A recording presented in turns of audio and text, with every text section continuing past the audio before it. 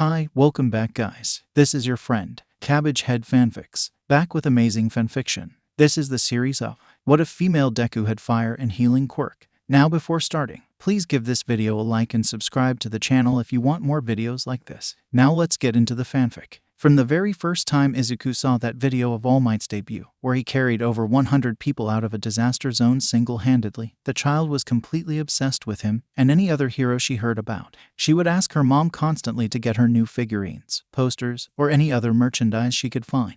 She would prance around the house in a onesie that looked like All Might's Silver Age costume, or brainstorm hero names that sounded just like his. She loved the thought of saving people, smile and all. So when her quirk refused to show its face even a month before her 5th birthday, Inko buckled Izuku into her Golden Age All Might car seat and drove them to a quirk doctor's office. Said doctor had a bushy white mustache and a bald head, with round metal-rimmed glasses hanging on the bridge of his nose. He patiently nodded along as Inko filled him in on the situation. How Izuku couldn't pull objects towards her, breathe fire, or do anything related to what her parents could with their quirks. She quietly expressed her concerns about possible quirklessness so as not to worry her daughter. The doctor took a scan of her foot and left the little family to wait in his office. A few minutes passed by as Izuku played with her All Might doll, and the doctor came back in with a few papers and asked permission to take a blood sample. Inko reluctantly complied, drawing a pen over the papers before the doctor dropped his head to her and disappeared through the door again. He came back with a needle, and Izuku flinched when Inko said it was for her. She bore through it though. The needle poked through her skin after a disinfectant was applied, and she bit her tongue and closed her eyes as the red liquid was removed. Soon enough, he removed the needle and stuck on a band-aid, and her mother's arms were around her again. She continued to play with her All Might doll, opting to ignore the slight tinge of pain that lingered. This time, when he came back with another pile of papers in his arms, he held them up for both mother and child to see. Midoriya-san, do you see this here? He pointed at an X-ray, where the pinky toe was linked together with only one joint. Of course, what about it? In the past, when the superpowers first started showing up, the results of an early research study were published. It became common practice to see if the pinky toe was missing a joint or not. He tapped the spot again. It's clear that your daughter doesn't have the joint, meaning she should have a quirk. The blood test was only to confirm that thought, and it turns out that she does have one. He put the papers on his desk and folded his hands, leaning forward. My theory is that she has a mutated quirk, one that no one in your or your husband's families have had. This, of course, means we have no idea what it is, but with how delayed its appearance is, I can assume it's too powerful to be fully functional yet, and her body is holding it in to keep her safe. Inko was completely shocked. Her quirk will hurt her, not if she uses it when it's ready. For now, we can only wait for it to manifest, but I have no idea to how long that will take. The two let the information all sink in before thanking the doctor and bidding him farewell. Izuku was packed into the car again, and Inko drove away with her daughter's unknown quirk lingering in her thoughts. It worried her that Izuku's quirk was so powerful she couldn't use it yet, when she's already seen the destructive power of so many other children's quirks. What in the world could it be if it's worse than those? The next day, Izuku walked into class with her head held low. The teacher called the attention of the class 4 times before they looked at her, and when they did, she sent a big smile Izuku's way. Everyone, I have something exciting to announce. Yesterday, Midoriya-kun went to a quirk doctor and she found out something amazing. Would you like to tell the class? She squirmed in her seat. Of course not. She barely knew what the doctor was saying, and whatever it was made her mom sad. Nevertheless, she stood up and bunched her skirt hem in her fists, keeping her eyes down. He said that my quirk is too strong and, what was the word? And I have to wait until it's fully functional or I'll get hurt. The class stared at her in awe. Even Katsuki had dropped his jaw. Too strong? How in the world did that pipsqueak get a better quirk than him? Midoriya-chan, that's so cool. When will you get it? She perked up at that. She didn't really know that girl, which made it all the more amazing. I don't know, but I wish I had it now. Izuku, how strong is it? Is it better than Bakugo's? I don't know that either, but Kaken is too amazing for me to be better. That restored a bit of his confidence. Until Deku gets her quirk, I'll be the best, better than everyone here. Then when she gets it, we're gonna fight to see who's better, and I'll win. Kaken, of course you'll win, I can't beat you. She didn't really understand why he was claiming that, but she couldn't very well fight him. She'd definitely lose, no doubt. He grinned, posing proudly with his hands on his hips. Exactly, so I'll always be the best. The other kindergartners jumped in, praising Katsuki for his powers and Izuku for her potential, as short as they believed it to be. She didn't mind, of course, it was more than she had before. Too bad she would lose all that before anything good happened again. Inko really started worrying on Izuku's 6th birthday. Her quirk still hadn't shown up, and it was getting so late in the game she wondered if she could ever catch up when she got it. Her classmates started expressing their doubts that she might not really get a quirk or that she lied about even having one. Katsuki didn't help in this, pressuring her and asking her if she'd gotten it every day. After a while, her class stopped letting her deny their accusations and jointly concluded she lied about having a quirk. The only person left who believed she told the truth was Katsuki, and he only wanted to fight her. She was officially dubbed quirkless when he gave in, 2 weeks before her 7th birthday. She cried while eating her cake. She still remembers it. Gel letters spelled her name out in green, and dark blue frosting accented the vanilla around the rim. It was 2 layers high, the flavors being chocolate and vanilla respectively. She wondered if she could ever be a hero. Watching that legendary video again, she wondered if she could ever smile like that and save anyone. She wouldn't admit this aloud, but she wondered if the doctor had lied. Midoriya Izuku, now 14 years old, sat in her junior high seat, diagonally from her childhood friend made bully. The teacher started talking about their futures, but she knew what would happen next. He would say, "I'll pass out handouts for your future plans now, but you're all." Then, he threw them all in the air, carefree voice grating on her ears. "Pretty much planning to go into the hero course, right?" The class burst out in cheers, and everyone let loose their quirks. She felt a pit form in her stomach as she meekly held her hand up. For what? Well, that wasn't very important. Yes, you all have wonderful quirks, but using your powers at school is against the rules. Sensei. Oh, no, not now, don't lump us all in the same group. The class was silenced in an instant by the spiky blonde with his feet thrown on the desk. I'm not gonna be stuck at the bottom with the rest of these rejects. Her classmates went on a rampage. That was uncalled for, Katsuki. Yeah. You all should shut up like the extras you are. His face was amazing. She wondered how he pulled that smug expression off. Oh, if I remember correctly, you want to go to UA High, right, Bakugo? She could feel the sweat dripping off her forehead. Quietly, she tried to tuck herself away in her arms. UA, that national school. It was in the top 0.2% this year, you know. Their acceptance rate's really low too. That's exactly why you guys are just extras. He jumped up onto his desk in one swift motion. I aced the mock test. I'm the only one at this school who could possibly get into UA. I'll definitely surpass All Might and become the top hero. My name will be inscribed on the list of top earners. Oh yeah, Midoriya wanted to go to UA too, right? She flinched, pulling her hair closer to her. She looked up slowly, trying to be quiet in the dead silence Katsuki had left in the air. Then, everyone burst out laughing. Huh, Midoriya, no way. You can't get into the hero course just by studying. She stood up, trying to command any authority. They got rid of that rule, first off, and I just need to develop my quirk, even if I don't get it in time. There's just no precedent. Katsuki's hand slammed down on her desk, tossing her to the back of the room with the raw power of his explosion. She grunted when she hit the floor, and mentally cursed out all the teachers who never stopped this. Hey, Deku, you're below the rejects. You're quirkless. How can you even stand in the same ring as me? No, wait, Kaken. I just need to get my quirk. And it's not like I'm trying to compete with you. She inched away from him as she spoke, until she hit the back wall of the classroom. Believe me. Quietly, she continued on, keeping her head down. It's just that it's been my goal ever since I was little. And, well, I won't know unless I try. His face was horrifying, especially with the black smoke emitting from his palms. What do you mean, unless you try? Are you taking the test for fun? What the hell can you do? You are quirkless. There's no point left in trying to deny it. Everyone looked at her like they were devils, chilling her to her core. But, come on now, settle down and take your seats. You too, Midoriya. As everyone sat back down, she allowed herself a few more moments on the ground, where she cursed the school once again. She was blatantly being bullied, but they didn't care. They never cared. By the end of the day, she'd gotten the morning's incident out of her mind and was gleefully looking through her phone. The villain attack she'd seen while walking to school was all over the news, and she was able to jot down her thoughts about Mount Lady. She picked up her notebook, thinking about what she would write when she got home.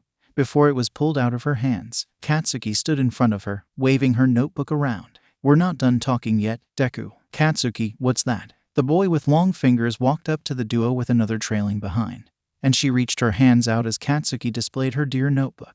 Huh, hero analysis for the future? Seriously? Midoriya. They both cackled at her. It's fine, isn't it? Give it back. Instead of listening to her, he held it between his palms and incinerated it, promptly tossing it out the window when it was thoroughly burned. He huffed at her betrayed tears. Most top first-string heroes have stories about them from their school days. Got him, Knit. She was trembling. I want the shine of being able to be called the only student to make it into UA from this mediocre city junior high school. I mean, I'm a perfectionist. He dropped his hand on her shoulder, slowly burning her uniform. So anyway, don't apply to UA, nerd. She couldn't speak in the face of, well, his face. He was blatantly threatening her, and she couldn't do anything. His followers said something to her, but she didn't listen. They were all wrong. They had to be wrong, right? Izuku had a quirk, a great one at that. She just didn't have it yet. She just had to wait. If you want to be a hero that badly, there's a quick way to do it. She didn't want to listen, but believe that you'll really be born with a quirk in your next life and take a swan dive off the roof.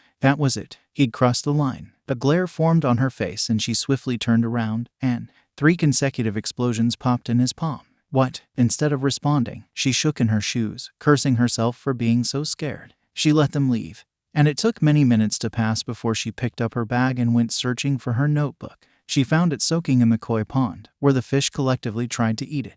That's not fish food, stupid. That's my notebook. Her voice wavered as she reached in and pulled it over, making the fish swim away. Stupid, stupid bastard. Of course, she did nothing about it, as always. She carried the ruined notebook beside her in hopes that it would dry out as she walked. While she went down the path she always took, she recalled her 7th birthday, when Katsuki first abandoned her, when she first broke, when she first questioned herself. She stopped under a bridge, clenching her fist beside her and staring at her bold, red shoes. You decided back then, didn't you? That's right. Don't worry about what other people think. She looked up to the sky and stepped into the tunnel. Hold your head up high and plunge forward, despite everything else. As she cheered herself on, calling out proud laughter that filled the dark underbelly of the bridge, a small slushing sound started behind her. When it grew too loud to not hear, she stopped in her tracks and turned around, blood draining from her face as she stared a huge mud villain in the face. A medium-sized invisibility cloak. He growled, freezing her bones in place. She screamed and forced herself to run away, but was caught just a moment later. Disgusting cold sludge filled her senses. It was all she could taste, feel, smell, see. Even the only thing Izuku heard was his raspy voice and the sound of him sloshing around.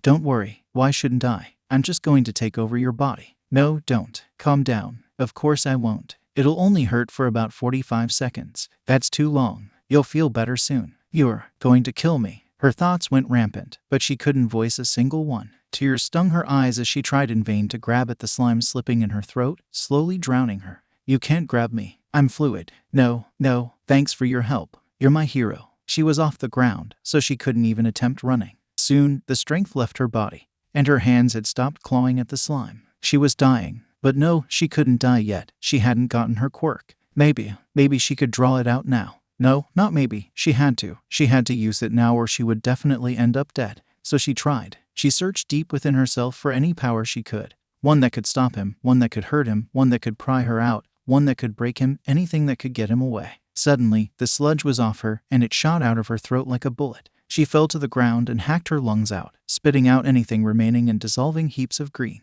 She heard something breaking around her and shot her eyes open. Pulling her hands away from the cracked pavement, she knelt on. In a panic, she got up on her feet and backed away when the spider web pattern grew, stumbling down just a second later. The ground under her shattered, and she first felt herself shut her eyes and scream before she started falling. Then she could swear she felt herself move. Young lady. The voice winced, and she opened her eyes. Through her teary vision, she couldn't tell who was holding her, but they wore a white shirt, had yellow hair, and red was all around their mouth. Were they bleeding? Her breath quickened as she tried to reach up to them, but they put their hand up and continued talking, though they sounded like they were in horrible pain. Young lady, are you okay? She cried, shaking her head. Before they could ask anything else, she opened her mouth and sobbed her pitiful heart out. How do I stop it? I don't know how to control it. What do I do? Help me please. I am scared. What do I do? She couldn't really tell, but the figure seemed shocked alongside pained. Quickly, a big hand wiped at her tears, just enough for Izuku to distinguish a big smile. She couldn't recognize it through her shaking heart, but it calmed her somewhat. Young lady, concentrate. Their voice still shook, but she had no idea what was hurting them so much. Find what's causing this all to happen and focus on it. Then do whatever you can to hold it in or hold it back. So she did. She pinched her eyes closed, so tightly white lights entered the darkness of her eyelids, and searched inside herself for the source of her quirk. She found it, nestled in her ribcage beside her lungs and heart, a bright, glimmering light that couldn't decide if it was pink or blue. She held onto it with a death grip, trying to contain the rampaging shine in her mind. When she finally let go, and it had changed to a pleasant, glowing green, the one that she saw in the mirror every morning, in the shape of irises or long curls. Only when it had changed to that did she dare let her focus waver, and in the moment she did, the image was gone. She opened her eyes. Is her hair usually green? Young lady. Her breathing still wasn't steady, and her eyes were still watery. But she tried to even her words and wipe her tears away, even though neither of those things helped her. Ah, yes, it's always green. The person put her down, and she was filled with relief to find the pavement under her fully intact. She jumped on it a few times, just to check, and laughed wetly when nothing happened. God, she was scared. She sniffed a few times and rubbed her eyes dry, making sure her vision wasn't blurry when she turned back to the person who saved her. She could barely even see, so she had no idea if they were even a boy or a girl. Thank you for saving them. She bit down on her tongue when she finally recognized the face of All Might. Oh, Might. And he was bleeding all over. What the F happened? All and Might. Oh my God. Are you okay? What happened? Why are you bleeding? Oh God, this is my fault. My quirk is too strong. There has to be a way I can fix this. Before either could say anything else, the hands she'd been throwing all over started emitting a golden thread like light in such quantities that it instantly filled the area they stood in and wrapped around All Might. She started screeching again, waving her hands around even more to try to stop whatever her quirk was doing, before the strands pulled away to reveal a complete absence of blood or fatigue. Moreover, the broken and crumbled concrete of the bridge was restored, to the point that the moss and weeds growing on and between the cement slabs had disappeared. There wasn't an imperfection in sight. No disorderly grass, no chipped paint, no stray petals, nothing. The villain was even set in a small pile directly in the center of the tunnel's entrance, still out cold. It left both of them stunned, and Izuku couldn't even think, let alone pay attention when the strings started whipping around her, turning into a bold glow that shrouded her figure. Izuku started panicking again. She gripped her hair and curled into herself, dropping to her knees as her breathing betrayed her. When she saw shiny gold hair flowing out of her fists, her heart went on a frenzy and her voice scraped against her already raw throat. Arms wrapped around her again, and she remembered how she'd stopped her quirk just a minute before. She reached into her chest and found the light, a bold, bright yellow with the slightest undertone of orange that made it look so much more beautiful. She clamped her hands around it, straining to keep it contained in her imaginary palms. This time, much faster than before, she knew she had to make it green, and it turned back to that familiar shade the moment she began thinking about it. She squinted her eyes open and found she was shaking. Her hair was back to normal, thank God, and she wasn't hunched over in fear, but she couldn't stop shaking, and that worried her to no end. Knowing that it was All Might holding her again didn't help much either. Are you all right, young lady? I am fine, totally fine, why yep. She was embarrassing herself with her own flustered stutter. How typical. Are you sure? Why yes, completely, I'm okay. She nodded, but she didn't even believe herself. Her hands wouldn't stay still. He noticed this, and to her dismay and joy, he put his hands around hers and told her to breathe slowly. Not wanting to worry her idol anymore, she complied, filling her lungs to the brim and sighing deeply, again and again, until she'd managed to calm down. She looked back up to him, stunned by his overpowering presence and gentle smile. Are you okay now? This time, she only nodded. His smile grew, and he stood up, dragging her off her knees. He let go of her hands and put his hands on either shoulder of hers. Piercing blue eyes surrounded in pitch black's glare meeting the pleasant green of her own. Now, I would love to take care of the villain, but there are more pressing matters concerning you in this situation. Will you answer me truthfully? Why in the world would she ever lie to him? There was no reason that she should, so she nodded again without hesitation. He nodded back, taking a quick glance to their perfect surroundings before looking back at her. You said before that you didn't know how to stop it. Was your quirk acting strangely, or has it not worked before? She was shocked by how right he was, but tried to disguise it. He's probably seen late-blooming quirks like hers before. It shouldn't be that surprising. Why yeah, I haven't been able to use my quirk before, so I wasn't too sure how to stop it once it started. That seemed logical. Isn't your quirk like one of your parents? She shook her head, dropping her eyes to the ground and huffing out a laugh. It was a little too hard to look him in the face. The quirk doctor told me and my mom that my quirk, which is a mutated outlier in my family tree, would take longer than most to manifest. None of us knew when to expect it. I'm assuming you don't know its limits either. She shook her head. God, she was actually telling All Might about her quirk or how many powers you have stacked in it. Well, that was strange. She shot her head back up to his, furrowing her brow at him. What do you mean, All Might-san? Well. He rubbed the back of his neck, avoiding her gaze poorly. Oh, I should probably wrap this all up. I'll finish dealing with the villain. And if you would prefer, I can give you my personal number so we can continue talking during the weekend. Was she hallucinating? First, she got attacked by a slime villain. Next, she managed to use her quirk and beat the villain and was saved by All Might. Maybe that's when it started. She'd probably passed out and had dreamed this entire thing. But it all felt a little too real. That sounds great. Let me find my phone. It might have been buried. She threw her backpack off her shoulder and unzipped the smaller pocket, rummaging past all the things that got loose when her pencil case burst open. All Might nodded and stepped past her, and she assumed he went to gather the villain when the opportunity arose. After a very awkward half-minute of searching, she finally brushed fingers with it and dragged it out, holding it above her head like a trophy. She turned to All Might with a wide grin on her face, and her eyes quickly fell to the 2 soda bottles capped and filled with the villain, widening said eyes considerably. How does it all fit in there? All Might-san, I found my phone. Dear God, her excitement was completely unnecessary. Great. I don't have mine with me right now, so would you mind if I put my number in? He's so humble. Oh, of course. Let me just open it. She punched in her password and clicked the phone app, holding her phone out to him. It was pretty overwhelming. Having All Might of all celebrities standing in front of you, having him give you his personal number. It was kinda surreal too. He handed it back with a smile, patting her shoulder as she stared at the number. He already made himself a contact, naming himself not All Might, but Yagi Tashinori, and his icon was still blank. She figured that part made sense. She could put any icon in, but she wondered about the name. Was it his real name? If it was, then why was he giving it to her? Was it for his privacy, in case someone got into her phone, or just because he thought she should know? And if it really wasn't his name, then why give it to her? She'd never heard it before, so it couldn't be a cover unless. All Might chuckled. You really do talk a lot. She stiffened, looking back up at him.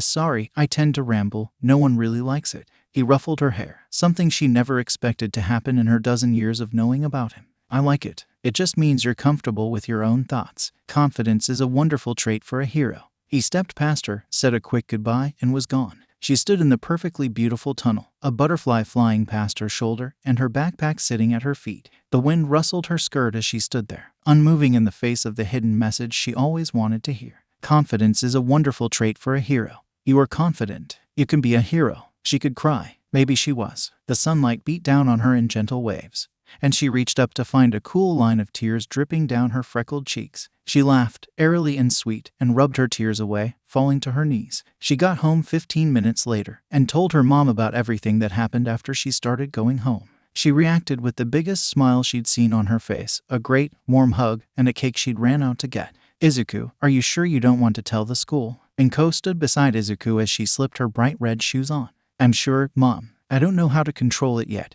And if I can't prove myself, they'd all say I was lying. She adjusted her collar and swung her backpack over her shoulder. Besides, I don't think they need to know anyway. She hummed discontentedly, but nodded despite herself. Okay, sweetie, have fun at school. She never did, but her mom didn't need to know that. So she smiled. I'll try. Once she closed the door, her smile settled into a determined smirk, one that knew it had a secret people wanted. She started on the path to school, thinking about her quirk, what it could do, how she could control it, basically anything she could come up with. She passed under the perfect bridge without a second thought about it, as it only fueled her mumbling. By the time she'd made it to school, she hadn't drudged up any answers, but she was in a much better mood than usual, offsetting her classmates. Of course, that included Kaken. Oi, nerd, what are you so happy about? He dropped his hand on her desk, burning another handprint into the wood. She looked up to his snarling face as her joy dissipated, and she dropped her eyes solemnly. Nothing. Nah, it's something. Did you find another hero to stalk? Or maybe you managed to finally get your quirk. That hurt, really. She never stalked anyone, but she had met All Might, and she got her quirk too. She felt it was wrong to say either of those facts, but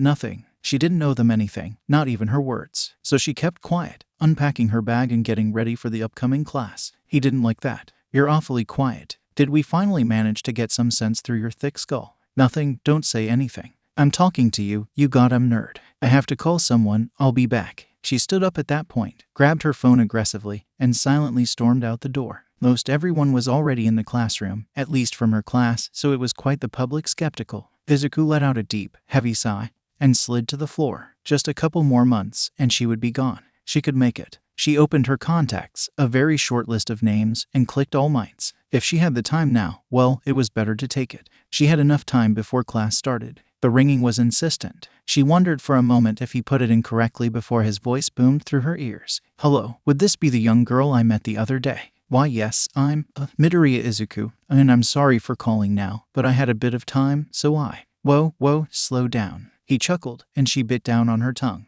Midoriya Izuku, then? So I did meet the right person. She blinked, taken aback by his words. What do you mean, All Might-san? Were you looking for me? I suppose I was, but you can call me by my name. No need for my future student to be so distant. What? Future student? Why Yagi-san, what do you mean? Oh, well, he hesitated. Why did he hesitate? I should really tell you in person. This weekend, really. You still don't mind waiting that long? She couldn't say no to him. It was practically a crime to deny someone so polite. I don't mind, but I do have a lot of questions. Can I ask at least one now? I don't see why not. Go ahead, young Midoriya. Holy shit, that's my name in All Might's voice. I think I'm going to die. Am I going to die? Well, why your name? Is it really Yagi? Or is it something else? Because I'm a little confused on the whole thing. It's my real name, young Midoriya. First and last. Was she going to survive the week? These sudden mood changes might drive her insane. Oh, okay, good to know. Where are we meeting up? Oh, on the weekend? How does Dagobah Beach sound? Perfect, great, can't wait, thank you, bye. She hung up before he could say anything else, and she couldn't really figure out if that was good or not. But she had started feeling a little tinge somewhere, and she spotted red hair in the corner of her eye right when he hummed. So she could apologize later once she stopped being a ginger. As Izuku focused on getting her quirk under control, she completely missed the presence of her childhood bully, watching and listening through the door, maybe having a mild existential crisis. He couldn't stop thinking about it all day. When she walked back into the room right before the bell rang, his eyes trailed after her. When she started ignoring the lecture and wrote in her journal instead, his eyes were locked on. When she'd gotten her lunch and someone bumped into her, making her almost drop her food, he was still watching. Did she always glare like that? Was she always so bitter? When did she get her quirk? Why was she hiding it? How did she meet All Might? How long have they known each other? Was that really All Might? Could she have been fooled? Every glance in her direction only drudged up more questions. Why had he started ignoring her emotions? He found himself taking Izuku's route home that day, a road he hadn't seen in a very long time. He kept himself occupied with his own worrisome thoughts, making sure she didn't see him as they went along. Soon, they'd come across a bridge that was so spectacularly pristine that he first doubted it was a real bridge. But upon much closer inspection, he spotted small flaws in the perfect image. A patch of grass, surrounded by untouched green, was flattened by a small animal at some point. Leaves were scattered around the pavement, draped on the bricks and in the corners of the underpass. A small stain, maybe from a soda being dropped, splattered on the ground, the most noticeable of them all. Otherwise, it was flawless. Then, Izuku tugged at her hair, and suddenly it was a spectacular gold. A shimmering gold glow surrounded her in an instant, and small golden threads reached out to every imperfection he could find, and then more that he would never have spotted. He quickly figured that she had done this before. Soon after, the gold strands had returned to her and the area was fixed of all its mistakes. Her hands were back in her hair. She tugged on it for a moment before plunging in, fingers right against her scalp as she pulled that deep red out again. The air boiled in a sudden spike of heat, and when he looked back to her, she was completely unaffected. Rather, he noticed that the half of him that was closer to her was the half that was considerably warmer, before two ginormous bonfires erupted in her palms. She gaped at them, like she hadn't done that before, and it was all gone as quickly as it came, with the reappearance of her normal green. She soon continued on her way, through the bridge's underpass and on through the street. He only caught a glimpse of her expression when she turned a quick corner. When was the last time he saw her smile like that? She threw the door open, not waiting for her mother to react to her arrival before throwing herself into her arms. She laughed loudly, twirling and around until she had finally calmed Izuku down. Honey, stop.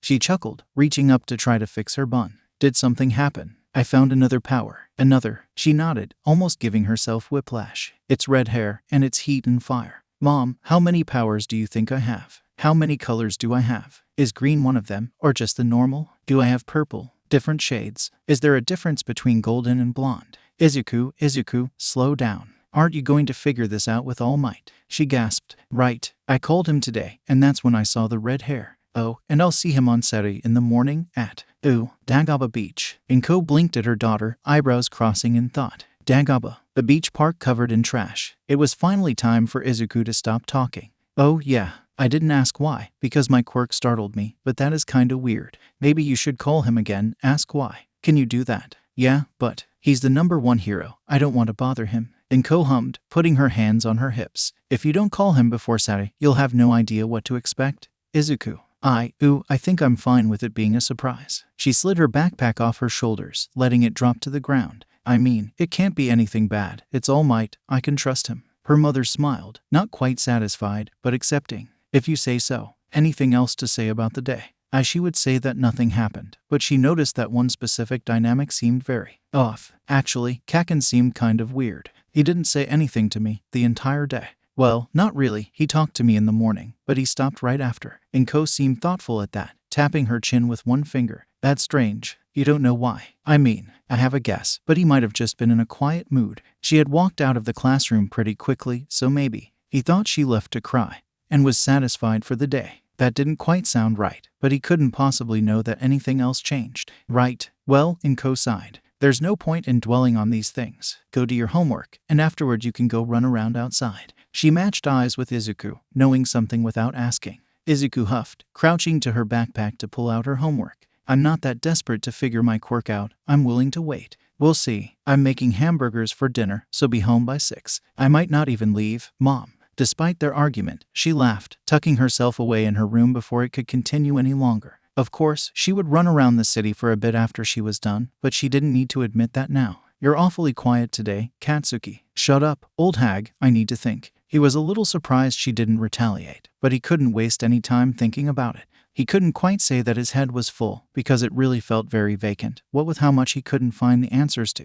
All his questions ran through his head, almost desperately, since he knew, deep in his chest, that just thinking could answer none of them. He wondered, had she noticed him? What did she think of him? Was he the reason she was keeping that incredible, raw power secret? Was All Might training her? Was he doing it directly? Was he even training her? Was she being scammed? That conversation was creepy as F, but he only heard half of it, so was it really? Was she safe? What would he do if she wasn't? What would he do if she was? He'd once wanted to fight her, when he heard how powerful she would become. Did he still want to? Was he able to beat her? A quiet, but determined voice in his head whispered, no, not that, you can't beat that. He smothered it a second later with a loud explosion in his fist. Katsuki, no using your quirk in the house. I know, he growled, digging his fingers into his scalp. He stayed like that for an entire minute, no solid thoughts surfacing as the clock ticked. He felt the couch cushion sink to his left, before feeling a gentle hand on his shoulder. He spotted the spiky brown hair of his father in the corner of his eye. Is something bothering you, Katsuki? He grumbled, forcing himself to look the other way. It's nothing, leave me alone. A soft hum sounded beside him, accompanied by small circles rubbed into his back, before his father stood up and walked away, doing as Katsuki had requested. He buried his face in his palms, dragging his fingers through his hair and pulling at his scalp. Would he ever get to answer his questions? The rest of the week passed quickly, the only things disturbing her being her missing information on her sad meeting with All Might and the suspicious attitude of Kaken. She noticed on Wednesday. She caught his eyes lingering on her as she walked through the halls, after nearly getting tripped by a boy with blue scales on his cheeks. He didn't look cocky or stuck up, just contemplative or a bit worried, like he'd been thinking for a while. What he was thinking about, she really didn't know for sure, but she definitely had a guess, and yet no way to prove it without acting strangely herself. Still, she was certain he found out that she got her quirk. When he found out, how he found out, she hadn't a clue, but he was definitely watching her, and she didn't really like the attention all that much, especially if the attention was mixed with worry. What business did he of all people have finally worrying about her? So when the weekend came, it took all her self-control to not glance around her as she made her way to the beach. She could swear she felt his eyes following her, but she couldn't hear anyone, so she was almost sure she was just being paranoid.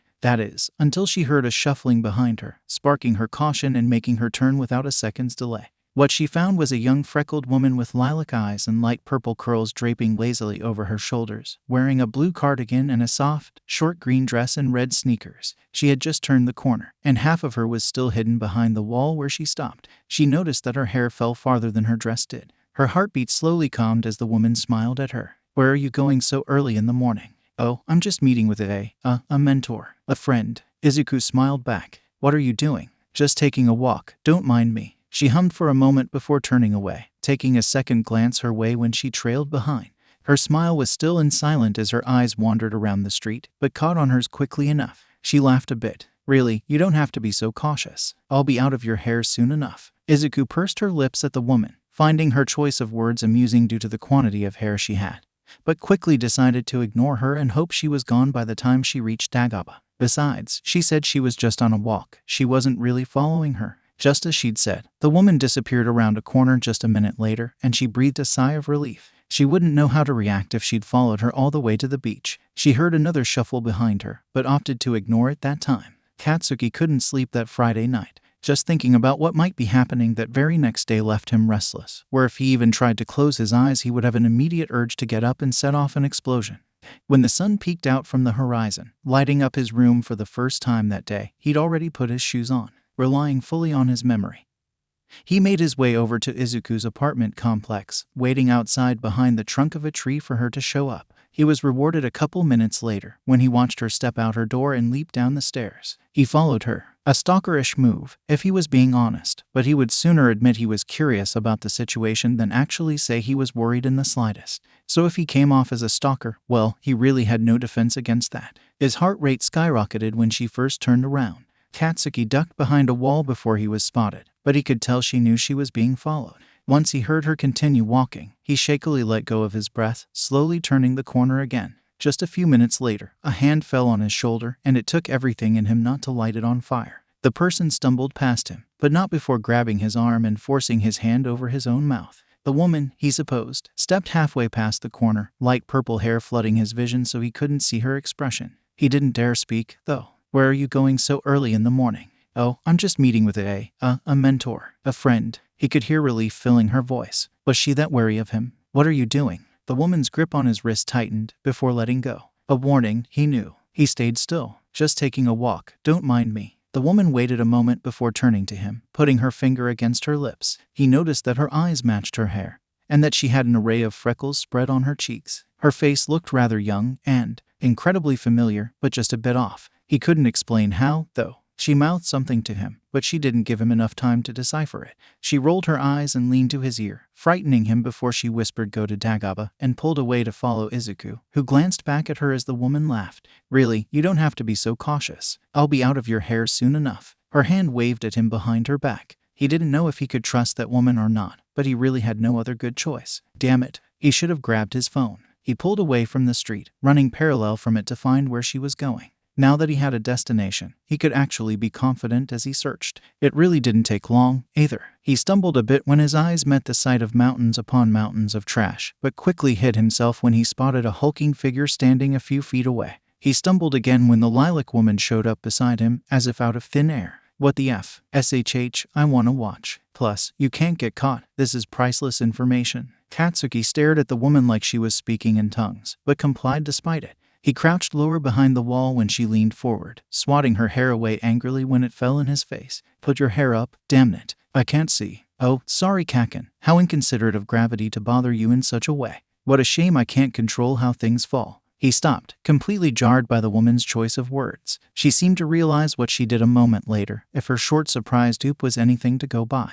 "Kaken," he murmured, still frozen by the name's implications. There was only one person who still called him that, but what? Who? She started, apparently unsure on what she should say. "All Miyagi-san. Good morning." Izuku's voice startled him out of his stupor as his eyes jumped up to her, stopping right in front of the man. Her spine was perfectly straight, and much more stiff than she should be greeting someone, but it was understandable, given who she was with. If that was All Might. Sure, he looked like him, but would he really start training someone who was presumably quirkless for years on a whim? "Ah, young Midoriya, you've arrived. I was wondering when you would get here." Well, I don't live too far away, really, just a 10-minute walk or so." He laughed, dropping his hand on her shoulder. "No need to be so tense. I'm the #1 hero." "Yeah, you're the #1 hero. I still can't believe I even met you." Katsuki listened carefully, still not catching any real proof he was the real All Might. The woman, whom his mind refused to identify, hummed as she watched, finally pulling her hair out of his face. He made a point of ignoring that she was there. He assumed All Might laughed again, but quickly sobered up and sat down in front of her. She followed suit quickly, sitting on her knees a second later. "I believe you said you had questions for me. Could we start there?" "Oh,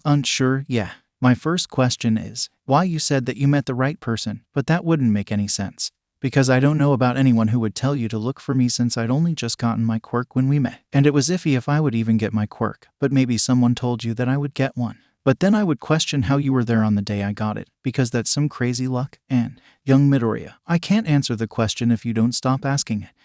Yeah, sorry. You don't have to be." All Might sighed for a moment before matching eyes with Izuku. The woman leaned closer to their conversation. She was really bothering Katsuki, but he couldn't do anything about her without drawing attention to himself. "I met a young woman 5 years ago, after my fight with Toxic Chainsaw. She told me that I would meet you while in Musutafu, and she was so specific about how our interaction would go that I couldn't deny her claims." The woman's breath caught, and it took all of Katsuki's self-control to not punch her in the gut. "The woman, what did she say?" he hummed, stroking his chin as he thought. Katsuki noted that he seemed somehow more serious than he'd seen before. "She told me that I would follow a burglar with a sludge quirk, but by the time I reached him I would have to catch a girl with bluish-pink hair. Then she would heal my most fatal injuries when her hair turned gold.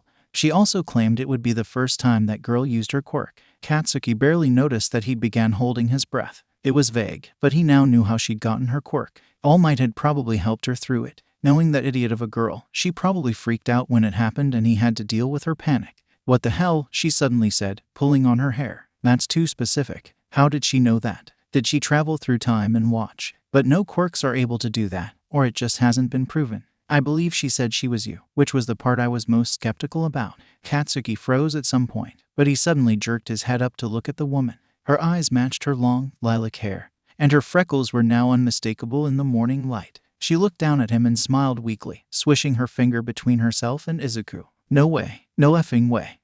But my quirk can't bend time. It shatters concrete and makes fire and fixes things. It can't do anything about time. Yet, the older Izuku murmured, just loud enough for Katsuki to make out. All Might said the same thing not a moment later, startling his Izuku. What do you mean? You only just discovered it, correct? How could anyone know how it works, or any of its boundaries? That's another reason I want to train you, young Midoriya. I want to watch you grow and prosper, taking full control of your quirk and blossoming into a spectacular hero. He smiled at her dazed expression, softer this time as he asked, I'm correct when I'm assuming you want to be a hero? Yes, she sniveled, dragging her arm across her eyes like she would when she thought she was alone after the bullying really got to her. But Katsuki could tell that this time, there was no sadness in her sobs, just an overwhelming joy she couldn't contain anymore. She nodded meekly as he rubbed her shoulder, like he would after rescuing a person. Again, he noticed it was much more sincere. I want to be a hero so badly, and I really wasn't sure I could actually do it. He felt a pang in his chest. No, not a pang. It was more like a million knives tearing into his flesh, reaching for his heart and ripping it out before he could stop them. He knew he was a reason she was crying, after all. Hadn't he told her to? He did.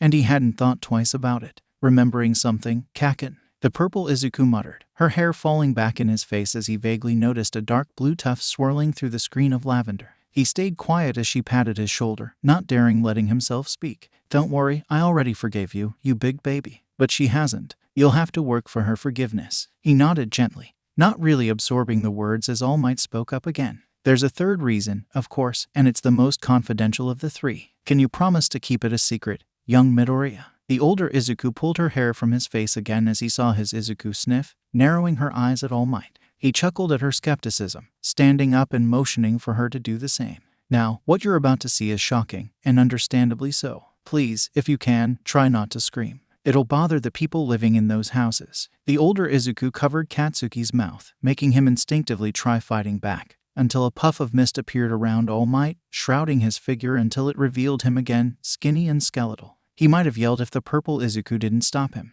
His Izuku looked just a bit better, sputtering, yes, wide-eyed, yes, but she wasn't breaking at the seams at seeing their childhood idol turn into a muscle-less bag of bones. Wajua how? All Might laughed, his voice sounding much thinner and more fragile than he'd ever heard it before. Well, I guess I expected you to be speechless. But if that's the case, I may need to hold back on my explanation. And no, I'm fine. You can say whatever you need. Jesus, I'm cringing just from watching this. He vaguely noted the drastic mood change, but tucked the observation in the back of his mind.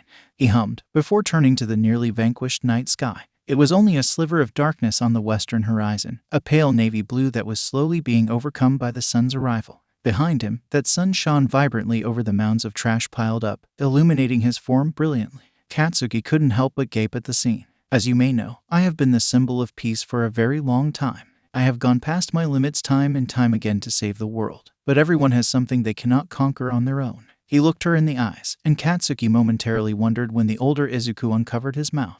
Young Midoriya, I believe I should pass my quirk on to you. Katsuki did his best to force his shock down throughout the rest of their conversation, but he only understood so much. All Might had received his quirk from someone else. He strengthened the quirk, making it stronger, for his successor. He wanted Izuku to succeed him, and she agreed to. The older Izuku knew this already, and had left when he wasn't paying attention. Then, he wanted her to clean the beach without the help of her newfound quirk. He'd left right after Izuku did to get better clothes, and made his way home silently. He didn't say a word to his parents the entire day. Izuku slowly creaked open her bedroom door, hoping to all hope that her mother stayed sleeping. She wasn't supposed to be up so soon. It wasn't on the American dream plan, aimed to pass, but she liked getting up earlier to clear a bit more trash off the beach. It was hell on her muscles and mind, but a hell she was willing to go through. She silently pulled her shoes on, checking her bag to make sure she had everything she needed before she left. Her water bottle was filled, her phone was secure, her wallet was safe, and her keys were in her hands. She hummed to herself and locked the door behind her, slipping the keys into her bag's side pocket.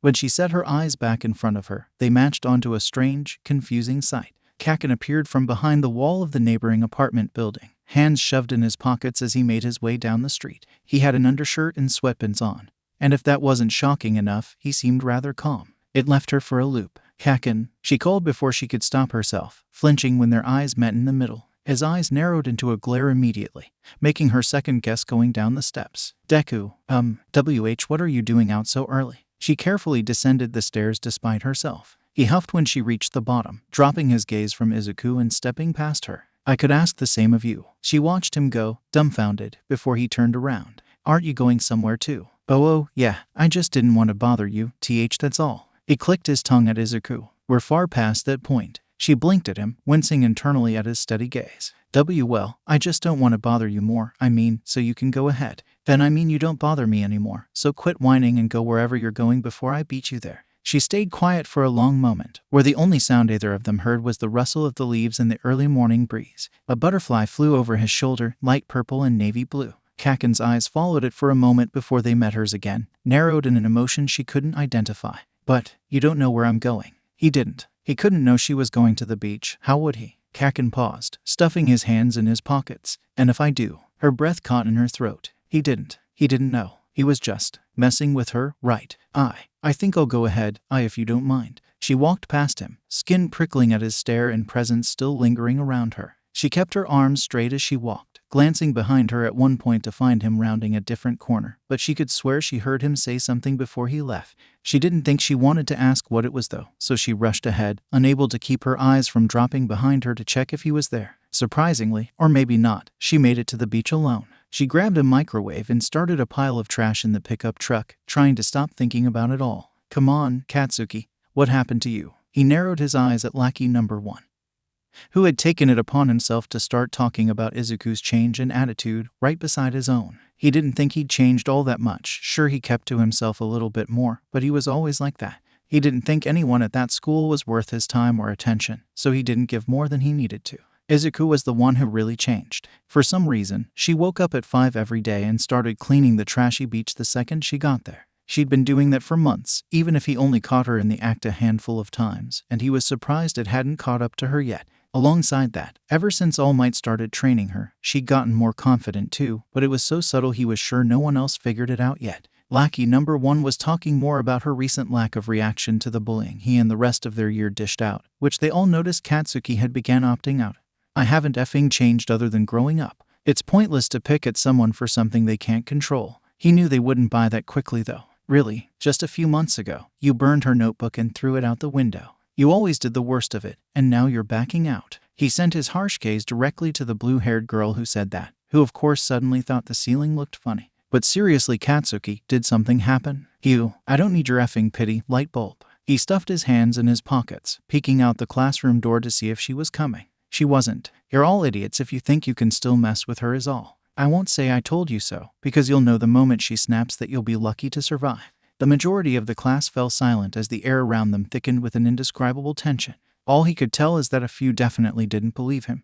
Lucky to survive. That sounds more like the fate of someone to cross you, not that quirkless hero wannabe. Did I effing stutter? After watching the Boulder boy back off, he caught a glimpse of Izuku in the hallway, walking back to class while stuffing a dumbbell back in her bag. He walked back to his seat and threw his feet on the desk, causing most of his classmates to do the same before she stepped into the room, eyes stuck to the ground. But she wasn't wary of anyone around her. She was changing, that much was definitely true. He wasn't sure he disliked the changes either, and he hated that uncertainty the most. Speaking generally, everything had gotten better for her. Sure, she was still bullied at school, but ever since Kaken said he didn't mind her, no, even before then, he hadn't been part of it, and it had all lessened from that point, slowly but surely. She finally had her quirk. And it was spectacular. Just the other day, she'd managed to create an entire glacier in a moment and melt it down after getting herself to switch to fire, and she'd gotten her light blue hair just a week before. Yagi had congratulated her on her magnificent display of control, and the joy she felt from that comment had trailed beside her all the way to that day.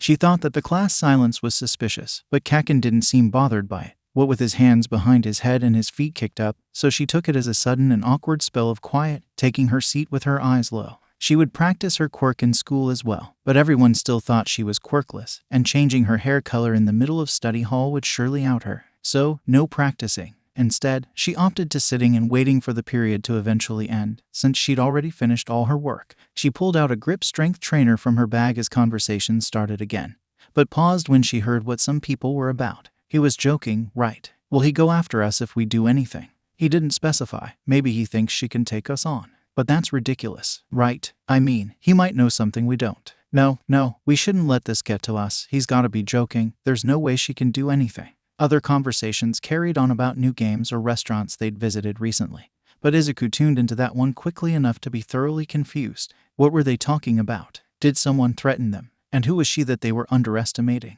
She couldn't tell anymore when the group suddenly switched to discussing their English homework instead, and their voices were lost in the sea of speech. By the time the class ended and they were all released for the day, Izuku had gotten no more answers, but by the time she made it out the gates she had many more questions after watching Kakin leave his friends behind and walk up to her. She nearly flinched. Hi, Kaka. Why are you still hiding your quirk? This time, she did flinch. What? What do you mean? He narrowed his eyes, and if it were anyone else, it would look like he was glaring. But somehow, having seen his glares and angry expressions up close and personal far too many times, she could tell he wasn't angry, just disappointed. What could that possibly mean? Precautiously, she inched a bit farther from him. You got your quirk, albeit kinda recently, right? A shiver went down her spine. How long had he known? A month, 2. Given how long it's been, it's gotta be powerful. So why are you still hiding if we'll all know by UAS exam anyway? Izuku blinked at him owlishly, wondering why in the world he was talking to her about this. What? She could swear his vein would pop. I'm not asking again, dipsh. I get it. She waved her arms between them, sighing when his expression settled again. I kinda don't want people to know, yet. I mean, she looked down at her hands, tugging on her own fingers. I've always been seen as quirkless, and I'm kind of used to everyone treating me poorly for it.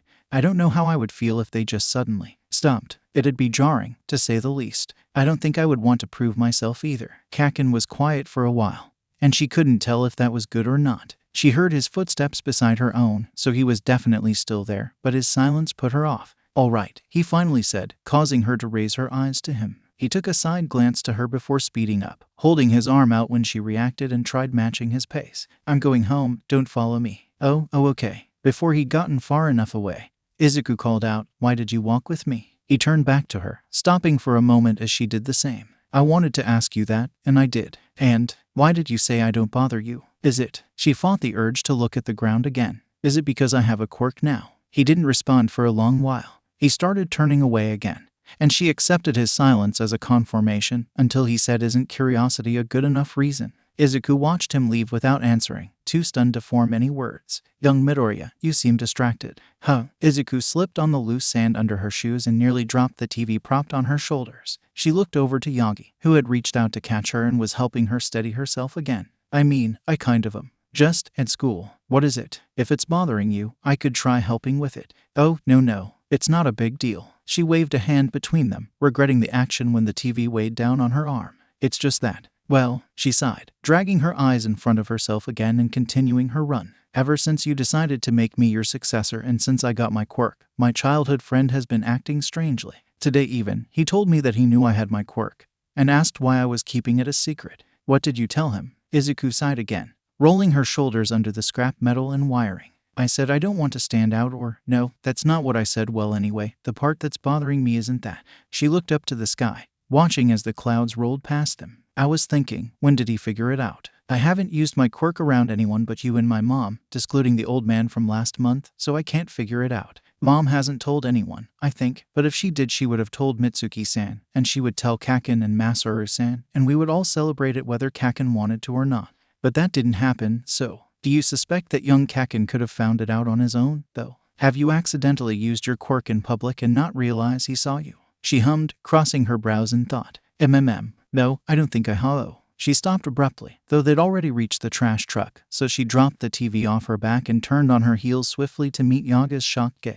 Remember when I called you, the day after we met? I'd gotten my red hair out in the hallway during that call. Do you think he saw my hair change color then and figured it out? Yagi blinked at me, chuckling a moment later. That was very long ago, but maybe. If that's where your secret leaked, then I believe no one else would know, at least if he kept it to himself. Did young Kaken say anything about others knowing? She took a moment to think, starting the run back to the trash heap of that day. No, and you should probably call him Bakugo, since that's his surname. Then, does young Bakugo know what your quirk is? Of course, she started, putting her finger to her lip when she stopped. Wait, does he? He said that he knew I got it, but he never said anything about knowing what it does. He said it's powerful though, or it's gotta be powerful, but I'm not sure he really claimed he knew what it was. Could he just have a hunch? Did I confirm I had a quirk today by talking to him? Yagi cleared his throat, directing my attention back to him. You should probably talk to him to figure out what he knows. Depending on what it is, you can get away with not mentioning one for all or me. Oh, yeah, she muttered. Thanks, Yagi-san. Of course, young Midoriya.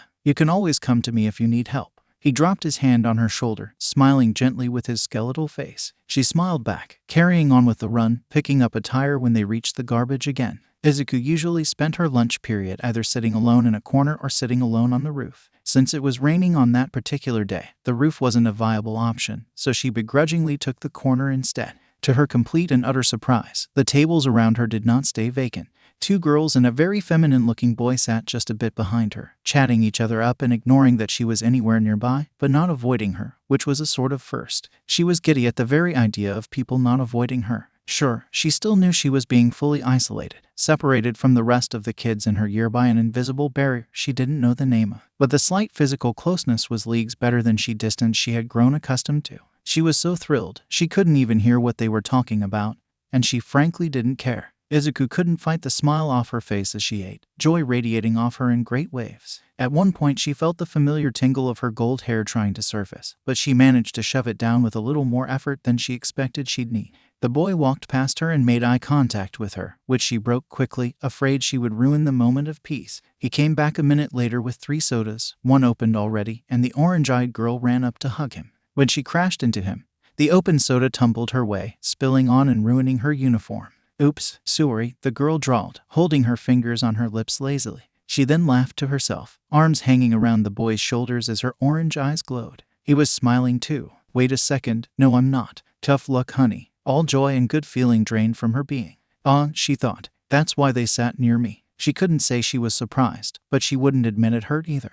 Speaking of honey, the other girl hummed, a sick smile gracing her green face as she spoke. These are pretty sweet, right? Izuku stared silently down at her black clothes. At least it wouldn't stain, right? Her gold hair would. Here, have some more. She shivered as the drinks were shamelessly dunked on her, down to the last drop, unlike the other that rolled uselessly under her feet. A voice filled her head. She'd heard it before. It was her voice of reason, her subconscious per se, but it was very clear in that moment. Very, very clear. Are you going to let them go through with this? They've humiliated you. She shook her head, flicking the sugary drinks in every which direction. She looked outside at the pouring rain, feeling tears well up in her eyes. She saw a flicker of purples and a pink, but opted to ignore it. They always do. I should have expected it. Why should you let it happen, though? You can stop it. You can stop it all right now. Suddenly, her blood boiled, and her hands gripped the table with so much force it nearly broke. Her arms shook with a rage so strong she could barely feel anything else, and it vaguely scared her how much she hated those 3, hated them so passionately that she could swear she'd be grinning madly at their shocked expressions. But she didn't. She still wasn't looking at them. The anger faded, just slightly,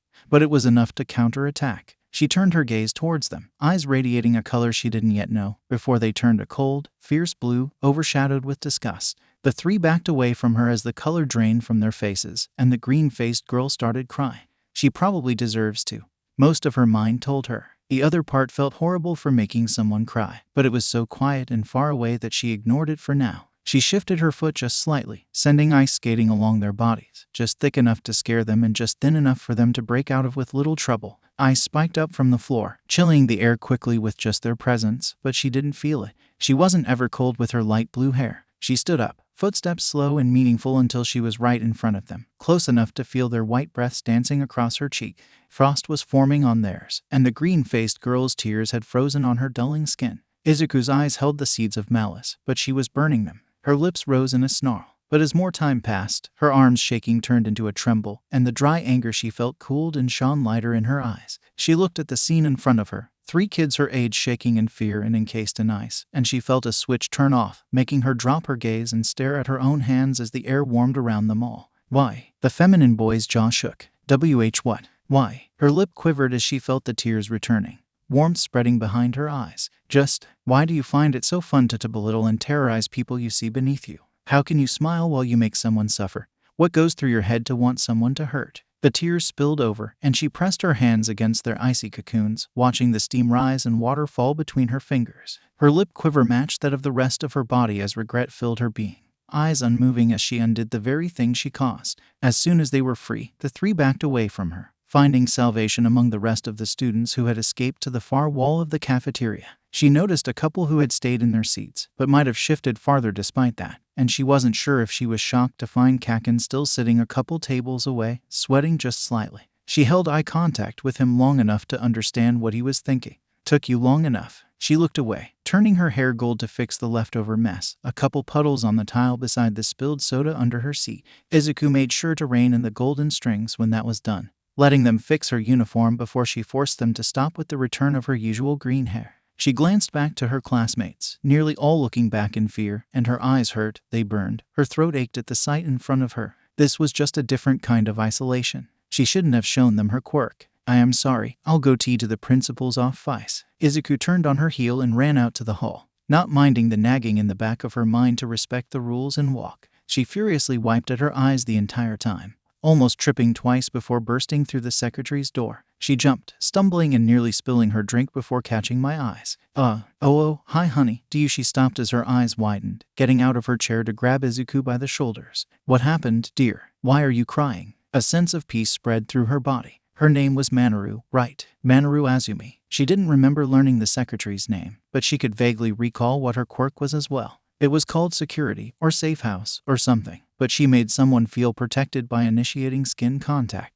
Oh, her thumbs were on Izuku's neck. She rubbed at her eyes again, a little shocked to find them half dry, but realized that's what happens when a person stops crying. She sniffed, looking Manaru in the eyes as she tried to speak. I used my quirk on some people at lunch, which I know is against the rules, so I came to, I don't know. She looked at her feet. Turn yourself in, she suggested, petting Izuku's green hair. She nodded. All right, I'll tell the principal, she'll talk to you soon. Thank you, Manaru-san. She looked back up in time to see the woman's smile, before she let go of Izuku and sat back at her desk. She picked up her phone and muttered into it, gesturing to the door beside her when she put it back down. That really was soon. Izuku nodded to her again before pushing past the door, closing it behind herself again to face another woman. Strangely, she didn't know her name before she saw the nameplate on her fish merchandise-covered desk, also stickered with fish. It was Katsuki Umine, which made sense, all things considered. She had blood-red eyes and hair, after all. Izuku wondered if she would ever have that color, but the thought of her quirk made her feel bad again.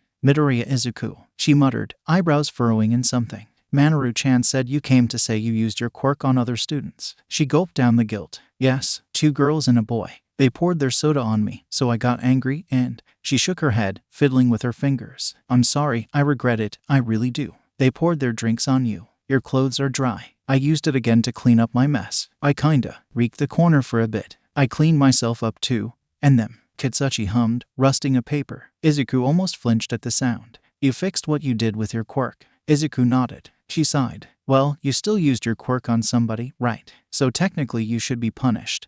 But that feels wrong. Her eyes shot up, seeing the principal frowning at the papers in her hands. I'll have to watch the security footage to get a sense of what happened. But from what you said, I don't think you're entirely at fault. Plus Manaru-chan said she needed to calm you down, so I'm going to have to look into this situation. Does that fit? She tapped her lip, suddenly smacking her own head and shaking it. Well, that doesn't matter. Midoriya, do you want to go home for the day? I can release you, if someone can pick you up. I mean, my mom is working. So she stopped as Yagi popped in her head. But no, she didn't want to bother him. But then, he did say she could go to him when she needed, so. Is there anyone else? Well, I guess, why yes, but he's also, usually busy. You can call him, she smiled, waving her hand to the door. Go get your things, I'll still be here. You can wait here for him too. Okay. So I just go get my backpack. Yes, and anything else you need to take with you. All right. Thank you. She grinned, showing off blindingly white, razor-sharp teeth. Izuku smiled back, a little confused, but walked her way to her classroom, having grabbed her things right as the end of lunch bell rang. She pulled out her phone and stared at Yaga's contact, which she realized still had no photo. Not that he needed one, but Izuku couldn't help but wonder why she never gave him a profile. She caught the eyes of a student at the end of the hall. He froze immediately, holding his arm out before his friend could walk more. It hurt in a completely new way. She looked back at the contact, realizing she'd rather bother the number one hero for a couple minutes than stay at school any longer. And we're on the air in 3, 2. Hello everyone, Emery Gold here, back on Hero Happenings on this, well, admittedly less than lovely day. Gold laughed, her smile all for the camera for the moment. He straightened his spine and shifted his hands around, thinking about how long it had been since he chose to be on camera. At least 5 years, he thought, but he couldn't be sure on the maximum. Today we have a special guest, someone who hasn't leaked a thing in years, but the number one has agreed to see us this Tuesday. Thank you for being here, All Might. He grinned a little bashfully, rubbing his neck as recorded cheers sounded around him. Thank you for having me, Gold-san. It's our pleasure. He watched her wave her hands around excitedly. She had become a hero journalist 3 years ago, right? She'd made a name for herself in that time, despite being a foreigner. He supposed he would be considered one as well, but he was born and raised in Tokyo, despite debuting in America. Tell me, am I allowed to ask why you've been so, absent these past few years? I don't mind. To be frank, I can't say much, but how should he phrase it? Let's say personal issues arose that I had to address. Recently, I've cleared them up, but I'm still busy every day, despite the extra time in my day. She hummed, only half satisfied with his response. He could tell. What's been keeping you busy, All Might? He kept smiling, despite the slight attack on his secrets he felt. Is it bad to have interests? Certainly not, but I'd love to know what yours are. Is there any romance in your life? He nearly sputtered, but caught himself and simply laughed again. Far from it. My time is spent for the interest of the future. The future?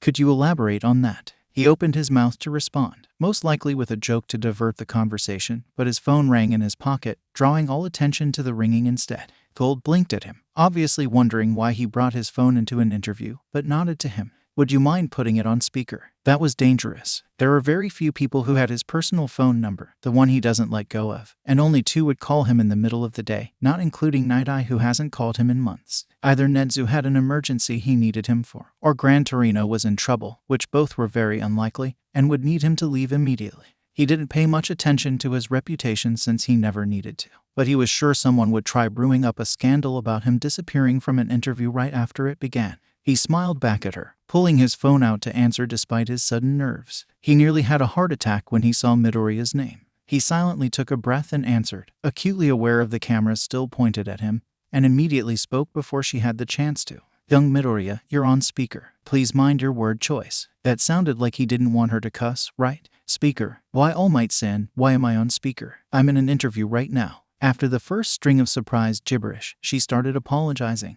There's no need to feel sorry, my dear. Is something wrong? Oh, well, yes, but I don't want to bother you. It's not a big deal. Toshinori crossed his brows, smile wavering. You said that last time as well. What happened? It's nothing bad, The camera crew and Gold waited patiently with him through the pause, until she sighed. I used my quirk on 3 kids at lunch. I fixed everything. But I need to be taken home now, and my mom is working. I can just think up someone else to call. It's fine, I don't want to bother you. His heart sank deep in his chest, hearing the tears in her voice. You never bother me, young Midoriya. May I ask why you did it? I overreacted. They just poured their soda on me. They've done it before, I just got angry. It's been worse, I got angry. I can call someone else. He vaguely hoped he didn't look too angry, but it was hard to hide his pure fury at hearing that his disciple was used to torment. No, I can pick you up. Hello dear, Gold began, leaning towards his phone. Midoriya startled at her voice. Can I ask you to come to the studio? I would love to talk to you in person. Emery Gold. You want me to be in your studio? Why me? Wait no. That's the obvious reaction to hearing someone talking to the number 1 hero. Of course she would talk to me as well. But Principal Katsuki said I should take the day off at home. Or did she really say that? Yes, she said I should go home, so I can't go to the studio. Even if I really want to. I'm sorry Gold-san, I can't. Gold looked at Toshinori with a little shock, but he grinned to her as he heard Midoriya's voice lighten. It can't be helped if your principal said so, then. Should I take you home now? Well, you're at an interview with Gold-san. And you haven't done an interview in 6 years, so you should stay there. But then again, I really don't know who else I would call since Mitsuki-san and Masaru-san are the 3rd and 4th closest adults I know, and both of them are working as well. Oh, but I could ask Mom no. She's really busy. She said she's been flooded with work recently, and I don't know any other adults well enough to ask them to take me home. What's she muttering about? A quiet male voice sounded through the phone, stopping Midoriya's train of thought immediately. I don't know, I'm scared. But girl this time, quieter, farther away, like she was walking. The pair probably was, or his disciple was. It took all his self-control to keep his smile up and not say anything. I'll take you home now, my girl. She started, but sighed soon after. Thank you. I'm sorry for interrupting the interview. It's quite all right, Midoriya. Gold waved her hand in front of her subconsciously, trying to milk his disciple's name out of her. Not like she knew she didn't need to, but it lifted the mood just the smallest bit. Oh, Midoriya Izuku. Wait, All Might-san, was I not supposed to say my name? It's too late now, but it's fine. I'd said your name already, it's not your fault. Oh okay. Bye. Goodbye, Midoriya-san. Tashinori picked up the phone and hung up, matching eyes with Gold just long enough for her to smile and turn to the camera. Of course, this was much shorter than anticipated or desired. But we'll have to end here. Thank you for your time, All Might-san, it's well appreciated. He knew the sound of an exit when he heard one, but it still shocked him. I can come back after. No need, take your time. We'll see you again whenever you're free from your, what did you call it, interest in the future? Gold laughed, but he could hear the difference in where it had dulled. I hope she manages to clear up her problems before they're the world's problems too. He thinks. She caught on. He smiled back, and now his was the obligatory one. She's quite the problem solver, I don't doubt she will. She hummed to him, short and understanding. We all hope you come back to Hero Happenings soon, Mr. Number 1. An English accent. Europe, then. Cut. Thank you again for coming today. All Might-san, but you need to leave now. He didn't question her. Thank you. He was out the door before another word was spoken. Izuku sat herself down in Katsuchi's office, huddled up in a corner with an interesting picture of a pufferfish over her head. She hugged her backpack to her chest and scrolled through the hero forums, looking for news that wasn't about her interrupting Yaga's very important interview. She'd been looking for half a minute, and the only thing she found was a woman complaining about a hero taking her son for questioning after he was involved in some bank robbery incident. She messed up, she could tell. Her name was everywhere, given in family. She sighed, plopping her head onto her bag and groaning. She was quite the idiot. It's all right, Midoriya. You're not in trouble, and this won't even be put on your record if the reaction was justified. I know, Katsuchi-san. That's not it. She stretched, raising her head back to her principal. She hummed, but didn't bring her eyes up. Then what is it? If you won't be too shocked about it, you can search my name or All Might interview to figure it out. She stopped at that. What do you mean? She groaned again, burying her face into her bag. I called him to ask him to pick me up, but I didn't know he was being interviewed, so I interrupted, and now he's coming here to get me. I knew I should have just waited the day out or bothered my mom.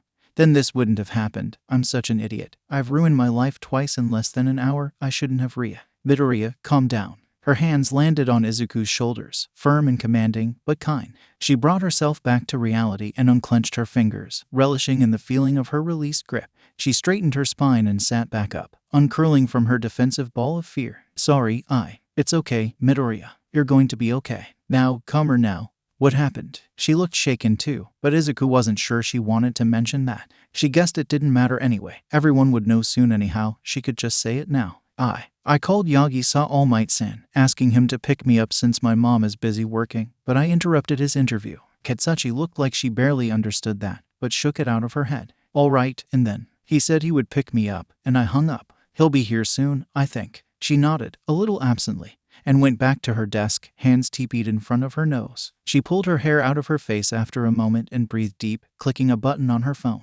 Manoru-chan. What is it, Yumi-chan? Her voice was statusy over the phone. We're expecting Midoriya's escort to arrive soon. Don't be shocked, and let him in when he's here. She paused. Why would I be? The door creaked through the phone and walls, followed quickly by Yaga's booming voice. Do you know where young Midoriya is? Katsuchi looked over at her, eyes wide in the realization that she wasn't even slightly lying. Why? Yes, she's in here. Midoriya, you can go now. Izuku nodded to her, standing up and slinging her bag over her shoulder as she went to the door. The moment she opened it, she met Yaga's eyes, and her cheeks were already wet. Oh no. He looked at her sadly, opening his arms to her as she slowly got closer. She buried her face into his shoulder as he picked her up, wrapping her arms around his neck as he petted her head. A rough sob racked her body as she tried to reel her tears in. Well, this was a little pathetic. It's okay, my dear, I'll take you home. She muttered something unintelligible to him and herself, to which he responded with a gentle head pat. She's allowed to go home now, correct? Yes, she can leave now. She felt Yagi nod to Manoru before stepping out the door, gently carrying her through the hall until reaching the courtyard, where he jumped to her house. The wind whipped at her form harshly, but with her head tucked away, she couldn't seem to care. He coaxed her into letting him go, setting her down a minute after landing and letting her find her keys. She creaked her front door open without a word, offering Yagi entrance to her home.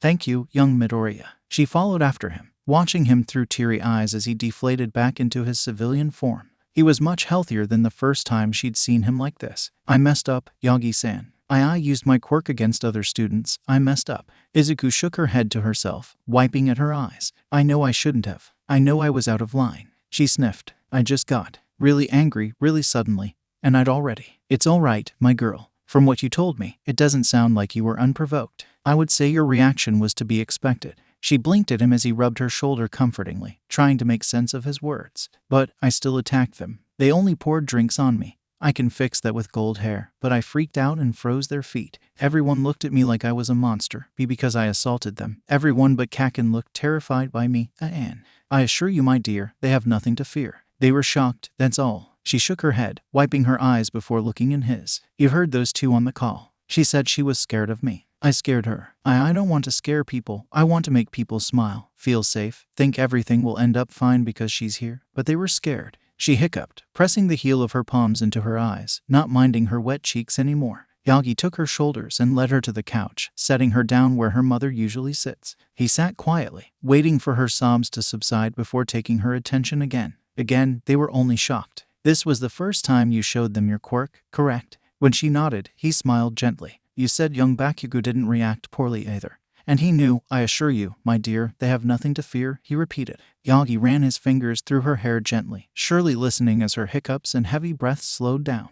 "There is no doubt in my mind that you will be a better hero than even I am. You won't scare the citizens under your care, young Midoriya, because they will know you and they will know to trust you." She made a small noise and buried her face in his chest, tuning out the world as she gathered herself again. She breathed slowly, focusing on drying her eyes before she stood up and bowed to Yagi. "I'm sorry for interrupting your interview. I know it must have been important, but you have nothing to apologize for." He dropped his hand on her shoulder. She looked up to him, returning his soft smile carefully. "I think I should go now, though. Would you like to stay out of training today?" She shook her head quickly. "I love training. I don't want to miss a day." He laughed, stepping towards the door. "Then I expect to see you at 4 today." She nodded, watching him puff up before closing the door behind himself. She looked down at her hands and plopped back onto the couch, pressing her finger into the middle of her palm.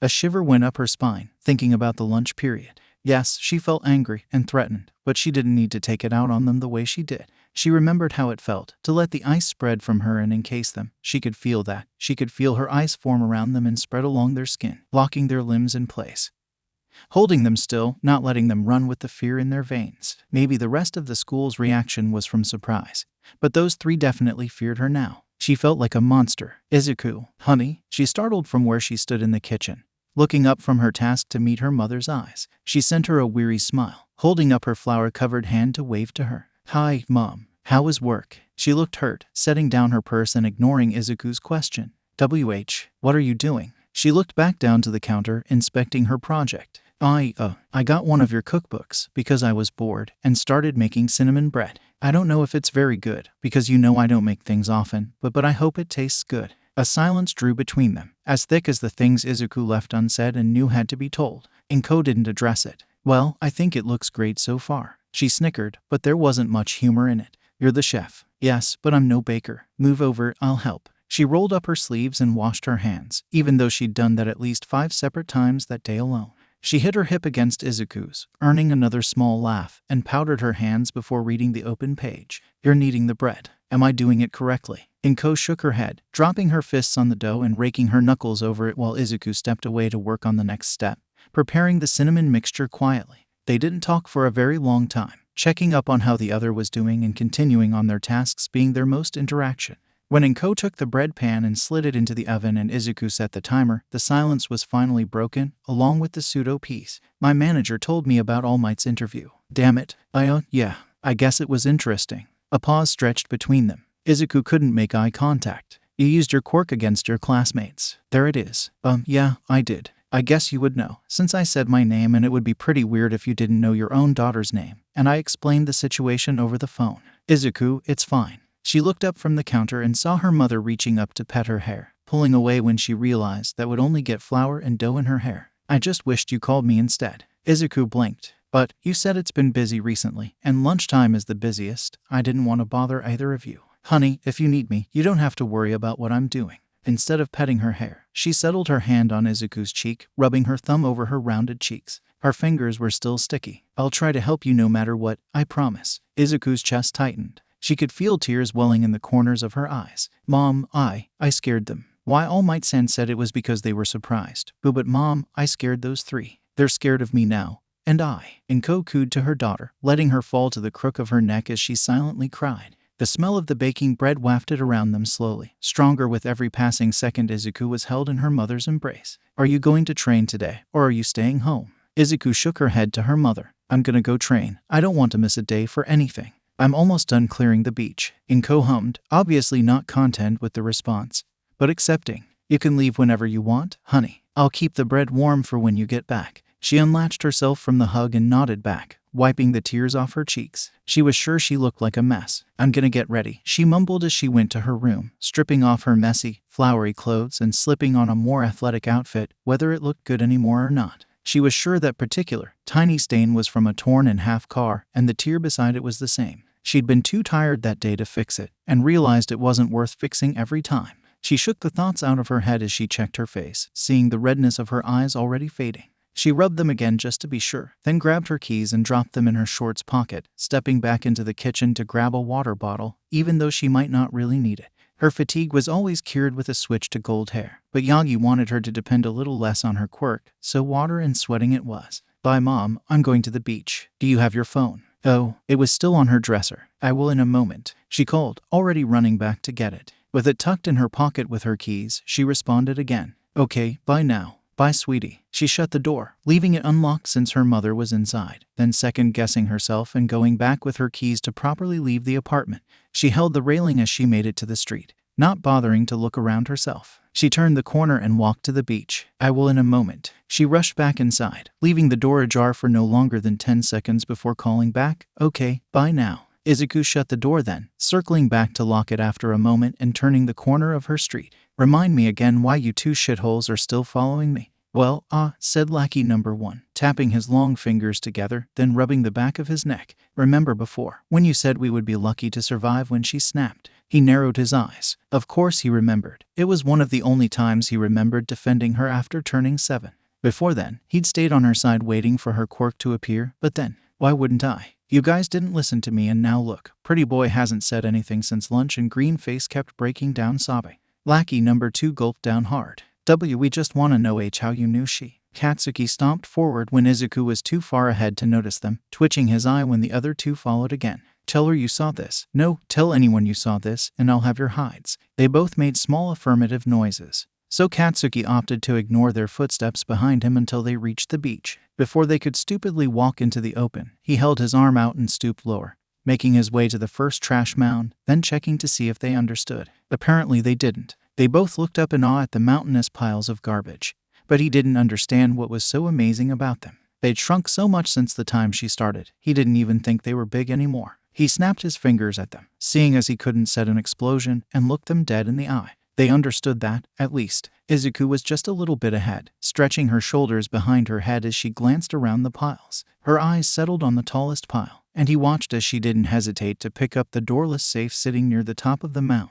He shuffled away from her field of vision, almost smacking lackey number 1 when he didn't do the same.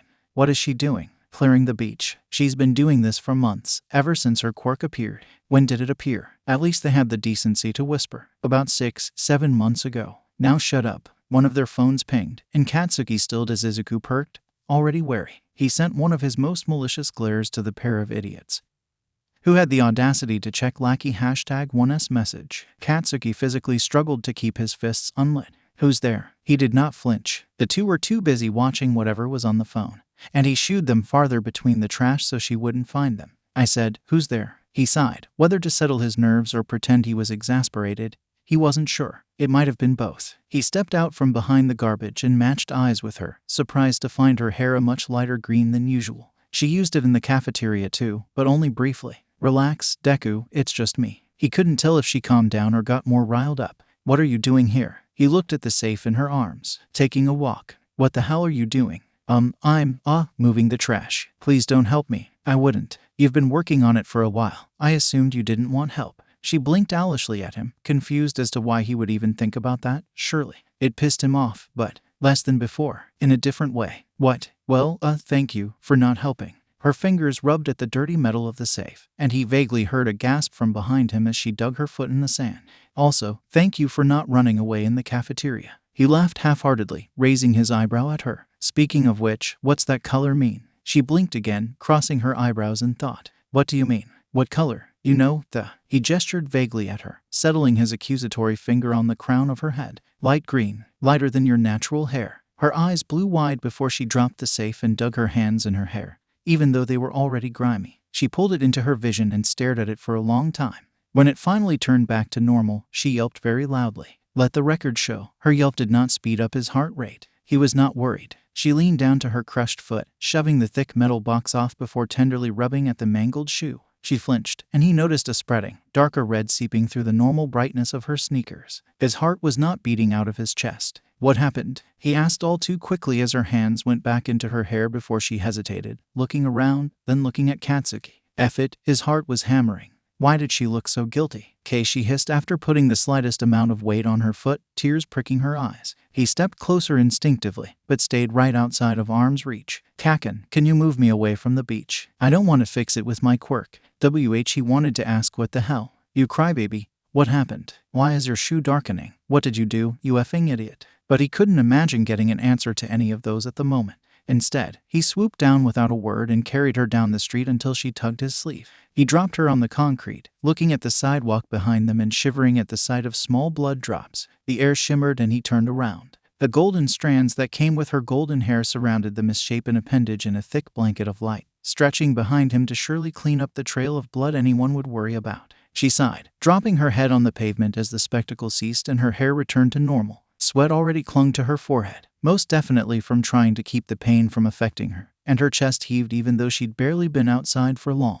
An indescribable emotion slithered up his spine, curling around his throat and suffocating him. He decided he hated that much more than he hated anything else going on. Are you? He'd never sounded so meek in his life. I'm fine, she breathed, swallowing down the tears in her voice and sitting up. You should go home. Thank you for getting me away from the beach. He nodded absently, standing as a silent gargoyle until she stood up, gingerly tapping his cheek. He startled, shaking his head and storming past her, trying in vain to keep his normal glare on his face. He'd caught sight of his two lackeys a street away, neither of them daring to make eye contact with him. She wiped the sweat off her forehead, letting golden strands spread around her intricately. She didn't mind stopping them when they fixed the rip and stain in her shirt, but knew she would pout to herself the next time it was ruined. She flicked the gathered sweat off her wrists and turned the corner, grabbing the rail to her apartment and making her way up, reeling in her gold hair. She glanced down at her foot before opening the door, wondering if she should tell her mom that she broke her foot. She thought about Kaken as she shut the door behind her, looking up and smiling to her mother, who sat quietly on the couch. What are you thinking about? How much I want that cinnamon bread, she lied, glancing around the kitchen quickly. Where did you put it? Back in the oven, low temperature. I thought it would be nice and warm, and better than microwaved or cold bread. Izuku grinned widely, dropping her phone on the counter and kneeling to the oven. She almost reached in with bare hands, until remembering to not break habits and grabbed an oven mitt. Sweet cinnamon filled her nostrils the moment she opened the oven door, and she reached in eagerly, sliding the pan on the cutting board to cut a thick slice off from where it had already been taken. She bit into it not a second later, melting at the taste. Yeah, you did good, Inko said, suddenly beside Izuku. She pulled the knife towards her hand and cut her own slice. I had to force myself to wait until you got back to have any more. Do you think this counts as breaking the diet? She hummed, looking her daughter in the eye and brushing a crumb off her cheek. Izuku rubbed the spot the crumb was in. That depends. Do you deserve cinnamon bread? How much have you cleared today? An eighth of what's left of what I have to do, but I want to clear it all. I'll be done really soon. Maybe by the weekend if I work really hard. Inko nodded. Then it's not breaking the diet. But don't have more than half by Friday, I'll know. Izuku nodded diligently, taking in another mouthful of sweet cinnamon as her mother laughed, ruffling her already messed up hair. She sauntered over to her spot on the couch again, taking small bites in between sewing something together. Izuku didn't bother her with this, and made her way to her room, finishing her bread in a couple more bites and dropping herself on her bed, reaching for a weight. She idly pumped her arm, drowning her insistent thoughts out with headphones over her ears for who knows how long. until she heard a distinct knocking on her door. She pulled her headphones off, putting the weight down as she smiled to her mother. "Dinner's ready." Her face strained a bit, making Izuku's smile dampen. "Yes, but there's something a little more important. Could you come to the living room?" Izuku stood up and walked past her mother, peeking into the room and almost choking on her breath. Aunt Mitsuki stood with her hands on her hips, partially obstructing the view of her son standing and taking the lecture, with Uncle Masaru sitting on the couch beside them. Izuku watched the scene in mild horror until her mother nudged her a bit, and she dejectedly approached the family. "For so long, and you knew, and you didn't tell us. You didn't tell anyone." His snarl broke out. "I told her I knew. Besides, it's her quirk. If she wasn't telling anyone, I wasn't going to stab her in the back." She cleared her throat, stopping Mitsuki's argument in its tracks as they all turned to her. Her glare fell and was quickly replaced with a smile, and Izuku stumbled backwards as she was enveloped in Mitsuki's arms. "I'm so happy for you, Izuku-kun." She blinked hard at the ceiling, which was the only thing she could see at the angle she was being hugged, completely smothering. "Mitsuki-san, what are you guys doing here?" She let go, taking Izuku's hands in her own and staring into her eyes. The deep red of her irises was unnerving and calming at the same time. "We got a call from the school. All the parents did, probably. They said you got your quirk, and..." She smiled again, dispelling the heavy atmosphere. "We decided to stop by around dinner. Your mother didn't mind, so I assumed you were fine with it as well." She glanced back to Katsuki, who made a point of not looking at her. Was he still upset about her breaking her foot? Or was it about lunch? God, too much was happening that day. There was the interview too. Had he heard that yet? He seemed to read her thoughts, which was just as unnerving as Mitsuki's eyes. "The whole school hasn't shut up about you, one way or another. It's annoying as hell." She gulped down on the cold air, nodding lightly before forcing a friendly smile on her lips. "Then, are you guys eating dinner with us?" "That was the plan," Masaru chimed, standing up and walking over to Inko to have a calm conversation. "We'll only be able to if this brat promises to behave." Mitsuki elbowed Katsuki in the side, who snarled for a moment before hiding his teeth to talk. "I said I will, you hag." He bit the words down, glaring at the ground as Mitsuki decided that was enough. Izuku silently nodded to them both, wandering off to set the table for the new guests. "We're having katsudon, Izuku." "Okay," she called back to her mother, taking out 5 bowls and 10 chopsticks, twirling around the table to quickly get cups as well. She glanced up to the others in her house, matching eyes with Katsuki immediately and dropping her eyes not a moment later. She scampered away to get napkins, finding his eyes off her when she came back, instead staring into nothingness with a weird look on his face. She quietly sits in her chair after bringing 3 others over, sitting at the head of the table so she could possibly avoid sitting next to Katsuki. Though, she supposed, he would still be at the table, so she couldn't really avoid him. Her mom came to the table with Mitsuki at her side, who held a couple spices surely for the Bakugo's food. Masaru came then, with Katsuki scowling behind him, taking the singular seat beside her before any of the other seats were taken.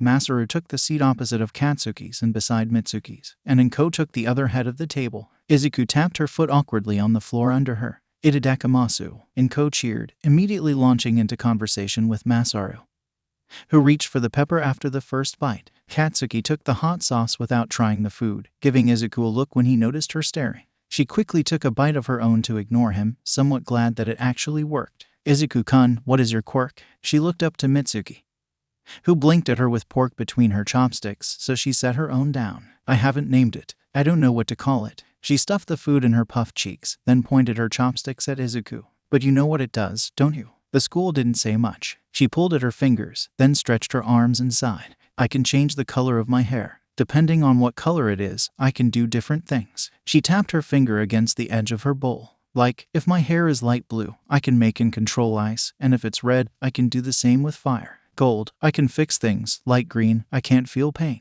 Stuff like that. Katsuki's eyes caught hers before he looked away, poking his food with a strange expression. "Izuku-kun, that's amazing," Masaru exclaimed, physically beaming. "It's a strange collection of colors, but that's great." She laughed lightly, picking up her chopsticks as her other hand cupped around the bowl. It is kinda cool, but it's not everything I can do. I still haven't reused the bluish pink." "Ah, honey, your hair changed." She looked up into the side, seeing her hair is red. She heard something bubbling, then looked at her bowl and let go at the sight of the boiling broth. The Bakugo gaped at her, and Mitsuki's grin expanded. "Izuku-kun, you did that without realizing it?" Meekly, she nodded. Masaru grinned with his wife, leaning over his food with sparkling eyes. "And no one found out?" "And no one but Kaken, I think." She perked up, then turned to him. "When did you figure it out?" she asked as her hair turned back to green. His eyes set in a bland stare before they fell to his food. "Around when you got it, probably." You ran out of the room and your hair turned red, like now. Oh, all the way back then. That was the second day, she says, shoving pork into her mouth. Did the parents not see how tense it was? He hummed back, and she poked her food a bit more as her mother starts fawning over her Quirk to Kakin's parents, not catching the vague distress in his eyes. The rest of the dinner was uneventful. His dad kept talking to Inko the entire time, his mom pouring more hot sauce on her food with every other bite, and Izuku. She barely talked, just smiled like an idiot with a piece of meat on the corner of her mouth. He found himself thinking for a lot of the dinner. He asked nothing more after learning when she got her Quirk, but his interest was not piqued. Did she tell her mom about All Might? About One for All? How? Even that she broke her foot at the beach that day? He couldn't just ask though. What if she didn't? Well, there was that All Might interview, and Ko would learn about at least that. Oh, right. He looked up at his mom, who was just finishing her food. You don't mind if I ask about? Ooh, no, I don't mind. And Ko was a little too trusting. What is it? You already heard about All Might's interview, right? Izuku choked on her food before an exasperated look made it onto her face and she dropped her forehead in her palm. His parents noticed none of this as Inko said she did know. Really? For how long? Well, since she met him, really. What's it been? 7 months. Yeah, 7 months. Her eyes moved up and he caught them. Their parents kept talking, on and on, while he held her gaze. She soon found the opposite wall interesting and turned completely away from him. He might deserve that, though it still kinda stung. Katsuki, are you paying attention? He took his eyes off her to glare at his mom. No, he said simply. He argued enough that day. She scrunched up her face, but sighed. Never mind. We'll clear the table. You can talk to Izuku-kun. Jesus effing Christ. Really? Mitsuki sent him a strong look. Damn it, no arguing. He sighed and looked back at her, where she was staring vacantly at her now empty bowl. He scoffed, figuring it was as good a time as ever, and grabbed her arm. When she startled, he tried to even his expression, and luckily, she followed him to the hallway without complaint. Does Inko-san know you broke your foot? Was the first thing he asked when they got in her room. She blinked, like it never occurred to her that her mom would need to know. No, I didn't tell her. Figures. You're an idiot. She winced, looking away to the posters on her wall. He looked too, not at all surprised by how many angles All Might watched him from. She was the kind of person who idolized people she already knew, no matter how long it's been. She would never take those pictures down, unless she had to move. What'll you do now? Huh? He caught her eyes, seeing a drop of sweat roll down her face as he stared. The whole school knows you have your Quirk now. All of Japan knows All Might has a disciple with your name. He groaned, rolling his eyes. I can't believe you seriously gave her your full name. Ever heard of keeping a secret? Izuku stared at him with vague astonishment while she dug her toe into the ground and rubbed her arm. She bit her bottom lip and dropped her eyes again as he tapped his foot. Well, she started intelligently. I just thought that, maybe, it'll blow over. All Might is the #1 hero, and has been for decades. He leaned into her face until her eyes found his again. He held her gaze for a little too long before saying, but hearing that he chose one plain-faced girl out of the million other kids in the world will surely fade into the wind, especially if everyone thought she was quirkless until he came along. Her eyes widened, and he wished he could at last re-say his words. What are you implying? Right, she doesn't know he knows everything. Should he tell her now, or? I'm implying that you were being a dumbass, you shithead. He flicked her forehead, which definitely shocked her, but she could handle it. Maybe next time you'll know to keep your mouth shut. He wandered away from the door into her desk, where all her homework was done. He pushed it aside and grabbed her charred notebook, looking at it curiously before flipping through the pages. Kakin, please don't look through. It's only your notebook, Deku, it's not a diary. He flipped to the page with Kamui Wood's information, turning it around for her to see. Besides, you only write about heroes anyway. She pouted, but didn't move from the door. It's still private. He rolled his eyes. How could something about people she's probably never talked to be private? He kept flipping the pages, landing on the last few before he found himself needing to stop. What's this? He sees her warily walk over, peeking over his shoulder to see the page. My Quirk analysis. I still have to write the green hair page. What's this one? He asked, pointing to the blue and pink one. It wasn't really blue and pink, more like a weird mixture of the two that still wasn't purple, but he hadn't seen her practicing it, and the information on it was shaky at best, barely there. It destroys things, and it's the first one that showed up. Katsuki looked over to her. How did it show up? Maybe he was asking too many questions, and sounded a little too curious. Either way, she answered without asking him anything. I was attacked by a villain with a sludge quirk. He turned into this kind of sewer green liquid, and I almost drowned. The day before he found out, I told myself that I needed to use my quirk, and it worked. She shrugged, rubbing her arm again. She was thinking of things, far away from the topic but still connected with a thin gray string, and he struggled to not drag her attention back. The guy was lucky his quirk kept him alive while separated, or it would have killed him. A lot of quirks are able to kill, he says without thinking. He was trying to kill you. She shrugged, eyes still unfocused on the ground. He decided to drop it and looked back at the notebook. What about the gold hair? That one's pretty weird. Her eyes were back on his in seconds. It's great. In under a minute, I could completely clean the remainder of Dagobah Beach. It's mainly like an all-purpose cleaner. It takes whatever's out of place and puts it away to where it should be, even taking the dirt out of water and making it drinkable if it's from the ocean. It can even remove or make things if it needs to, like a stain or a patch of missing paint. She rambled on for who knows how long, going into the topic as deeply as she could until there was no more to say. When she stopped and realized she'd talked his ear off, he could tell she was about to apologize before he asked in the red. His chest did not warm up at the sight of her glimmering eyes. It didn't. Bakugo-kun. His eye twitched, but nevertheless.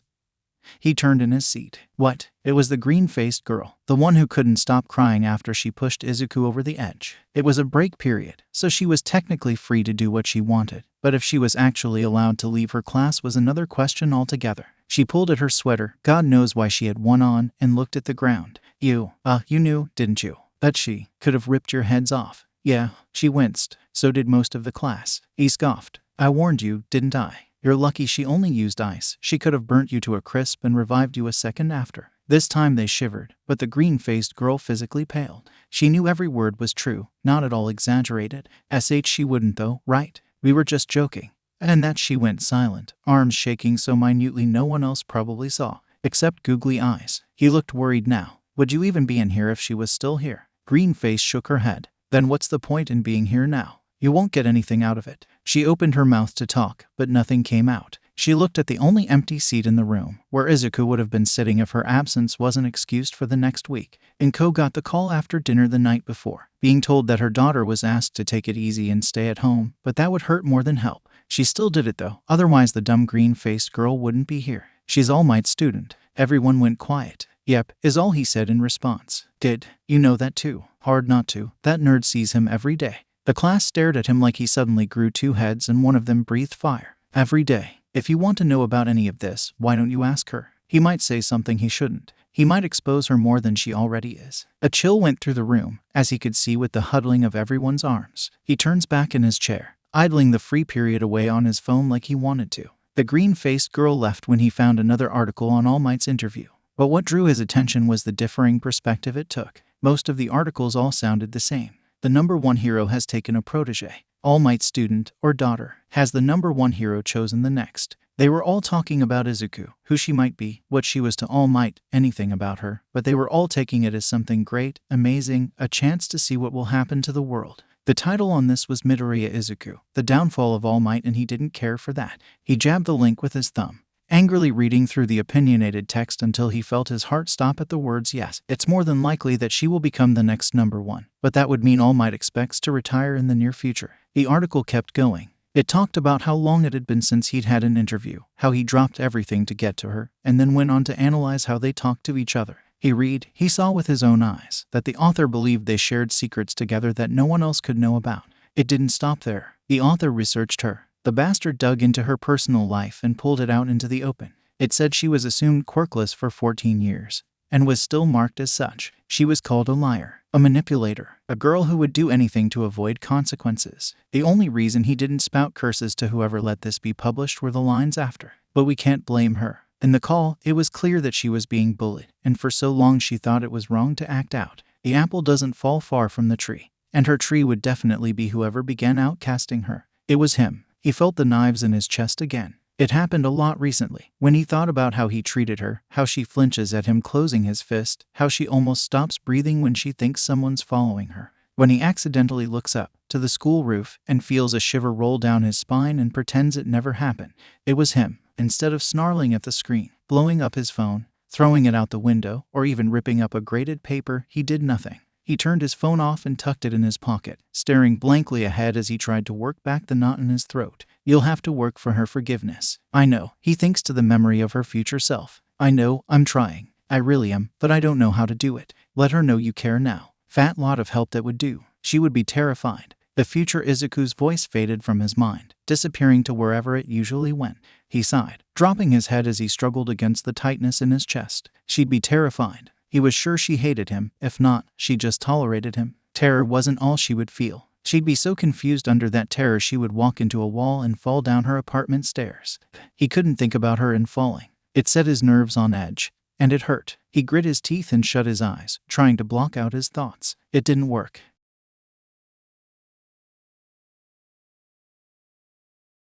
Izuku couldn't go outside for long. 3 days passed since she'd been excused from school, and someone had posted her pictures everywhere on the web. No matter what she did, if she was caught outside doing something, she was bombarded with questions immediately. When she met All Might, what their relationship is, what it's like to see him all the time, anything, and it was almost always about All Might. It was exhausting, and she just wanted a churro. A churro. And throughout the streets yesterday, she heard shouts of, "Oh my god, it's Midoriya," or "It's All Might's student." And even Midoriya-san, does All Might like churros too? So she sat at the beach with the moon high in the sky, finally having restored the horizon to the park. The waves splashed lazily against the shore, pulling back and forth harmoniously in the moonlight, foam collecting and dispersing at the edges. "Found you." If it was a voice she recognized, she would have steeled herself, bit down her anxiety, and faced her new companion. But since it wasn't, she just sighed and turned to the intruder. In the light, she could gather this much. It was a boy with a handsome face that looks like he hasn't smiled in years, and his hair was split cleanly down the middle. He had a scar over his left eye, spreading over his cheek, and his eyes were double-colored. He nodded to the sand next to her, like it was a chair he could take.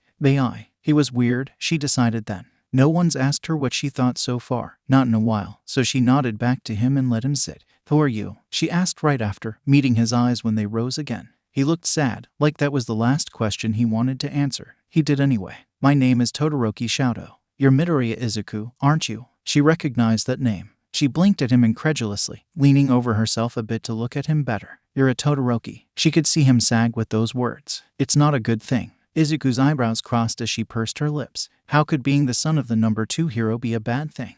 "Ooh, all right. But you don't live in Musutafu, so what are you doing here in the middle of the night?" "I was supposed to find you," he answered straightly.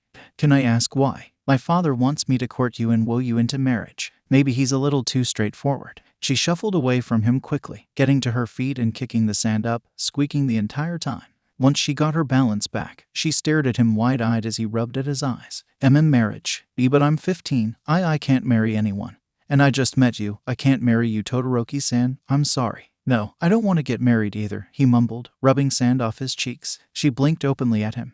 "Then why are you here?" He sighed and stood up. She stepped away from him, but he didn't seem to notice. "My father told me to find you, and not to come home until I brought you back with me. I didn't have a choice, really." So, she started, working the very late night or maybe early morning gears in her head. She wasn't very tired, but the previous calm of the night had set her into a slow-working thought process. "How long have you been looking?" 3 days. "I found you buying churros yesterday, and accidentally drew attention to you. I'm sorry about that." "Oh, it's fine. It's not like it was out of the ordinary." She shrugged, looking back at the sky. At least, compared to recently. He was quiet for a bit, so she opened her eyes again to meet his. He wasn't quite focusing on her, but it was more like he was watching her through a one-way mirror, or that he didn't see her standing there, but someone else. "Would you mind coming back with me to reject the offer?" Izuku blinked at him and assessed her options. If he was telling the truth, and he was Todoroki Shoto, and his father really did want to get them married, then it was in both their best interests for her to go with him and deny the marriage. But if he was lying, couldn't she easily beat him? She didn't have full control of her quirk just yet, but she had enough to be able to fight him off if he was suspicious. So she smiled and nodded to him. "No, I don't mind. Lead the way." He watched her for a moment more before walking away from the beach. She followed silently, texting her mom that she would be going on a run for a while. The house was magnificent, not in the huge, imposing way.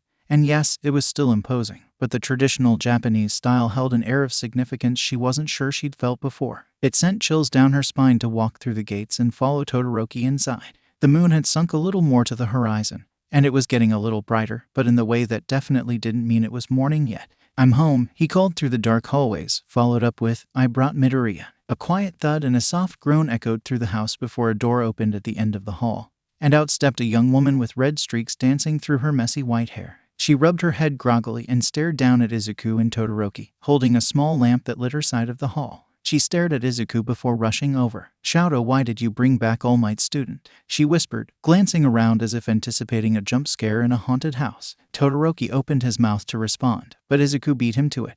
She started intelligently, not knowing where she was going with this. "My name is, Midoriya Izuku, and it's nice to meet you." She offered her hand to shake, feeling extremely awkward as the woman took it. Todoroki Fayumi, she mumbled, eyes falling back on. But first Todoroki. Shadow, why is she here? Father wants me to marry her. Her eyes blew wide as she looked between them both.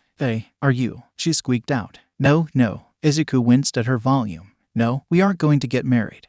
I'm still way too young and I know nothing about him. Plus I've never really thought of marriage before. I don't think I'd be ready to marry anyone in at least 5 years. So it won't happen, she ended meekly. The older Todoroki nodded vacantly, glancing between them both a couple more times before she sighed. Then, if you're already here, do you want breakfast? Izuku blinked at her. Breakfast? But what time is it? The Todoroki girl looked out the window at the rising sun. 4:30 or 5. It's early, but not too early. She smiled, a little tired and probably still confused, and walked down the hall to their right. What do you like to eat? She trailed after her. I like katsudon. The Todoroki girl looked back at her with a questioning look, but then smiled. All right, we'll have that. The Todoroki boy hummed beside her, and she should really stop this mental charade. What should I call you? Todoroki is fine, he replied coolly. Well, yeah, but your sister is also a Todoroki, so how do I verbally differentiate between you two? The Todoroki girl turned to look at Izuku. You can call me Fayumi-san, if you'd like. He can just be Todoroki if that's fine, but he wouldn't mind being called Shadow. Izuku blushed violently, ducking her head down and staring at the ground. I can't call him by his first name without any honorific. Then add one on. She brought her eyes back up to look at his. Shadow-san, she muttered meekly. He shrugged, drawing his eyes back ahead. The Fayumi giggled, turning back around and sliding the kitchen door open. Let me start the food, you two. Do whatever you'd like to. Izuku nodded and went to the table, taking a chair quietly. She looked around the dining room, traditionally styled just like the rest of the house. Fayumi hummed from where she was at the fridge, and outside the windows there was a garden next to an at-home training grounds. A bird pecked at the ground under a shady tree, pulling a worm out and flying off. This is a nice house, she commented, tapping her finger on the wood table's surface. Not worth the home life, Shadow murmured. She looked back to him and thought for a moment. You mentioned that you had to find me before, too. Does Endeavor not let you lead your own life? It's worse than that. He looked her in the eyes, and she noticed that Fayumi stopped humming. How so? He looked at his hand, his left hand, like he'd been offended by it countless times before. He had me so he could raise a hero that surpassed all might. That's my only purpose. She felt a chill go down her spine, and something rustle in her chest. He kept talking, not looking her in the eye again. He's ruthlessly trained me ever since my quirk showed up. Half hot, half cold. That's why he married my mother too, so my quirk could be created. He clenched his fist. My mother. She hated my left side. It looks too much like him. She might have been going insane, so when I was 6, she felt her blood light on fire as he covered his scarred eye with his hand. He didn't even need to say it, but she poured boiling water on my face. All of a sudden, she wasn't at the table. Well, the table wasn't at her, and neither was her chair, or Shadow's chair, or Shadow, or the floor. Dozens of pots and pans flew off the counters and onto the floors, then skidded along to the walls. Wait, that didn't matter. What mattered was that she was suspended in midair, and everything was pinned to the walls. She yipped at her height, immediately grabbed for her hair and stared at the color. It was a blue, maybe navy, but she stained it in her eyes before she tugged at her locks and forced her natural green on them. She fell without delay, and when she thought she would hit the floor a moment after, she slid down an icy arc instead, landing on her back when she stopped slipping. Izuku looked up to meet Shadow's and Fayumi's eyes on her, and Shadow's hand outstretched to her from where he was pinned by the table. There was frost on his arm, on his right arm. She got off her back and ran over to him, muttering an endless string of apologies as she helped him put it back in place. Then she ran over to Fayumi and helped her up, bowing her head and coming up with more ways to say sorry. It's okay, Midoriya-san, it was an accident. She bounced on her feet, looking around the wrecked room before sighing through her teeth and bringing out her golden hair. The strands reached every fallen chair and righted them, pushing them into the upright table, and pick up the food as well, careful to only fix what she messed up. Then she reined them in again and changed her hair again, dropping herself in a chair and staring at her lap. If you don't mind me asking, Shadow started, effectively drawing her eyes back to him. What is your quirk? She pressed her lips together and twirled her finger around a curl. My hair changes color with whatever power I use. I've never seen that one before, but I also haven't seen most of them. There's light blue for ice, red for fire, that blue I guess for wind, gold for fixing things, and more. She tugged on her hair as her eyes fell again. There's a couple more. I got my quirk about 7 months ago, and they've slowly appeared since then, but recently I got 2 in just a week, I guess, so maybe it's speeding up. Both Todorokis were quiet for a bit, where she didn't dare look up until a hand landed on her shoulder. Her eyes matched Shadow's dual-colored ones, and he glanced to Fayumi before looking back to Izuku. Have you really only had your quirk for 7 months? Numbly, she nodded. When I was 5, my doctor said it would be late because it was too strong. But I kinda thought he meant, like, I'd need another year or something, not 10 more. And you haven't had a quirk for those 10 years. She shook her head. Fayumi sighed sympathetically, pulling her arms to her chest. How long have you been training it? Since I got it, she replied, wondering why this bothered Shadow. He started at her without blinking, eyes flitting around her face until he let go and sat back down. He looked at his hand, and Fayumi lingered nearby, before deciding she should go back to making breakfast. Izuku decided to say something at the same moment her phone buzzed in her pocket, so instead, she sighed and fished the device out. It was from Kaken, which shocked her for multiple reasons, one of which being that it read, "Wow, great job." She took a few seconds to herself to make sure it was real and not a dream or a prank. It was, as her phone read, 4:53 a.m., and she knew that he didn't like messing up his sleep schedule. He sleeps from. She didn't actually know when. But wasn't it too early for him to be awake? What was with the great job? What did she do? What did he see? Was he outside at almost 5 a.m.? Then the question was, why did he feel the need to text her? Moreover, why did he still have her number? Was it sarcastic? They hadn't texted each other in 8 years, and he sent that weird vague text to start it off again. What was he talking about? She hadn't done anything. Oh, the beach. Probably. Midoriya. Her finger hovered over the keys in her attempt to reply when Shadow asked for her attention. She set her phone down and looked at him, indicating that he could continue. I have an idea. She rose her eyebrow. What kind of idea? You were bullied for that. Not having a quirk, right? Glumly, she nodded. Then, you don't have any friends. No, I don't. She thinks back to Kaken's message. What are they? Definitely not friends. But he stopped bullying her a while back, and they talked a few times. Plus he messaged her without prompting. Then we could be friends, right? Father isn't here to tell off, so we can tell him that we don't want to get married, but you want to quirk train with me. Then we can do normal friend things instead. She blinked at him, openly and completely confused. What? We can be friends, right? Or is that not how it works? No, that's how making a friend works, but what? There wasn't any reason to deny his friendship, right? No, we can be friends. I can give you my number if you want. Shadow blinked this time, and Izuku could swear she heard Fayumi snicker. He looked in his pocket and brought his phone out, unlocking it and handing it over to Izuku. She took it gingerly, typing out her phone number in his contacts, and handed it back once her name was in his phone. Thank you, he murmured, putting his phone away just a moment after. Geez, you two, the mood is so awkward. Fayumi laughed from the stove, and Izuku pursed her lips at the girl. What? I'm right. But you don't have to point it out. PFFD. She stopped stirring for a moment to laugh more, then finally composed herself and held her free hand over her mouth. I'm sorry, I don't know what came over me. Izuku smiled, going back to her phone to finish the message she was planning to send to Kaken. When she finally figured out what to send, he sent a picture and another message. It was the beach, like she thought, lit up cleanly with the sun peeking over the horizon. The waves rolled gently onto the wet sand, leaving the cool dry sand to shine in the early morning light. The picture nearly glimmered, and brought her right to the scene, where the seagull in the water squawked and the wind rustled her hair. Her mom did say something about him learning a bit of photography from Masaru. The message under it read, simply, I looked, there's nothing left. Where did you put it all? Despite herself, she snickered, Shadow looking up to match eyes with her before she waved it off. He looked back down, a little sadly, so she thought she should explain. Sorry, it's just, I read something I thought was funny. It isn't really, but, yeah, it's not you. Oh, okay, I'll just text him back real quick, she said, dropping her eyes again. It better be, I'm almost done cooking. Izuku laughed. I will, and thank you. Quickly, as she said she would, she replied. Just recycling centers and actual landfills for the things that couldn't be saved.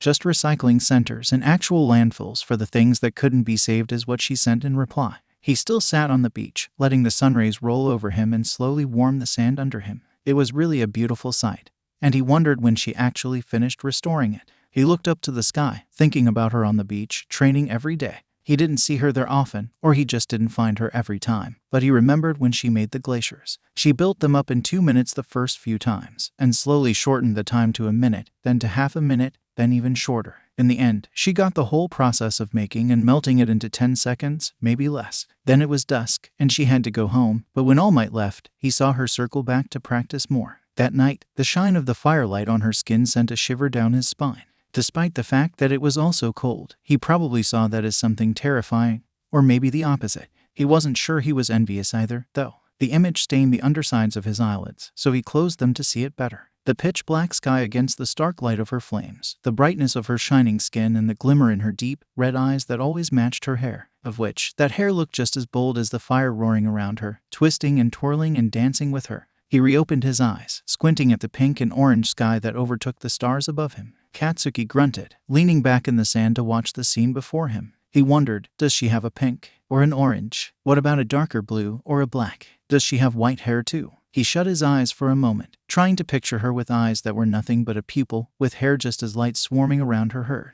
She grinned in his thoughts as her hair turned black and her eyes were stained the same color. She talked for a really long time at dinner, so much in fact, that she almost passed out on her bed before she'd stopped talking about how she thought she could eventually use her powers all at once. Katsuki didn't tell her that he knew she could. That her future self definitely used 2 powers smoother than she slipped his name. Then he thought about the older her. She had lilac hair and a darker tuft of blue hair streaking through, so she was going to have those. But how much did she have? How much power was keeping itself bottled up in her, and how much was going to be disastrous? Most kids didn't know how to control their quirks when they're younger, and sure, she was 15, but did that make much of a difference? She had to be stronger than any kid getting their quirk, much stronger. He thought, if she went up against All Might, and she didn't hold back, who would win? All Might would, wouldn't he? But then, what about after she gets one for all? He grimaced, imagining his idol on the ground with Izuku standing in front of him, unharmed beyond what was logical for anyone else. She wouldn't be smiling, though. He couldn't see her smiling at the sight of a fallen hero. It just wasn't her. Instead of staying in his thoughts longer, he sat up and brought his phone back into his line of sight. He asked her, yeah, but how'd you get them there? And held it out, waiting for her response. Nothing. Figures. He probably deserved that, for how he treated her all that time. God, how he wished he could take it back. A few minutes passed where he idly let his mind drift, hands behind his head as he watched the sky turn yellow. He thought again, did she have yellow? Since red was fire, could yellow or orange be something with light? It wasn't hard to imagine. The colors aren't that random. Or maybe, was the gold hair yellow enough that she didn't have another for that? Maybe it was orange then, that could be the light color. Then what about darkness? Did that have a different color, or was it considered the same thing? The absence of light was darkness, and the absence of fire wasn't ice, so it might just be light that she had. If she had light at all. That was all speculation. His face scrunched up as he realized he was doing it again. He groaned, because she was stuck in his thoughts again. How many times was it that week? He couldn't count, but it was definitely more than 20. He looked at his phone again, seeing that she hadn't even read it yet. She's busy then, he thought with a sigh. Katsuki waited a few more moments, staring at the sky again, before deciding to put it back in his pocket when it buzzed in his hand. Quickly he checked for if it was from her, and felt a weird twinge in his chest when he saw that she replied. He opted to ignore that twinge. She said, I just carried most of them, but some were taken in a pickup truck. Last night though, I just carried everything, and she said it so naturally. Anyone else would think that she wasn't talking about actual mountains of trash. He chuckled to himself, sitting up to message her back. Oh, you just carried them. You realize that most people can't hold 3 cars over their heads, right? Of course I realize that, Kaken, but I've been strength training, and that's what happens when people get stronger. He laughed louder that time, kicking up a bit of sand. Weren't you quirk training too? Since All Might was watching you? She stayed quiet for a bit after that, and he found his thoughts drifting again. He imagined that night again, where she was the brightest thing miles around, swirling around her flames as they swerved and flitted just inches away from her skin. She smiled so widely it looked like her face was going to split, and even when she slipped on her feet, she caught herself and let herself spin. The twinge started in his chest again, a little tighter that time. If it wasn't envy, what was it? This was her first day back to school, after the incident at lunch. Yagi had given her one for all, and explained how it worked again. It would mix with her quirk and strengthen it, which was a little concerning, but he told her that she just needed to learn what limits to use, percentages, fractions, metaphors, anything that would help. From now on, the training would be about control, not power. But what was stressful was, Izuku, are you going to be okay? She looked back to her mom, seeing her face etched with worry, and smiled. I'll be fine, Mom, it's just school. But, she started, switching from one foot to the other. The world knows that you're All Might student now, and they saw you use your quirk. I just don't know how your day will be is all. Mom, she said, staring the message into her before saying it. I'll be fine. It's just school, and at worst, they won't say anything to me. She didn't seem satisfied by this, but nodded despite herself. Izuku nodded back, finished pulling her shoes on, and swung her backpack over her shoulders. She smiled to her mother before wishing her luck at work, and went out the door. Her smile dropped as her face showed her true emotions, and she walked to school like an antelope searching for the lions around her. With that comparison, she didn't know what Kaken was. She caught sight of him at the first turn she made, but only for the moment before he turned as well. She opened her mouth to call out to him before stopping herself and wondering why she would call out to him and what that would do. She decided to keep her mouth shut, maybe for the whole day. It's good to see you back, Midoriya-kun. So, her teacher was both lying and started using an honorific for her. She nodded lightly and ducked her head down to get to her seat, feeling the gaze of everyone in the room on her. Silence fell quickly. People were talking outside the door. And when it slid open, she saw their faces go from smiling to stiff. God, she already hated how the day was going. Oi, Deku, she startled, meeting eyes with Kaken. His were set steadily on her, and she tried not to break out in a nervous sweat. Why yes, where were you on Friday? Izuku blinked. After you cleared the beach. Where did you go?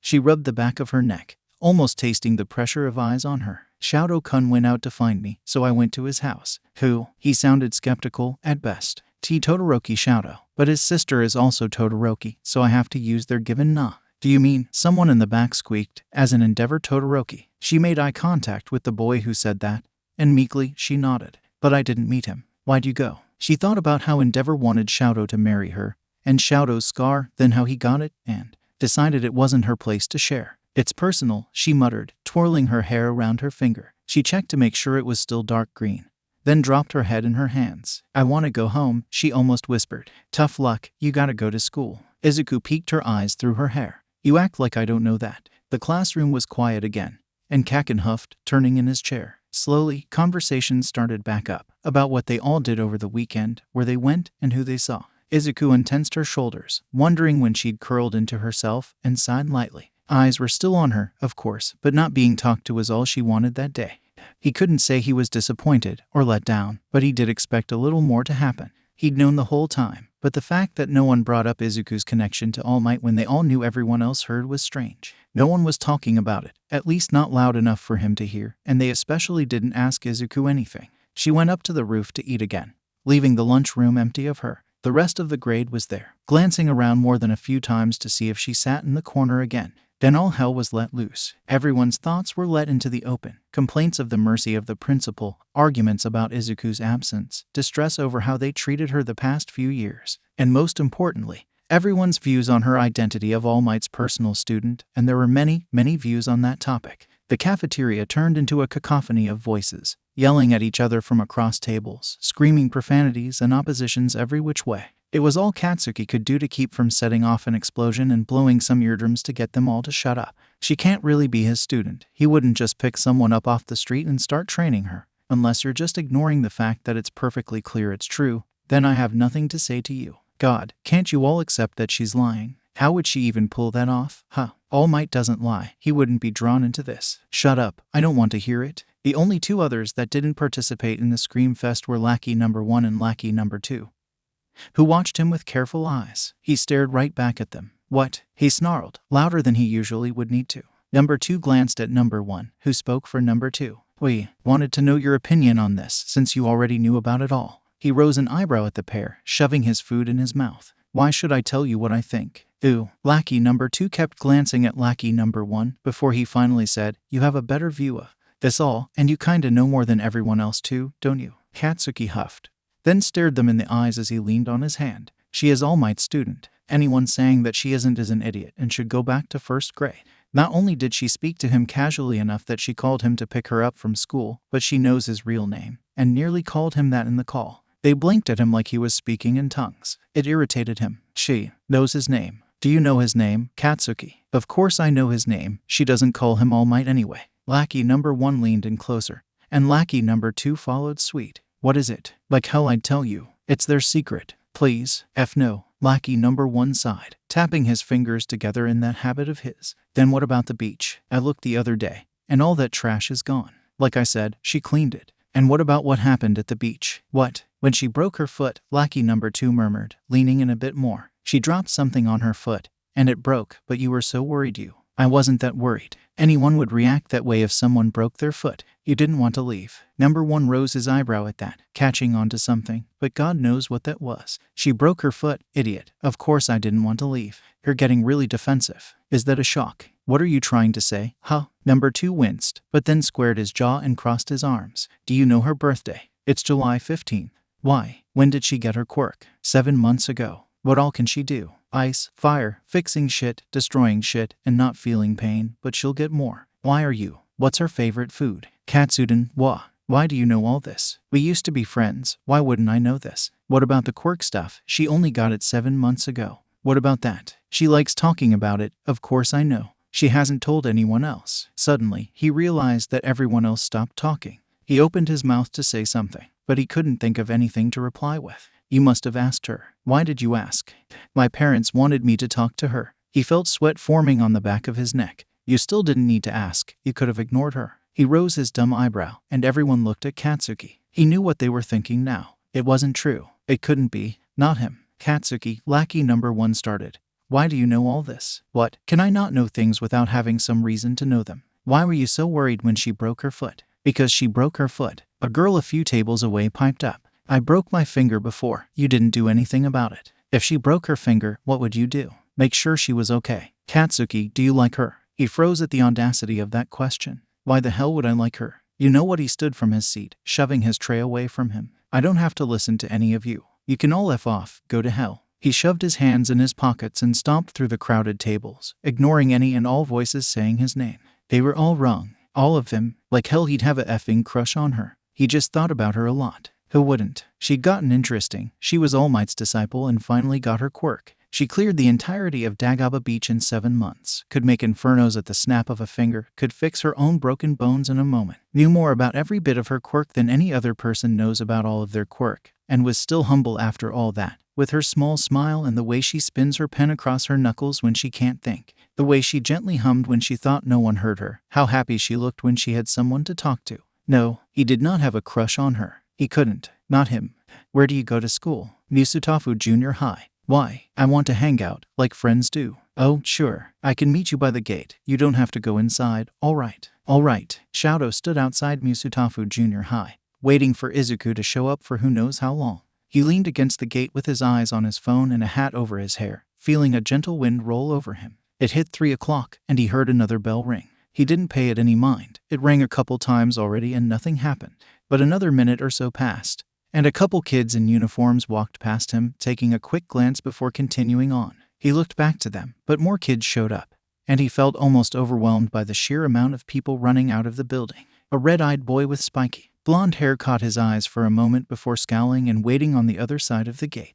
Oh, hi Shadow-kun. He turned his head to the voice, meeting Midoriya's bright green eyes. She wore a uniform as well, with a bright yellow backpack and bold red shoes. Midoriya, good afternoon. Haha, thank you. She bounced on her feet with a smile, then stepped past him with her eyes still on him. He took this as his cue to walk with her, so he fell in step, catching the blonde's eyes again as he stared in astonishment. Did you want to go anywhere in particular, or what do you think hanging out is? He blinked at her, but looked ahead to think. Walking and talking, as in around a park or going out to eat. She hummed, jutting her thumbs out from under her backpack straps. Well, friends go to arcades. And yeah, go out to eat, but it usually isn't much. Friends just kinda stay around each other and talk, like right now. Shadow nodded, making himself remember the information for later use. What do friends talk about? Anything on their mind. My classmates meander a lot. What other friends do you have? I don't have any other friends. Her eyes stuck on the ground. Since everyone thought I was quirkless, they all avoided me, so no one's my friend.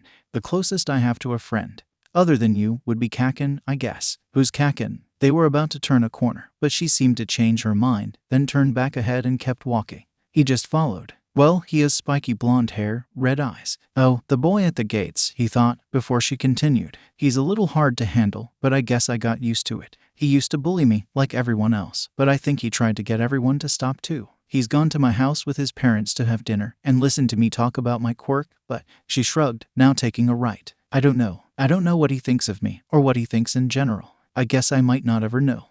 I see. Shadow glanced around while she did something with her bag. The area was a little wider, and a few people milled around up ahead. There were shops, like bakeries and restaurants, but also toy stores and one place that said Villain Insurance that was painted dark blue. He looked back to Midoriya. What are you doing? Looking for something to put on my head, she replied, her forearm almost completely hidden in her bag. It's not too great to be recognized so much. He blinked. But if your hair changes colors when you use your quirk, can't you just do that? She stopped searching through her bag then, blinking at herself with a strange expression. She slung the bag over her shoulders again and grabbed her hair. It turned light blue a moment later, and her eyes opened to show the same color. All right, off we go. She marched forward, so of course, he followed behind her again. He noticed that her fists were clenched, and almost said something, but assumed it was fine when she smiled. Where are we going? He asked instead. Wherever we want. It can be to buy something, or just look around, or we could play some random game like tag or hopscotch. Aren't those for children? Sure, but that doesn't have to stop us. She caught his eyes then, and her smile slipped a bit. I kinda think that you didn't get to have much of a childhood. What with your, history, constant and rigorous training from his father, and at some point, a lack of motherly love. He supposed he really didn't play those games, or have much of a childhood. He wished he did, so she wouldn't pity him. If that was pity in her eyes, he couldn't quite tell. All right, but what will we do? Whatever we want. But, as long as it's legal. I wouldn't break a law. I wouldn't either, but it was worth mentioning. He thought for a moment, mulled over his question, then asked, will you be taking the recommendation UA exam? She coughed, folding her hands in front of her and looking at the ground. Well, Yagi-san said that he could recommend me, but I asked that he didn't. Yagi-san? Oh, all might. I just call him by his family name. I'm used to it. He has a rather bland name. She chuckled. Yeah, he kinda does. He met her eyes again. Why did you reject the offer? Midoriya brought her hand up to rub the back of her neck, and her mouth set in a sort of half grimace, half grin. I just don't want to just be seen as his student. I want to do things on my own. So if I use his recommendation to get into UA, I'd feel like I'm using his influence, so. You want to take the normal exam. A woman passed them then, with long silver hair and a high ponytail. She glanced at them for a moment, but he didn't pay attention to her for long. Yeah, I just feel like I should. I guess that's fair. You don't need to get in any special way, even if you are special. She snickered. I'm special. Well, yes, you are All Might's personal student. And you got your quirk only 7 months ago. It's pretty interesting. I've never heard of such a late-blooming quirk. She sighed, but she was smiling again. Yeah, it is pretty late. 10 years late. Every time I think about it, I feel like I'm blessed. He looked at her fists. They were still clenched. Are you afraid you'll accidentally use your quirk?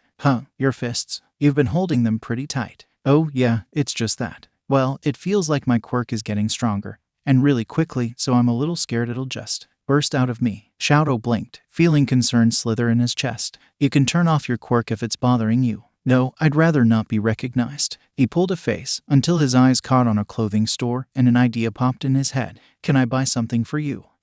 Sure, but I'm sure I can buy it for myself. I have my father's credit card with me. You don't need to spend your money. He walked into the store then, glancing around for a bit before walking down the hat aisle. He heard her behind him, and stopped at the wide-brimmed hats. If it's a big enough hat, you'll be able to hide your hair. Otherwise, you could put your hair in the hat, though I don't know enough about hair or hats to really know. She was quiet for a moment, before she stepped up beside him and picked up the hat in front of him. He watched as she snugly tucked it on her head, then looked back up at him. It was a mint green sun hat, with simple decorative flowers around the part where the brim met the actual hat, all ranging from red to orange and yellow and so on, all the way to purple, and met back at red again. And they all had small black leaves and a halo of white lace underneath. How's it look? I think you need to turn your quirk off for me to know. Oh, right. Her hair switched back to green with her eyes, and she held her arms out in presentation. Now, he hummed, looking at her hair, falling behind her back. He had another idea then, and turned to look again. His eyes fell on a pack of black fabric-covered hair ties, and picked them up to show her. You could wear these too, and 2 low ponytails over your shoulders. Scrunchies, she said, taking them from his hands. You think it'll work? Yes, at least, maybe. She watched him for a couple seconds, then giggled and nodded. All right, she murmured, taking the hat off her head and turning it around to carry the scrunchies inside it. You don't need to pay for it, though. Why not? I have my own money. There's no reason to. He hummed, and she nodded back, going back up to the front of the store. He watched quietly as she bought the hat and scrunchies, the store clerk's eyes lingering on her for a bit before he rang her up and let her pay with the wallet she pulled out from somewhere in her backpack.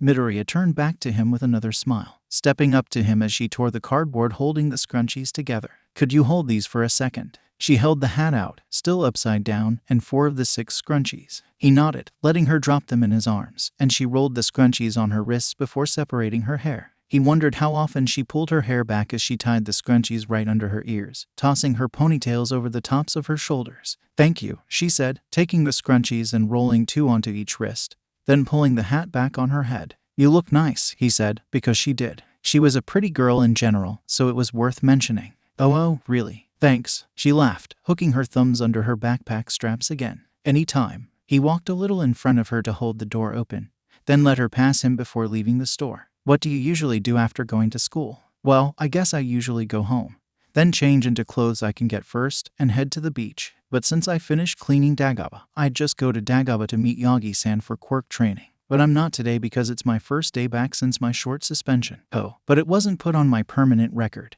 Katsuki-san said it wasn't my fault, so I shouldn't be blamed for it. But Yagi-san told me to take it easy today, since I kinda have to readjust to school today after being gone for a little while, so I didn't have anything to do today. Shoto nodded along, letting the information wash over him. So, you usually quirk train with All Might? Yeah, kinda. It was quirk training when I cleared the beach. I'd make sure I didn't use anything while carrying everything, but afterward I would walk away and use my gold hair, and I always felt pretty refreshed then. I think the threads went and healed my muscles. Since strength training requires ripping your muscles so they grow stronger, it probably just sped that process up. And I got better at using my gold hair really fast. I demonstrate now, but there are a lot of people, and really using your quirk in public is a little bad. She talks a lot, he noted, letting her keep talking for a while. He didn't remember too much of it, but she started talking about her quirk and all the different parts. He felt a twinge when she said she was able to make and melt a glacier in a minute, knowing she had so much less training than he had to get that to work. But he perked when she mentioned a bluish pink, but barely skimmed over it. Could you talk more on that one? Midoriya blinked at him from under the rim of her new hat. Huh, which one? The bluish pink. You didn't say much. Oh, that's because I don't know much, she offered with a shrug. He rose his eyebrow at that. Why don't you know much? Haven't you been using it? Well, no. It's not a very heroic power to destroy anything around me. He pursed his lips. It wasn't a very rare thing for someone to not like their quirk. After all, he didn't like his either, but it still rubbed him the wrong way. She loved everything about the rest of her quirk. Then why did she have to hate that one part? I understand, he said instead. You can keep talking if you want to. You mentioned theories about more colors, didn't you? Her eyes lit up again, so he shut his mouth as she let her thoughts flow. At one point, when she started talking about whatever orange could be, a woman with a bright orange shirt caught his attention, and he soon saw the baby purple hair tied in two low-set ponytails with black scrunchies curling behind her back. Her eyes caught on his, and she smiled before stepping past them. He felt the urge to look behind him to see her again, only to find that she disappeared in the crows again. Shoto-kun. Oh, sorry, he said, turning back to Midoriya. I got distracted. Could you say that again? She did, and kept talking about what orange could be, then pink, then black, and white, and he forgot what colors popped in her head next.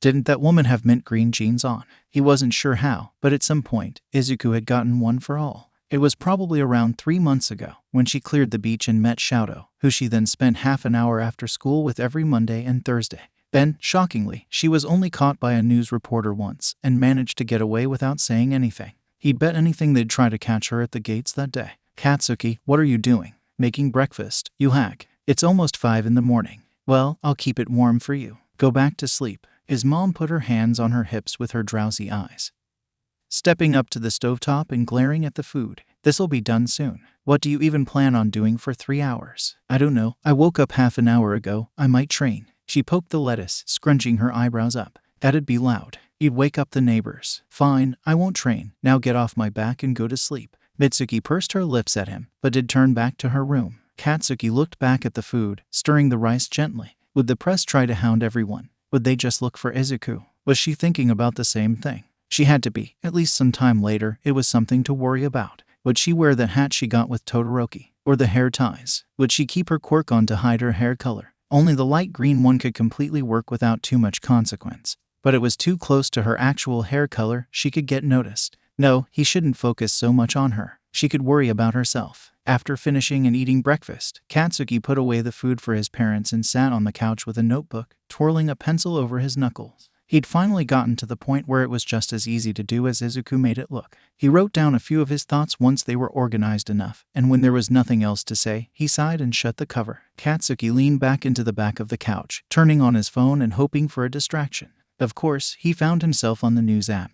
And of course, there were more articles about her. There always were. Today though, or that morning, there was a report about a villain escaping jail. It wasn't too worrying, since it was for a city nearly 7 kilometers away, and they were pretty noticeable. After that, another article about Izuku, one about All Might, Izuku and All Might after that one. How fun. There was one about Inko's restaurant. Wow, who knew she was the sous chef? Lucky her. Izuku still didn't know how to cook, did she? Why hasn't Inko taught her how? She's a chef after all. Maybe he could teach her. That was a dumb idea. Why would she ever want to be in a room with him long enough to learn how to cook? Suddenly, his memory of the time-traveling Izuku popped in his head. She told him, if you treat her better, she'll want to be around you, but he was already trying. I'm trying to. I'm treating her better and leaving her alone. She just hates me. No, she doesn't. She does. She hates me, and I deserve that. Show her that you care. She'll show you how she feels. She's really open. You have to know that by now. Of course I know that. He sighed. Why was he arguing in his head with her again? He'd only seen her once before, and she didn't say anything about what she's like in the future. Maybe he was going insane. After a bit more convincing, he pulled on his running shoes for a jog, just as the sun started rising. By the end of that, he's made 3 laps on his route, coming back home to take another shower and change into his uniform. You're leaving already. Katsuki looked back to his dad, nodding lightly before turning back. Not even a goodbye. Bye, you hag. Katsuki. His dad asked. He sighed, turning around again. Bye, Mom. Bye, Dad. Dad smiled at that. And Mom broke out in a wide grin. You'll do great, Katsuki. Show them what a good hero you'll be. He felt the corner of his lips pull up and showed off a small smile before stretching it into an everyday cocky grin. I'll pound everyone else into dust. That's my son, she said, with a matching grin for his own. As he opened the door to leave, his father called back. Remember to keep your head. I will. Now let me go. His dad nodded back, and Katsuki shut the door. He rubbed the back of his neck while walking, letting his thoughts wander while he went. He knew that Izuku had won for all. But really, that might be everything he knew. After all, the only thing he really knew about the quirk was what he overheard. One for all had been passed down, one person to the next, ever since quirks had emerged. It was the collection of power, of energy, from all those people, bundled up into one quirk. It couldn't be passed on genetically, but could be passed on through will. Is that what All Might said? Whatever. That's all he knew, beside the fact that Izuku was the 9th successor of the power. However, he had some extra ideas as to what it's all like. If each person passed on their strength and energy to the next, could they have passed on other things as well? Their own quirks. Maybe One for All collected that up too. Or maybe for the predecessors that died. Their memories were collected as well. It was a stretch, but only considering what he knew. After all, a non-genetically passed-on quirk is a stretch too. The train was there when Katsuki got to the station, so he just stepped on and grabbed a handle before the car filled up too much. A burly man stood next to him, and a woman with no arms, and soon he was surrounded by strangers, as one is in a busy train. He wondered when Izuku would take the train. If she didn't decide to walk to UA herself, maybe she'd decide to do that. The train lurched forward, and someone stumbled back. He grabbed onto their arm and waist reflexively, catching them before they hit too many other people. He sighed, unable to see anything past the wide rim of their mint hat. Mint hat. Izuku's hat was mint green. Oefa, I am sorry, did I hurt you? She turned her head just slightly, and he could see her backpack and curls cascading over the yellow. With a slightly larger turn, her uniform came into view, and her freckled cheek was now visible. He let go immediately, as if he was repelled, but unfortunately, the crowd pushed against them again, and he nearly stumbled back from trying not to touch her as they did. It didn't work, and they were shoved together, sandwiched between a few other strangers. Katsuki was, clearly, mortified, but he wiped the expression off his face as fast as possible. She tried righting herself again, and the edge of her backpack stopped stabbing him in the gut, but he didn't touch her again. How could he touch her? After he burned her so many times, how could he let his skin graze her own? I'm sorry for the inconvenience, sir, she said, head bowed down with her hat covering her whole face. She'd already turned around, but if she didn't grab onto something, she'd fall again.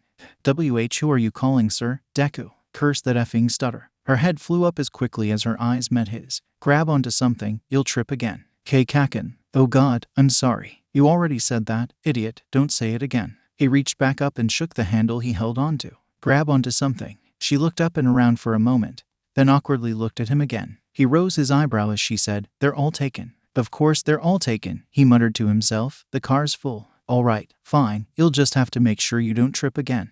Well, that'll be hard to do if the train lurches again. I'll catch you, slipped out of his mouth before he'd thought about it. Katsuki clamped his mouth shut and held his teeth tight, intent on not letting any other dumb thoughts escape. Oh, really? Thanks. Sure, no problem. Then, as you do when forced to stand right next to someone you realized just about a year before you'd been horribly mistreating, he said nothing. He kept his mouth shut, and she didn't meet his eyes, and it stayed like that for a couple minutes where Katsuki berated himself for almost everything that correlated to that situation. Once he ran out of things to yell at himself for, Katsuki felt the train lurch. Again, unfortunately. And isn't it always, it lurched to the side, and he couldn't reach out in time to stop her from hitting the person to her left, who dropped their bag at the impact. Izuku swooped down to grab it for them, who turned out to be a woman with 3 eyes. I'm sorry, ma'am. I hope that wasn't fragile. Oh dear, if it were fragile, I wouldn't be on the train. She laughed, moving to take the bag from Izuku's hand.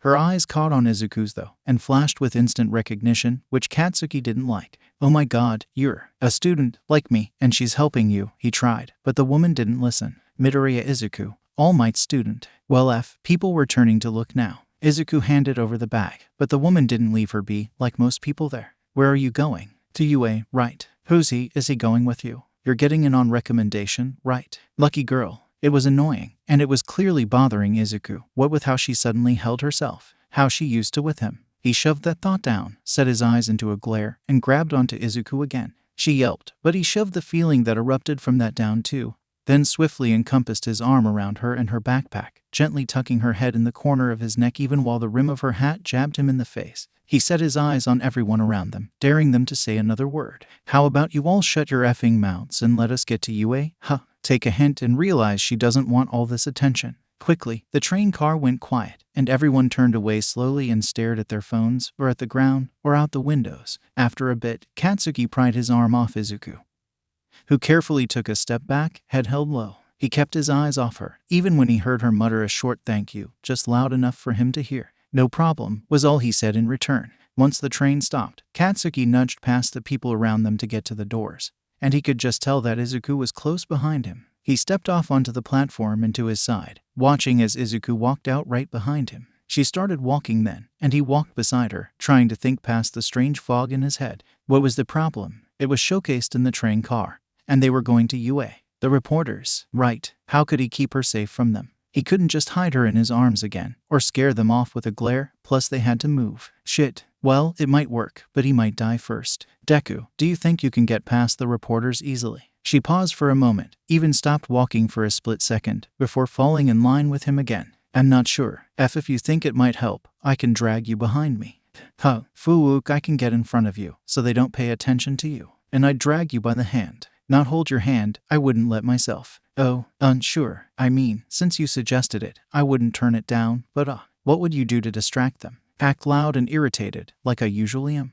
Yeah, that would probably work. He blinked and almost asked, you think so? Before catching himself and huffing. I'm letting go the second we make it into the gate. Okay, thank you, Kaken. He felt the hairs at the back of his neck bristle. She'd said that before, when she broke her foot. Why was he like this? Katsuki, do you like her? He didn't. He couldn't. He was too horrible to be allowed to like her. Not him. Izuku didn't say a thing as they approached the school. She glanced at Kaken's hand, the one closest to her, and shivered just slightly. He'd used those hands against her before. He'd burned her notebooks, her clothes, her hair, her arms before, so as much as she appreciated him turning around and being on her side, as much as she's grateful he was trying to help her get past the reporters then, she was scared of touching those hands. It was irrational, really, but she wondered while keeping her hands clamped together, would he blow up her fingers, light an explosion in her palm and let her skin burn? Hold on while he set more and more off, until her hands were numb and bleeding and broken. Could she fix that with her golden hair? He wouldn't do that though, not after helping her on the train too. He wouldn't. Right, Deku, Kaken said, and she jumped out of her thoughts. We're here. That they were. She looked up at the school, and really up, finding the glass building reaching high into the sky.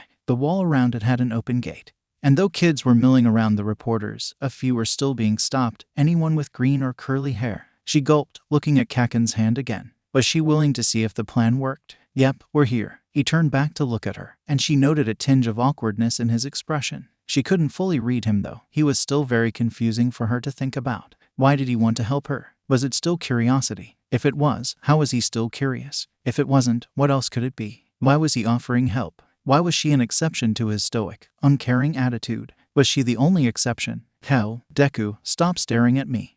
Sorry. She ducked her head down, rubbing the back of her neck as she waited for him to say something else about how she shouldn't look at him. But it didn't come. He just held his hand palm up to her, waiting until she took it.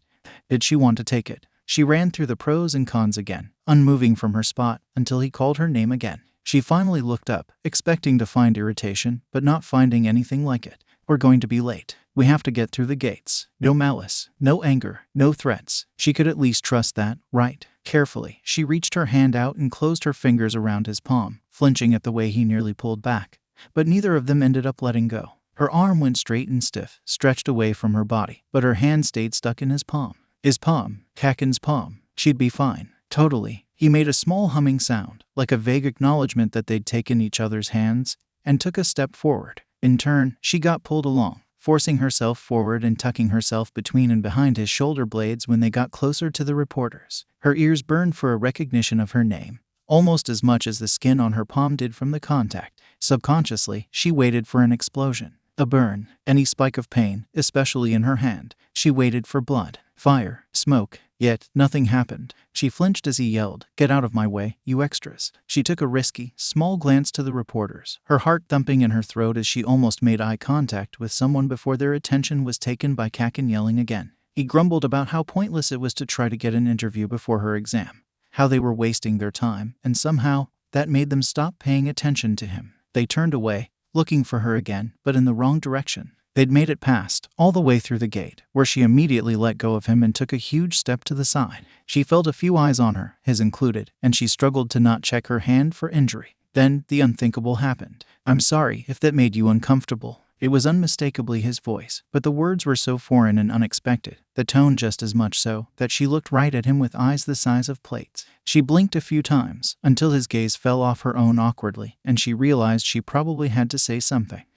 No, it's fine." She waved her arms frantically in front of her, in a way of trying to hide herself from him. "It was fine, I'm fine, nothing to worry about." Haha. Past her arms, she could see him raise his eyebrow at her, then sigh and shrug, turning away. He stuffed his hands in his pockets when she dropped her arms, and for a few seconds, she just watched him walk away. What went through his head all day? Would she ever know? She assumed not. They might not even become friends again. And if they did, they wouldn't get close enough for her to find out how he thought of things. She tucked her thumbs under the straps of her backpack, ducking her head a bit as she continued to walk. Speaking of friends, would she get any at UA? She couldn't quite tell. With so many students, how would she know if anyone would like her? And if anyone walked up to her, how could she know it wasn't to try getting to Yagi? She wasn't being approached then, but inevitably. While distracted, her left foot got caught behind her right, and she started plummeting toward the concrete under her. Izuku's eyes widened as she prepared herself for the fall, but when nothing happened, her eyebrows creased, and she looked to her left where she vaguely saw a figure. "Are you all right?" "Huh," she murmured, twisting around and almost flailing when she realized she was floating.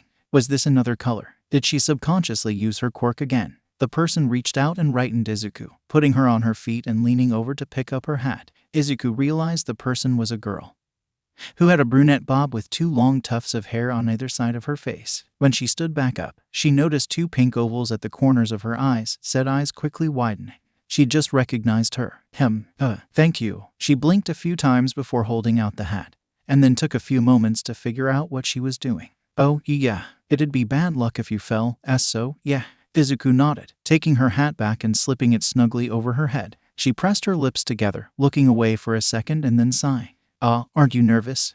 My heart's pumping, just doki doki, you know." Izuku smiled a bit, trying to act calm around the girl. "Why yeah, I am nervous, Well, thank you, and good luck. I hope you get in." She waved her hand a bit between them. "Oh, Uraraka Ochako. It's nice to meet you, Midoriya-san." Uraraka ducked her head, almost bouncing on her feet before quickly turning toward the building. See you later, hopefully." "Oh, bye," she waved, before Uraraka turned away and nearly ran inside. A few people were definitely watching her now, so she picked up her pace and hurried along behind her. Nothing happened. Kaken was already inside, sitting in his seat by the time she got there. She saw that her seat was beside his, so she filled her lungs quickly and walked up to him, pulling her chair out and sitting before either of them had said a word. A few minutes passed in silence, Izuku fiddling with her hands and fingers absently while she thought of what Kaken might be thinking beside her. She glanced over to him, finding him turned away from her, on his phone. So he was probably thinking about whatever he was reading. She turned back to herself, tapping her finger on the table in front of her, when the lights above dimmed and a spotlight up front turned on. Present Mike stepped up to the podium, and she could swear her entire mood switched, and she had to hold herself back from running up to him in that moment and asking for an autograph. "Welcome one and all to my live show. Everybody say hey." No one said anything. Izuku held her hands over her mouth to keep from being the outlier. "I've got shivers down my spine too, listeners. I'm gonna give you the lowdown on how this'll go down. Are you ready?" "Yeah." She sighed through her fingers, doing all she could to not burst at the seams. "Oh my god, it's the voice hero, Present Mike. I listen to him on the radio every week. This is incredible. All the teachers at UA really are heroes. I'm so excited." "Deku, be quiet." "Right, okay. Now pay close attention, listeners. We'll be testing you by running a 10-minute practice run at our replica city district. He struck a pose, holding his arms out. You can take whatever you like. Everybody gather at your designated meeting area after the presentation. Hiddick. Kaken murmured. And she turned to him. They don't intend on letting friends or classmates cooperate with each other? I guess not. They gave us serial numbers for the exam.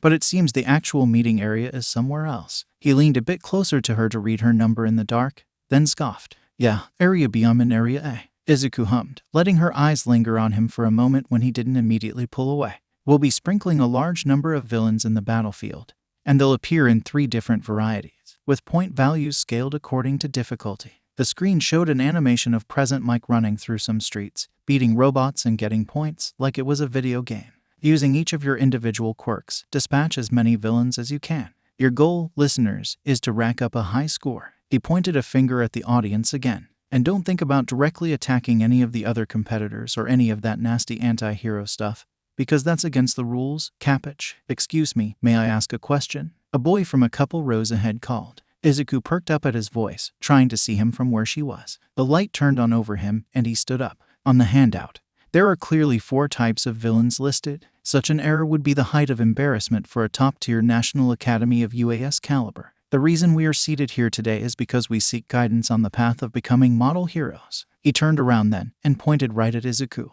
Moreover, what's your deal? She jumped, and awkwardly pointed at herself. Yes, you with the hat. First of all, your talking is disturbing those around you, and the hat itself is a distraction. His glare sent a chill up her spine. If you think UA is some pleasure trip for you, then please leave at once. She hunched her shoulders in and pulled off her hat, holding it close to her chest. Sorry. She saw a flash of recognition wave through the people around her as they watched her. It was weird and uncomfortable. Okay, Akabe. Thank you for the segue. Much appreciated. Examinee 7111. The 4th type of villain is worth 0 points. Let's call them arena traps. Another animation appeared on the screen above Present Mike. Have any of you played Super Mario Bros. Before? I guess it's rather retro, but remember those things that thwomp on you? There's a thing like that in each area. Their gimmick is that they rampage when crowded. I see. It's like one of those stage hazards you just have to slip through to avoid. This really is starting to feel like a video game. Thank you very much, the boy said while bowing. I apologize for being rude. Well, that's enough from me. Present Mike started again. I'll leave you all with a presentation on the school precepts of this academy of mine. As a certain hero by the name of Napoleon Bonaparte once said, a true hero never stops overcoming the misfortunes in life. He spread his arms out, addressing the whole assembly again. Now let's move to the main event. Plus Ultra, and may you all gladly suffer through the trials to come. Izuku felt another shudder roll through her as she grinned at her paper. Everyone was quickly dismissed to their areas afterward, and she pulled her things all together before anyone had time to talk to her. Kaken walked after her, lingering at her side silently for a few minutes. She tried glancing at him a few times, but didn't know what to say. This is your bus, Deku, stop walking. She looked up from the ground and saw that they were at her bus, indicted with a sign that said to Area BO, it is. He hummed, then silently stepped away towards where his bus must be, which strangely was the direction they'd come from. She opened her mouth to call out to him, but more people were coming to get to the buses, and she was catching a few eyes. Izuku decided to just get to the back of the bus and try avoiding attention like that. There were 2 changing rooms at the back of the bus that everyone was supposed to use at some point to get into their gym clothes. Izuku changed first, still trying to keep attention off her, but was suddenly met with the realization that she couldn't really avoid everyone if everyone would be moving. She looked around for a few moments until she saw someone walk onto the bus and duck down into a seat, hugging her backpack. She pulled her hat over her head, tugging it down so much it covered her ears too. She breathed gently and pulled out her phone, deciding that if she wasn't going to talk to anyone on the bus, she might as well talk to someone online. She got a notification from her group chat before she could choose who to talk to. Izuku thought about it for a moment, and decided that seeing people talk was just as good as a distraction, and opened the chat. The chat was one she'd joined about 2 months ago, after finding a piece of paper in her bag with the link written on it. It also said it was for talking about heroes, and had the username of the person who gave her the link. Her name was Udani, an inside joke Izuku hadn't been there to know about, and soon after, she invited Shouto to the same chat. They were both offline though. Bubblegum Balloon, Holt Shut I Saw Miditia, Fuckle Fikvimfu, Brain Dead. What the actual hell do you mean, Bubblegum Balloon, she was fukin'. She tripped. I used my quirk to catch her. Why was she at the public exam? Some boy called Hero out for wearing a hat. WHT even. Chicken Wing, please say more. Also, learn to use autocorrect. She blinked at her screen, reread the messages again, but there really was no way she read it wrong. Bubble had been her friend in the chat for a couple weeks, ever since they'd bonded over a shared love for pumpkin tarts, whereas Dead said he thought they were insane.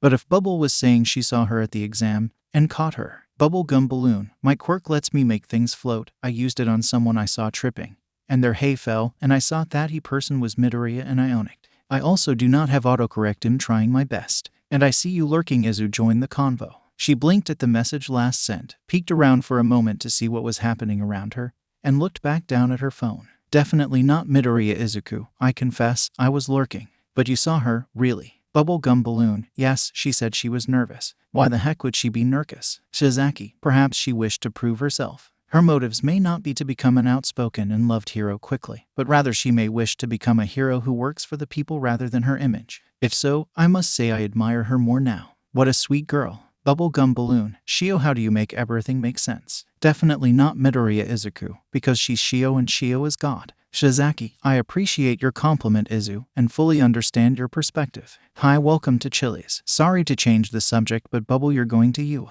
I'm rooting for you. I hope you get in. Brain dead. It's like you don't know the definition of calm. Izuku snickered to herself, tucking herself tighter into her little corner as the conversation carried on.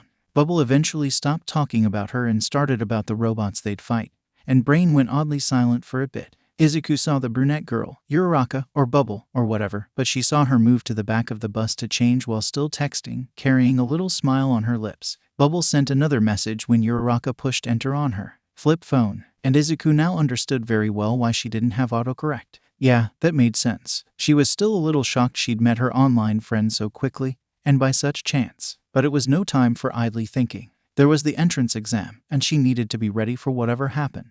Definitely not Midoriya Izuku. I have to get off now. My bus is getting closer to the mock city. Hi, welcome to Chili's. Are you at UAS entrance exam too? Good luck, Izu. I believe in you. By the way, I don't think you ever said it, but what's your quirk? Brain dead. You don't have to know everybody's quirks, Chili. Hi, welcome to Chili's, but I'd like to. You're my friends. I don't know your quirk either. What is it? Brain dead. Not important. Definitely not Midoriya Izuku. Neither is mine. While that was a lie, it did remind her that her quirk didn't have a name. Maybe she had to really get it registered soon.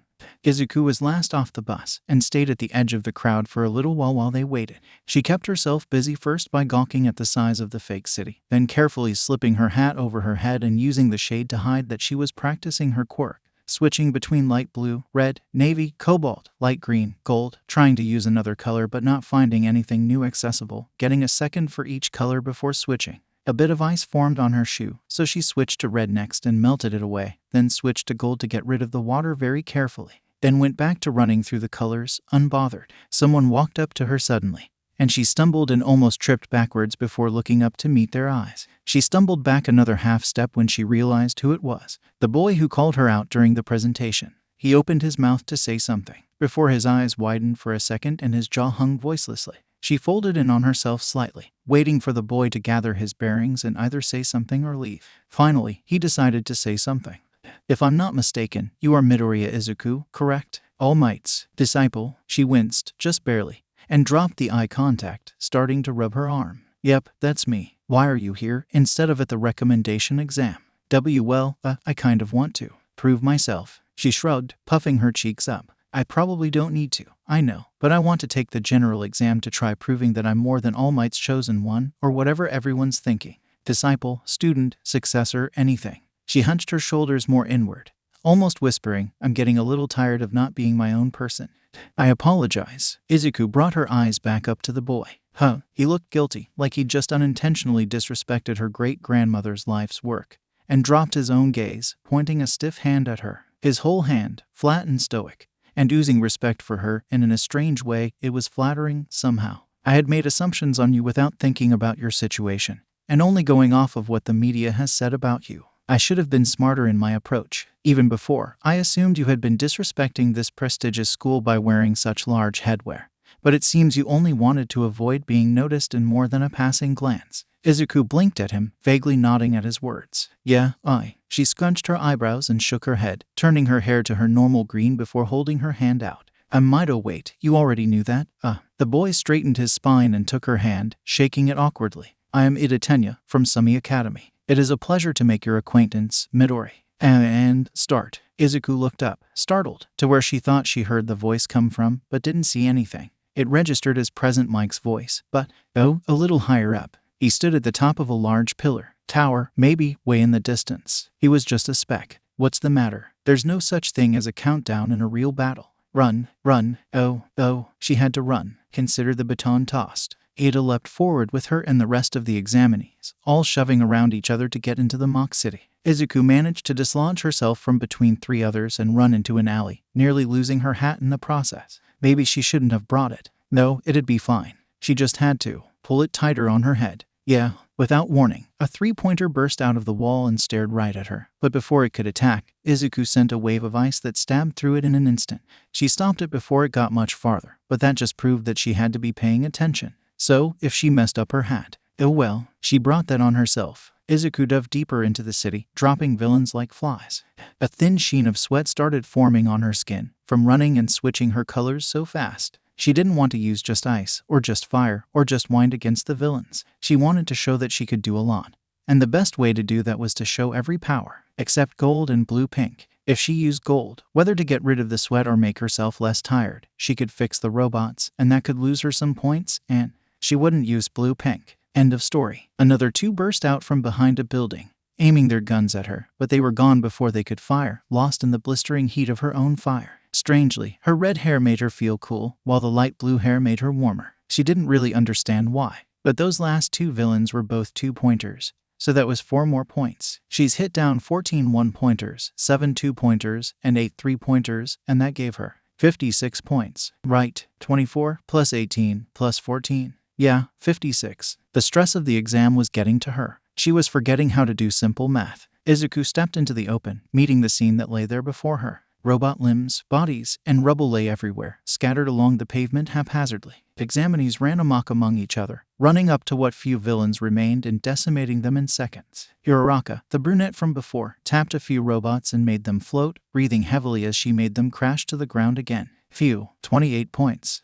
Was she doing all right? She didn't want her to not get in. She was so nice, great for being a hero. Ada leapt in the air then and brought his leg down on a 2-pointer, piercing right through its head. He landed gracefully in a crouch, standing back up as he recited, 45 points. So, if Ada was doing well, which she assumed he was, then Izuku was doing a little too well. Maybe she really should have taken the recommendation exam. Target lock. Izuku sent a tunnel of air to pierce through the villain behind her, turning to see that she pierced through the center, immediately shutting it down, like the rest. It was a 3-pointer, meaning she had 59 points now. She wiped some sweat off her forehead, flicking it off her hand with a swift shake of her wrist. She should have taken the recommendation exam with Shouto. A loud rumbling nearly brought Izuku to her knees, and she brought her eyes up to the mountainous mass of metal looming over everyone in the area. She had to look almost right into the sky to see its head, and rubble fell from the crumbling buildings around her. She finally realized she had to move when a chunk of concrete landed a foot to her left. It took almost a moment too long to get herself to.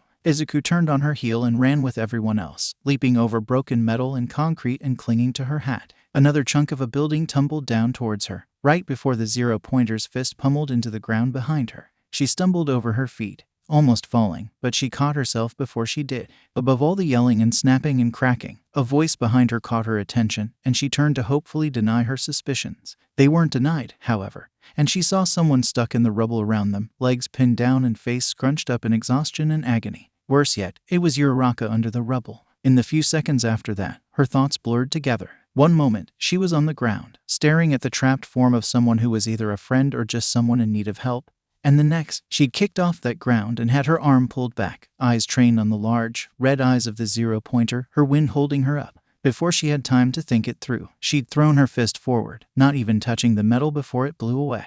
No, that wasn't what she saw. After watching longer and processing it, she distinctly saw a cacophony of colors and images and effects. Thick vines, wider than herself and longer than the 0-pointer's arms, sprouted from every crevice of the villain. Ice covered the vines, even as they shoved and broke it apart, and flames engulfed the head of the metal beast. Under the flames, the metal crumbled, cracked, disintegrated, corroded, and fell apart so quickly she barely knew what she was looking at.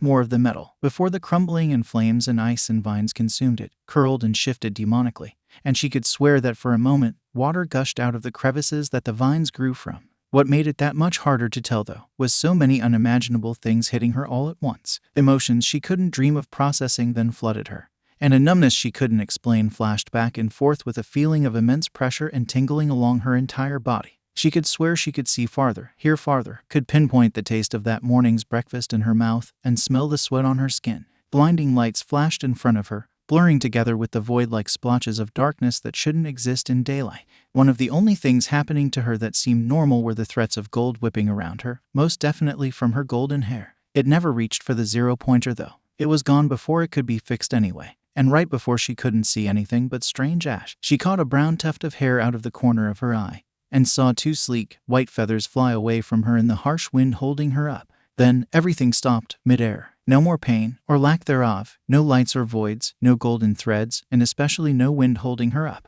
Which means she'd fall then. Which means she already was. Izuku's stomach dropped at the realization, and she looked down despite her better judgment at the oncoming ground. It terrified her. She felt tears leak out of her eyes as she stared at the misshapen concrete below, and fear coursed through her veins when she tried choosing a color, but nothing happened. She closed her eyes as the air flipped her around, focused as much as she could to find that light in her that she used to work her quirk 10 months ago. But there was nothing, just an empty paper-like whiteness where it should be. She kept her eyes tightly closed as she kept trying, and trying, and trying, to see anything there that would explain why nothing worked. She screamed, a blood-curdling scream that nearly pierced through her own thoughts, because she didn't know she could make such a sound, but she had to focus. She hit something way too soft to be the ground, then quickly jerked to the side. She stopped screaming to hear a very close voice whimper and cry out, and carefully pried open her eyes to see what was going on. Izuku met Uraraka's eyes immediately, seeing tears trickling down her cheeks. From the angle, she quickly inferred that Uraraka was carrying her, and that they were close to the ground.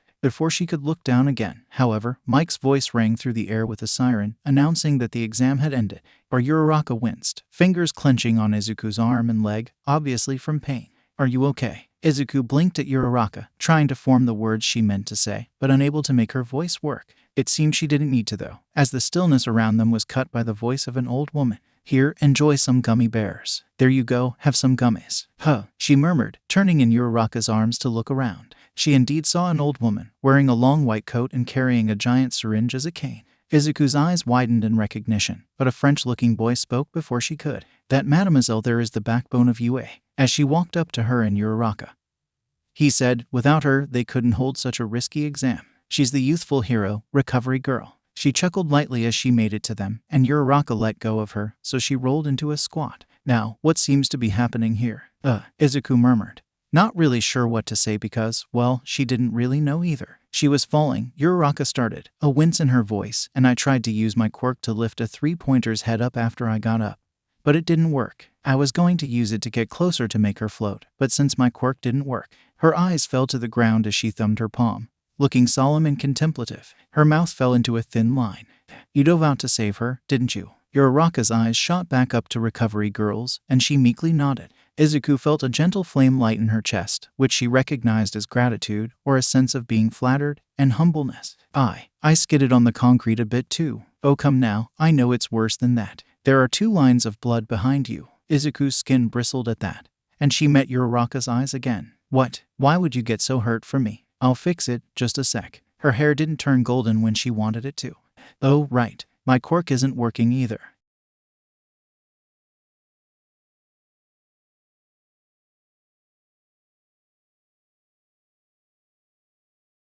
Well, my hair and eyes change color, and depending on what it is, I get a different power. Then, what do your white hair and eyes do? She blinked at recovery girl skeptically, before realizing it was totally plausible that she got a new power and grabbed a fistful of her hair to pull it into view.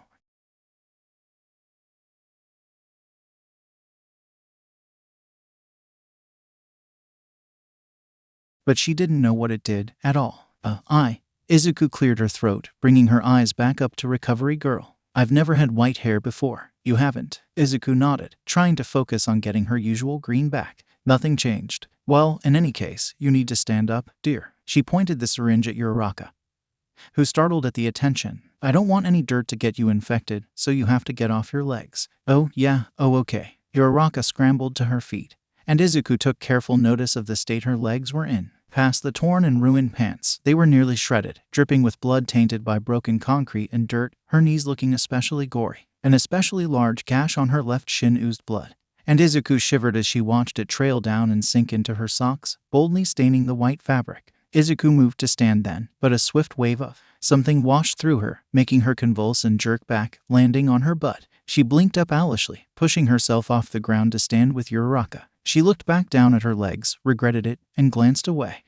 Your hair is green now, or again. Izuku looked Uraraka in the eye and checked her hair, seeing that it was actually green again. Oh, I can heal you now. No, Midoriya-kun, recovery girl chided. I'll fix her up. Oh, yeah, okay, since that's what you're here to do, I won't do your job, all right. Izuku nodded, holding her hands together in front of her. Recovery girl nodded back, then carefully dabbed at Uraraka's legs with a cotton pad, picking up the grime mixing in the blood, along with much of the blood itself too. Uraraka kept flinching from the disinfectant, but Izuku put a hand on her shoulder to calm her. After that was done, she puckered her lips and kissed Uraraka's forehead, which seemed to shock her. A gentle glow emitted from her wounds, clearing away the rest of the blood and closing up the cuts and gashes, even healing a few bruises that started to form. There you go, you're all better now. Recovery girl turned then, starting to walk away to the rest of the examinees. Uraraka looked down at her legs, wiping at the skin under her torn pants and checking her hand afterward for blood.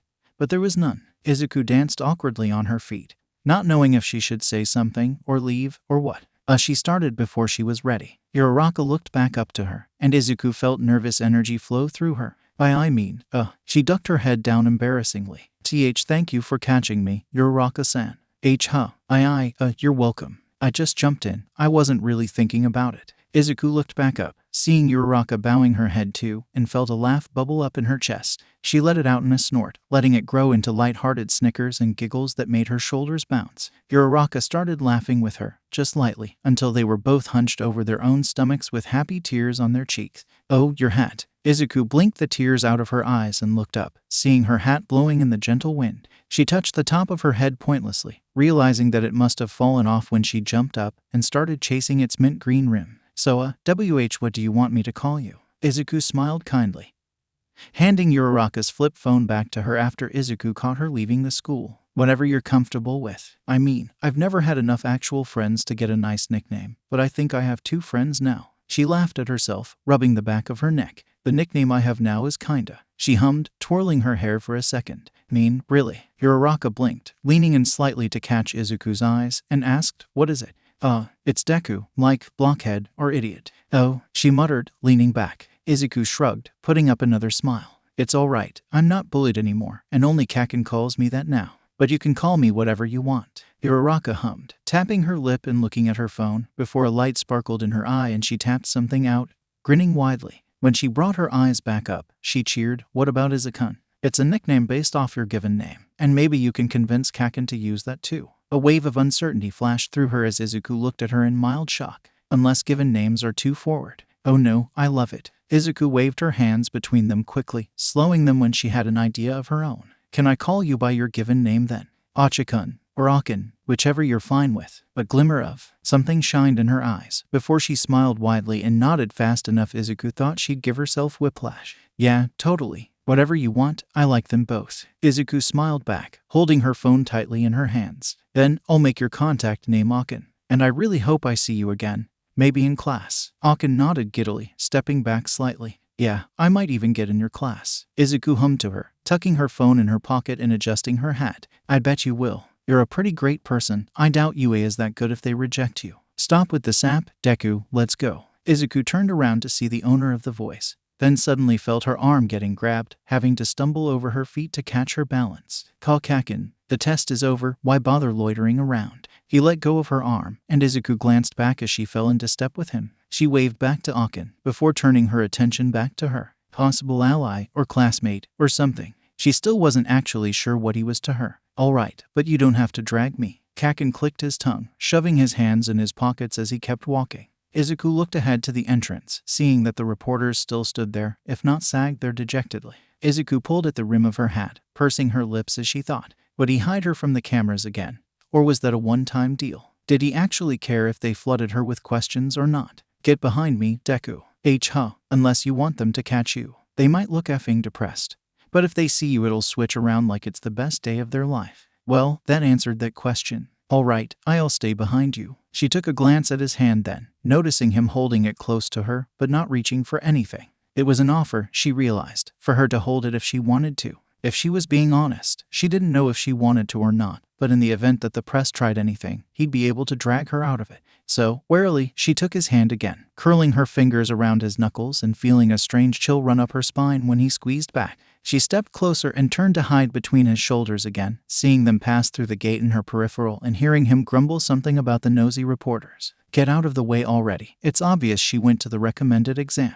Izuku reached up and tugged her hair over her shoulders, hoping that would hide the shape and color of her locks. It was worth a shot anyway. Still, you don't have to be so rude about it, kid. I think it's what you F-ers deserve, Kaken jeered. Izuku pouted and squeezed his hand. Kaken, don't be mean, she muttered, hearing him click his tongue right after. TSH. At least he listens to his girlfriend. Kaken stopped walking then, in time with Izuku, but it took longer for the words to make sense in her head, it seemed. While she was mulling over the word girlfriend, his arms were shaking hard enough for an explosion to go off. When she realized the conclusion the reporters had come to, she inhaled sharply and squeaked, right as Kaken turned and snarled at the press. "K. Kaken," she whispered, pushing his back to get him moving again, "we've got to go." He met her eyes quickly, Izuku noticing a hint of guilt flash in his eyes before he masked it in anger. He then started speed walking off, and she hid between his shoulders the whole time, until they'd turned the corner and she fell away from him. Kaken kept walking.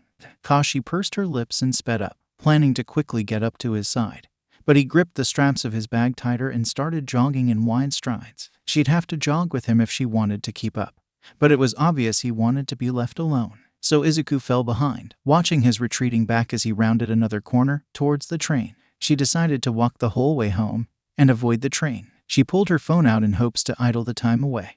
Training had finished for the moment. And with sweat drenching his undershirt and chills running along his arms, Shadow collapsed against the wall the moment his father left the room. He was getting pampered by Midoriya, going out so often just to talk and joke around, joining a server just to socialize and talk about heroes and such. He was even given more breaks from training if he said he'd be with Midoriya.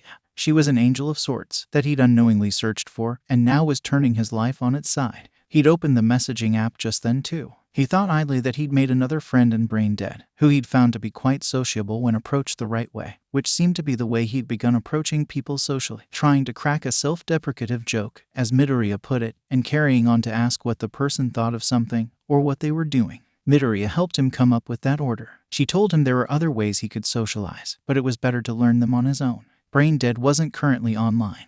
Although Shadow wanted to ask him if he considered them friends, but it was evident that Midoriya had come on just moments before, solely based on the flow of the conversation. Chicken wing, so you just let him go. Definitely not Midoriya Izuku. I mean, yeah. It's not like I really wanted to walk home with him. Plus, I think he wanted to be let go anyway. Soba, who is this about? Definitely not Midoriya Izuku. It's about my childhood friend. You've seen him a few times, at my school. Oh, Bakugo. He had seen him a few times before, though he didn't know much about him. He had spiky blonde hair and red eyes, and was usually scowling. He'd been at the gate the first time he'd gone out to spend time with Midoriya, but from that point on, he'd been a fair way away from them. Soba, I see. Is he giving you trouble? Definitely not Midoriya Izuku. No, not really. I'm just confused is all. Maybe a little worried. Maybe. The demon inside you. HW Saubs and Tristan Fat do you Thimki Goy and THR Koyas. Greater than. Chicken wing. Please demon, I'm going to have an aneurysm. The demon inside you. Liquor yoi con stip me. Shadow snickered quietly to himself, wiping a towel on his forehead. Chicken wing most likely wouldn't get the demon to change. But his efforts were amusing, especially after a session of training. Chicken wing, please I'm begging you, autocorrect. The demon inside you, oh term it off. Chicken wing, that's a doubled letter, how did you get that wrong please I don't understand. Soba, it won't happen, chicken wing. It would be easier to give in and accept it. Chicken wing, Never. The demon inside you, habit yoyer what? Chicken wing, sobbing. Hi, welcome to Chili's. Look, you made him cry, say sorry. The demon inside you, Soe. Definitely not Midoriya Izuku. This chat is absolute chaos half the time ISTG. Soba, we have fun though, isn't that enough? Bubblegum balloon, WHSD have I come back to? Chicken wing, I'm wounded. Truly, definitely not Midoriya Izuku. I mean, I guess. Bubble. Also I have no clue. I'm as lost as you are. Shadow blinked at the screen as the messages piled on top of each other. The lines of conversation from which they stemmed from mixing and mingling as he tried to follow the pattern helplessly. Soba, wait, what's happening now? Bubblegum balloon, hi Izu. Definitely not Midoriya Izuku. We split into different conversations. How'd your test go? Chicken wing. I'm back from crying about demon. I'm listening. Hi, welcome to Chili's. Who all went to the exam? Definitely not Midoriya Izuku. Me. The demon inside you. MW. Scrapbookin. Me. But I straight up failed. Bubblegum balloon. I think I diff well. Ike. I got Midoriya's number. Me. Obviously. Shadow blinked at his phone, considering texting Midoriya on his own to learn about what had happened, but ultimately waited for Bubblegum to answer on her own. He grabbed the water bottle to his right and swigged a few cold gulps, setting it back down to catch up on whatever happened in the chat while he drank. Shizaki. I did as well. Scrapbookin. Wait, back to Bubble. You met Midoriya. Bubblegum balloon. OSHT. Yeah. You weren't Onkain earlier. Scrapbookin. Why is that important? What happened? Chicken wing. You poor, unfortunate soul. Srackbookin. Shut it wing. Bubblegum balloon. So she tripped when walking to the present Tatooine and I caught her. Then she destroyed the 0-point robot and was falling. I coughed at her then too. And after she gave me her number and got dragged away by a boy who I think was her friend. But she didn't fiff it back, so I let her go. She was falling, but she had her blue hair, which controlled wind currents. She wouldn't have let herself fall like Bubblegum had been describing. Shadow opened a private message between him and Midoriya, in which he typed out his question. Soba, what does Bubblegum mean when she says you had been falling? He didn't need to wait long for her response. Broccoli, it's a little freaky, I guess. Do you want the full explanation? Soba, if you are willing to provide it, then yes. Her icon popped up with the flashing ellipsis, indicating that she began explaining the situation. Shadow waited patiently, stopping back in the chat and idly reading. Broccoli, the 0-pointer was a massive robot, taller than the buildings, that of course gave you no points for destroying. But I saw Bubble pinned under rubble and I could tell she couldn't get out from under it. So my instincts kicked in and my quirk turned on, like, fully on. At least, I think. A lot of things happened really fast when I was in the air, like the robot froze in some spots and melted in others, and crumbled, and bent, stuff like that. I also saw a bit of brown hair in my peripheral. But I don't really know what that means, and I don't think it's safe to try getting it out of me again without supervision. Shadow blinked hard while reading, and had to start at the top again to process what she had said. She wasn't done talking though, as her icon still pulsed with the ellipsis beside it. Broccoli. After that though, I guess some switch turned off, because everything suddenly stopped, and I was falling. My quirk wasn't turning on when I wanted it to, but Bubble caught me right before I hit the ground, at the expense of her knees. But Recovery Girl healed them for her, after my quirk went back to normal. Oh, and my hair turned white in between my quirk going haywire and it turning off. Bubble and Recovery Girl's quirks weren't working then either, so I think it was some kind of quirk nullifier needed to regain normalcy. I don't think it's safe to try getting that either, because I couldn't manually turn my hair back to green. He blinked harder, starting at the beginning of the second message before deciding that wasn't enough, and rereading the first as well. It seemed to take him a little too long, and she sent another message before he'd finished processing the ones before. Broccoli, Shadow-kun, are you there? Soba, yes, I'm just processing. I may need a minute more. Broccoli, PFFD, okay, take your time. He only needed that 1 minute to accept the reality of the situation. Once again, that Midoriya was far ahead of him and had leagues left to go. In a way, it was comforting, understanding that he could never match the pure potential Midoriya held within her, whether with skill or tactics or purely just power. Certainly not power. There was no doubt in his mind that if they were to fight, she would win in a matter of minutes, and not many at that. His father couldn't train him enough for that. Soba, you truly are a sight to behold, Midoriya. Broccoli, haha, I kinda am, aren't I? But I still have a ways to go if I wanna be a good hero. I could have died if Bubble didn't catch me, and that would have made me a liability. Soba, you're right, but once you gain a full grasp of your quirk, it is possible no one could stop you. Not a single person. Possibly, not even 100. Definitely not Midoriya Izuku. I haven't talked to my mentor for a whole week now. Chicken wing, that sucks. Any idea why? Definitely not Midoriya Izuku. Not really, but he can get busy, so it's fine. Soba, he is a busy man. I would not be surprised if he has been swept into an important job. Definitely not Midoriya Izuku. First of all, bold of you to assume he can keep any kind of secret. Second, of course he can, I'm joking. Third, for his privacy, any more talk about him that specific would have to be in direct messages. Soba, right. My bad. Definitely not Midoriya Izuku. It's alright. Chicken wing, well now I'm confused. Do you want to talk about him or not? Definitely not Midoriya Izuku. DW about it. Chicken wing, I'll just worry more. What the hell is that phrase for anyway? Definitely not Midoriya Izuku. DW about it. Chicken wing, worry intensifies. Soba, now I am concerned. Definitely not Midoriya Izuku. You poor, unfortunate soul. You still don't know what memes are either, do you? Soba, no, not really. Hi, welcome to Chili's. I just walked into something tragic. Definitely not Midoriya Izuku. Chili. Good timing. Can you teach Soba what memes are? You're the most experienced. Chicken wing. You just signed his life away. Izu. Definitely not Midoriya Izuku. He's gotta learn eventually. Soba, I'm scared. Hi, welcome to Chili's. It will be my pleasure. Izuku laughed to herself, deciding that now was a good time to end her break and go back to her workout. Her thoughts quickly wandered back to Yagi though, as she did her second set of push-ups. The letters from UA were supposed to come that day or the next. She wasn't worried about if she gathered enough points to get in or not, since she quite literally got 59 points. What she was worried about though, was the effect of destroying the zero-pointer. Izuku didn't really know what exactly she did, but she was pretty sure there was barely anything left of the robot. Would they go against her? It was worth 0 points, so maybe not, but there was still a doubt. Maybe since she so thoroughly destroyed it, she'd have the teacher's eyes on her, looking for mistakes. She already knew she'd have eyes on her. She didn't want them watching anymore. Izuku, come to the table. She blinked herself out of her thoughts, getting up off the ground and wiping her sweat away again, and walking out of HRE room with a cardigan over her shoulders. She smiled at her mom as she sat down, but she could tell Inko knew she was distracted. Itadakamasu, she muttered, and they both quietly started eating. At least it didn't feel awkward, and not too tense. It had to be tense anyway, considering the UA letters were coming in that day or the next, which got her back to thinking about her possible fate of having eyes on her for just her quirk, or her association with All Might, or anything that wasn't her own personality and self. It was depressing and stressful. Izuku. She looked up and blinked. Are you okay? Why are you smiling at the fish? Izuku looked back down at the half-eaten fish between her chopsticks, wondering when she ate the missing half and how long she'd been staring at it.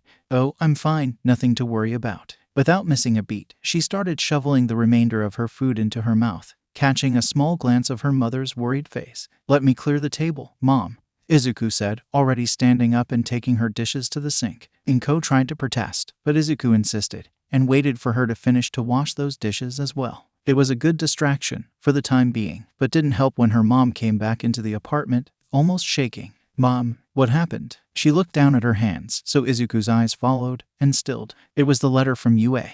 Izuku shut herself in her room. Again, she wasn't worried about passing the exam, not even the written portion. It was just the repercussions of punching the 0-point robot so hard. She sat at her desk, with the lights off and her lamp on, just staring at the closed letter for what felt like hours. She had no idea what was inside. For a moment, she wondered if they wouldn't let her in because of the 0-pointer, or that it even got rid of all your points beforehand. But that was insane.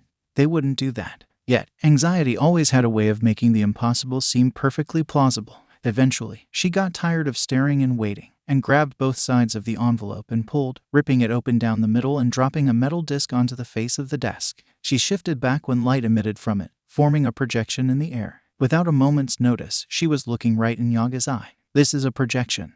Huh. She looked at the letter, confused and a bit frazzled.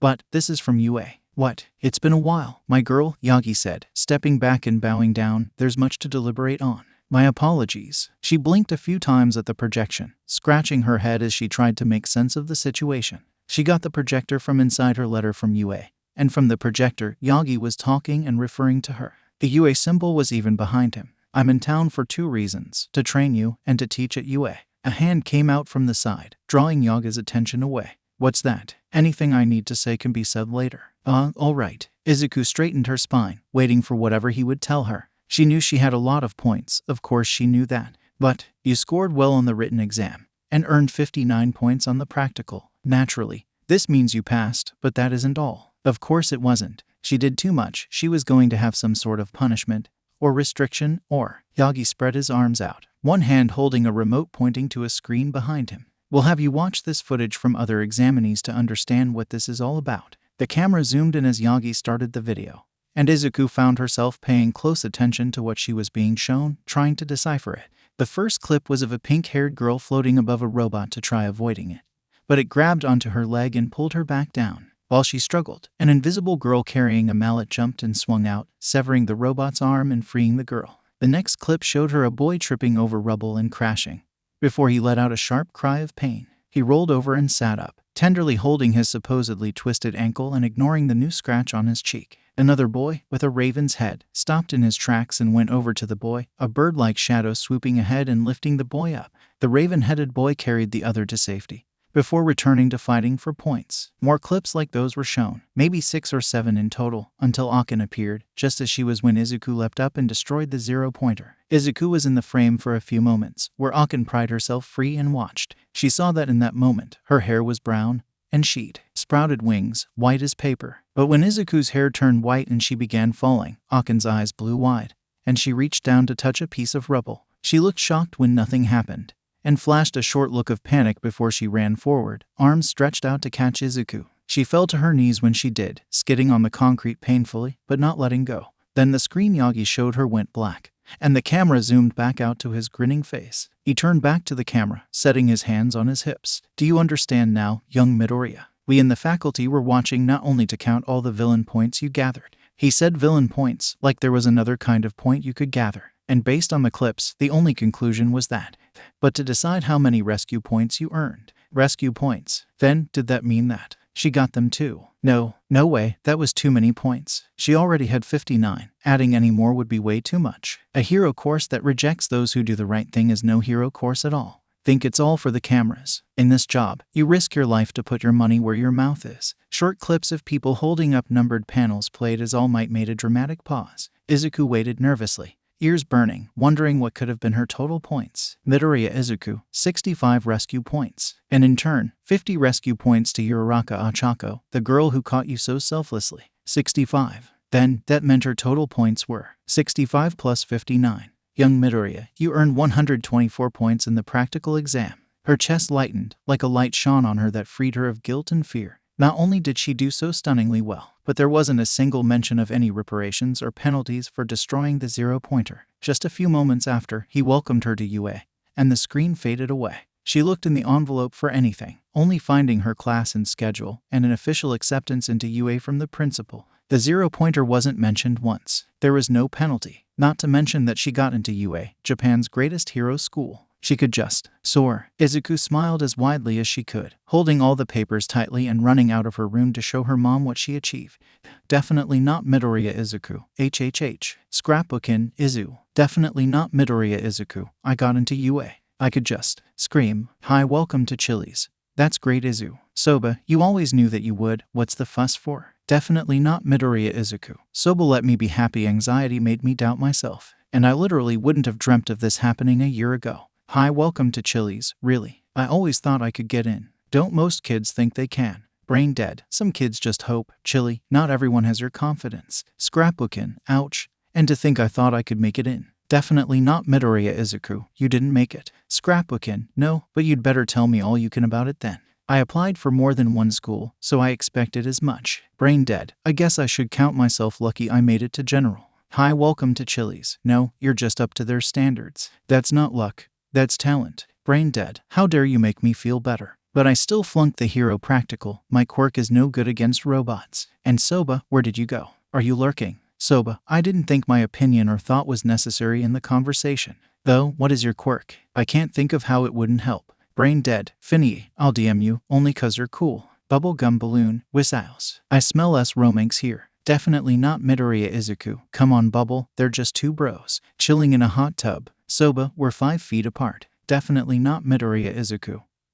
Holy shit, he. OFUK. Bubblegum balloon, he court a vine. Hi, welcome to Chili's. I'm so proud, holy FUCK. Scrapbookin, I can tee. Soba, I'm suddenly afraid for my life. Brain dead. I mean, I wouldn't mind being closer than 5 feet if you catch my drift. Bubblegum balloon. JHGVHFTSHYFCJHG. Definitely not Midoriya Izuku. Soba say something back. Hi, welcome to Chili's. I'm DYING. Chicken wing, young love. He laughed to himself, reclining back as he watched the chat blow up. It was funny watching Soba nearly panic from the chaos he'd caused. He stared up at his ceiling for a moment, leaning his head back as he just breathed. His UA letter laid quietly on his bedside, folded out and displaying its information to anyone near enough to read it. Currently, that was only him, but he didn't read it. He already knew. He already knew what it said. He felt his phone vibrate in his hand, and he brought it back up to see why. He'd gotten another direct message, and he smiled gently, combing his fingers through his hair as his chest lightened just a bit. He could think more about how worthless he felt when his closest friend wasn't there to ward those thoughts away. Katsuki was convinced he'd lost his mind. It was the only logical conclusion. He had to have lost his mind if he was so calm. He got his UA acceptance letter. It was pinned on the fridge for the time being, because his dad was so proud. His mom was too, but she didn't do that shit, only dad did. That wasn't the problem though. The problem was that in his video, he caught a glimpse of the rankings and scores of all the people who passed in the top 10. He'd paused the projection and got up close to read it, and froze when he saw the results. Midoriya Izuku was first with 124 points. That was amazing. Incredible. He could only think of praise in that moment. Yet, that was still only half the reason he thought he was insane. Because he wasn't in second, and he wasn't angry. He was in third, 1 point behind some Uraraka Ochako, who had 50 rescue points, 78 points total, one more than his score, and he wasn't angry. He didn't even know if he cared. So, he most definitely went insane. Did he even want to keep thinking about it? He didn't care that he was beat. The only thing he cared about was his apathy to being beat. Did something happen to him? What changed? He should definitely be upset he wasn't the best. The little voice in his head told him it was Izuku, but Izuku couldn't have gotten to him that much. She just influenced him a little. He just knew that she was better, but not enough to change his personality. Definitely not. But he suddenly wanted to talk to her. He shouldn't though. He couldn't just do what he wanted regarding her anymore. He'd done that way too much the past 10 years. He was still an awful person. He couldn't apologize yet either. If he apologized too early, it'd be like a beg for forgiveness that he didn't deserve, like he just wanted to put it behind him. There was no way in hell he was throwing years of Izuku's torment behind him, like a pebble in his shoe. If he was using metaphors, the way he treated her was more a boulder on her back, and his own too. Just telling her to drop it wouldn't get rid of it. But with that metaphor, a harsh wave of guilt washed over him. It wasn't uncommon, but it was unpleasant. He hated himself for what he'd done to her. He shouldn't have ever left her side. Katsuki, when were you going to tell me you broke your toothbrush? He grumbled to himself and rose his voice to call back. I was gonna buy another tomorrow. Don't bother, I was about to go out anyway. What the F? It's almost 8:30. I'm an adult. I can choose how and when I sleep. His dad opened the door just a bit, and Katsuki turned his head towards him from where he sat on his bed. His head swarmed though, with something akin to confusion or alarm. She's just excited. We're going out to celebrate with her friends. We know you want to stay home and sleep though, so we didn't tell you. Sorry, lion. Katsuki puffed his cheeks at his dad, crossing his arms and collapsing backwards on his pillows. They didn't feel like enough, and he already got 4 more in the past 3 months. I told you to stop calling me that. And if you're getting a toothbrush anyway, can you get another pillow too? Katsuki saw him smile strangely and nod his head. Sure thing, I'll even get 2 if you want. One's enough, he muttered, rolling to face the wall. Thanks, Dad. No problem. Anything else? He pressed his face into the pillow in front of him. No. Distantly, Katsuki heard him laugh. Then we'll go. Bring you back something sweet and something spicy. See you in the morning. Night. Before the door shut, he quickly called. Tell the hag not to pass out on the couch again. His dad hummed back. I'll tell her. With the click of his light switch, followed by that of the door, he felt something crawl up his throat and out of his chest. It had claws and long, gangly fingers that wrapped around his throat painfully, both making it harder to breathe and easier to press tears out of his eyes. God, he hated crying. It never seemed to be for any reason. It just hurt and stung, and sometimes he couldn't stop for the life of him. Other times, it didn't feel like anything at all. It just made his face wet. Nevertheless, he started thinking about his spot in 3rd place, and those goddamn streams of nothing started hurting. He thought about Izuku too. All her training, all her effort, all her growth. That hurt too. Why did everything have to hurt? He tightened his grip on the pillow in front of him, before realizing it wasn't enough and sniffing hard. He sat up and pulled his covers up, not for the first time, and threw his pillows around him and his blankets until he was using everything as much as he could. Surrounded by all that plush though, he still cried. He could use that extra pillow soon. He had a pillow under his knees and another between his calves. But there was an extra spot he could place another pillow in, where the blanket just didn't cut it. He buried his face in the fabric of his comforter, but it wasn't doing well at comforting just then. Why did he even need comforting? He didn't. He was just being pathetic. He didn't need to cry over nothing, or cover himself in pillows, or think about Izuku. He didn't need to think about Izuku. But he was. He was thinking about her, and it made everything hurt. That thing from his chest tightened its grip on his throat and made him choke on air. He stayed like that for a few minutes. His parents left at some point. He wasn't sure when, but he could tell they weren't home anymore. He just cried, pathetically, until his cheeks were raw and he couldn't breathe through his nose. He hated crying so much. What a stupid, awful way to express yourself. Makes you feel horrible every time. Numbly, he pulled himself away from some pillows and searched around for his clock. It read 8:36, and from the state he was in, he couldn't see himself sleeping anytime soon. Might as well do something so he doesn't have to cry more. Katsuki kicked his pillows away, scooting over to the side of his bed so he could stand up. His feet were cold on the floor, but goddammit, did that even matter? Before opening his door, he stopped and circled back to grab his phone where it rested, charging from 24% to currently 68%. He had a handful of notifications, a system update, a couple Nico Atsum cats, and a message from Izuku an hour ago. He took his phone off his charger quickly and opened the message, reading just as fast and wandering over to his door again. Deku, congratulations on getting in Kaken. Of course, yeah. Why else would she text him, for fun? He sighed, running his hand through his hair and shutting his door behind him. As he quietly went down the stairs, he looked at the message again. She didn't go to sleep when he did. He really didn't know when she went to sleep, so there was a chance she was still awake. But he'd also be responding an hour late. And who's to say she actually wanted to talk anymore? It seemed that the only way to properly answer so she could reply how she wanted would be to allow for a short answer and give room for elaboration. So, you saw the scoreboard too then? He made his way towards the back porch, unlocking the door and turning on the porch light. He settled into one of the chairs and put his phone on the table, pulling his legs up to wrap his arms around. Katsuki looked up to the sky. It was cloudy, so he couldn't see the stars, but the air felt nice. It reminded him of when he couldn't sleep. And he'd go over to the beach to see if Izuku was cleaning or not. Half the time she was, and a few times he found her practicing with her quirk instead, as illegal as it was. It reminded him again of her dancing, surrounded by her flames. She was beautiful, especially when she smiled. He hated that he thought that so easily too. He didn't deserve to think about her like that. He just didn't. His phone rattled against the wobbly table, drawing his eyes away from the dark sky and his mind out of its thoughts. He opened it without checking, reading Izuku's message before he processed that she texted back. Deku, oh, I didn't, I just assumed. You did though, right? He scrunches his nose up, both because of the bite of a sudden breeze and because he could hear her uncertainty. He shakes his head free of both the chill and the nagging thought to comfort her, because she'd only be confused if he tried to. Not to mention he'd never comforted someone before. But just because he couldn't comfort her didn't mean he couldn't talk.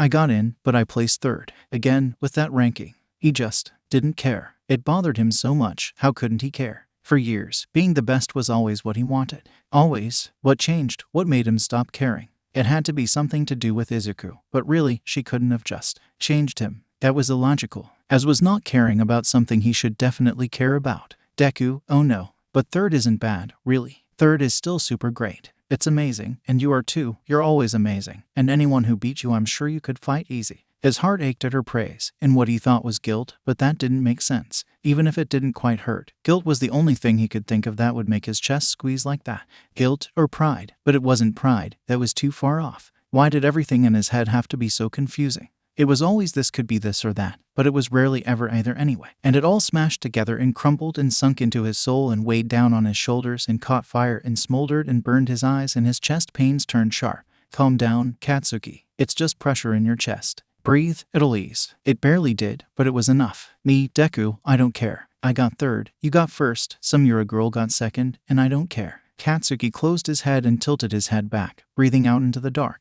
He licked his lips and took another breath, the gentle cold settling in his throat and on his lips. He felt his phone vibrate in his grasp, and brought his head back down to see her reply. Deku, I thought you'd be super pissed though. I'm fine, blockhead. That didn't feel right. He knew, in his heart, that he wasn't really fine. There were so many signs pointing to him not being fine, and ignoring them felt wrong. At least concerning Yue. Deku, what do you mean? Is something wrong? She responded so fast. Izuku was too forgiving, too kind. He didn't deserve her compassion. He didn't deserve it. He barely deserves anything. No, he doesn't deserve anything. He doesn't even deserve Yue. No, it's fine. Don't worry about it. It hurt to send those messages, like a knife pressing through his ribs and ending just short of his heart. He felt his heart beat faster, dangerously, and vaguely he wondered how he could hurt himself so much, how saying that to her could bring him down so fast. Why did it have to hurt so much? Why did everything have to hurt? He should be stronger than this. Deku, okay, if you say so. Katsuki's breath caught somewhere in his chest, and as he tried to breathe again, it came in and out wrong. Too fast, or too shallow, or too something. But it was wrong, and as he tried to fix it one way, it only got worse in another until his eyes started hurting from the heat behind them. His fingers moved just because he didn't want Izuku to feel bad, or to worry, or something. It was hard to see if he spelled correctly. Now go to sleep, nerd. He pressed his lips together, forcing himself to hold his breath as she apologized and wished him a good night's rest. Regrettably, he didn't stop himself when that self-imposed pressure turned into a tremble and a lump lodged in his throat. Another cool breeze washed over his form as he wet his cheeks for the second time that night, shaking and gasping for relief he couldn't manage to get. As he cried in the presence of the stars, Izuku curled herself into the corner of her bed, back against the wall, most definitely not sleeping as she wondered whatever Katsuki had failed to tell her, or maybe mistakenly mention. After all, why would he tell her about whatever struggles he had? Was it even that bad a problem?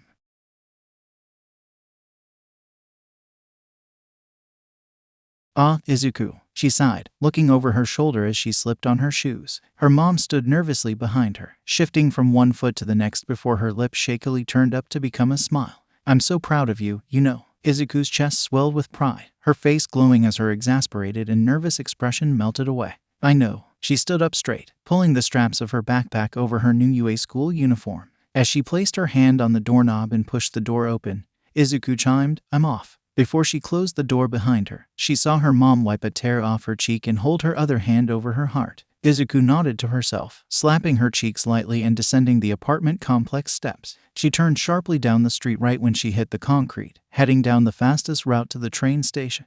Briefly, she worried that the press would catch her along the way, but she shoved those thoughts away in favor of checking to make sure normal citizens didn't jump on her back. While it had been a while since she was too much of a big deal, Izuku wasn't excited to figure out how fast people would still sprint for the chance to talk to her. She still remembered the first month after accidentally outing herself. She shivered minutely. Out of the corner of her eye, she saw Kaken leave his house. She turned her head and caught his gaze. But he looked away quickly and kept walking on her way. They hadn't spoken much for the past 2 weeks, since they got their acceptance letters. She greeted him in the hallways, and he nodded back, but he didn't start any conversations anymore. Frankly, she was worried, but she had no clue how to help, or if he'd even be accepting help. Awkwardly enough, she heard him scoff before she turned her head and saw him fall in step beside her. Hi, Kaken. Hi, Deku. You could hear a pin drop. Instead, what you heard was faint chirping birds and the sound of traffic. But still, she tried to start, and luckily enough he didn't seem repulsed by the idea of conversation, so she powered on. So, we're going to UA together. Bad choice of words. Izuku tensed up, waiting for his reaction. We are. Okay, maybe it was fine. Yep. And, we've wanted to go to UA since we were kids. She nodded to herself, trying to keep herself going on this path. She'd stop the second she thought he was angry, upset, uncomfortable, anything. But for now, he seemed fine, so she kept talking. This is a pretty important day, if you think about it, right? He hummed, and it sounded really noncommittal. Izuku forced herself to keep going as they went around the corner. The station was right ahead and she had no plans of going through the train ride silently, not with a friend. With her. I don't know about you, but I'm excited. I'm pretty sure you are too, but you probably knew you were getting in, so. You knew you were getting in too, dipshit. Haha, well, she muttered, reaching up to rub her neck. I was actually pretty nervous, because I thought I messed something up when I destroyed their 0-pointer so much. I thought they'd at least give me a warning or something, make sure I don't do that again. Kaken looked over at her, actually seeming interested. What did you do?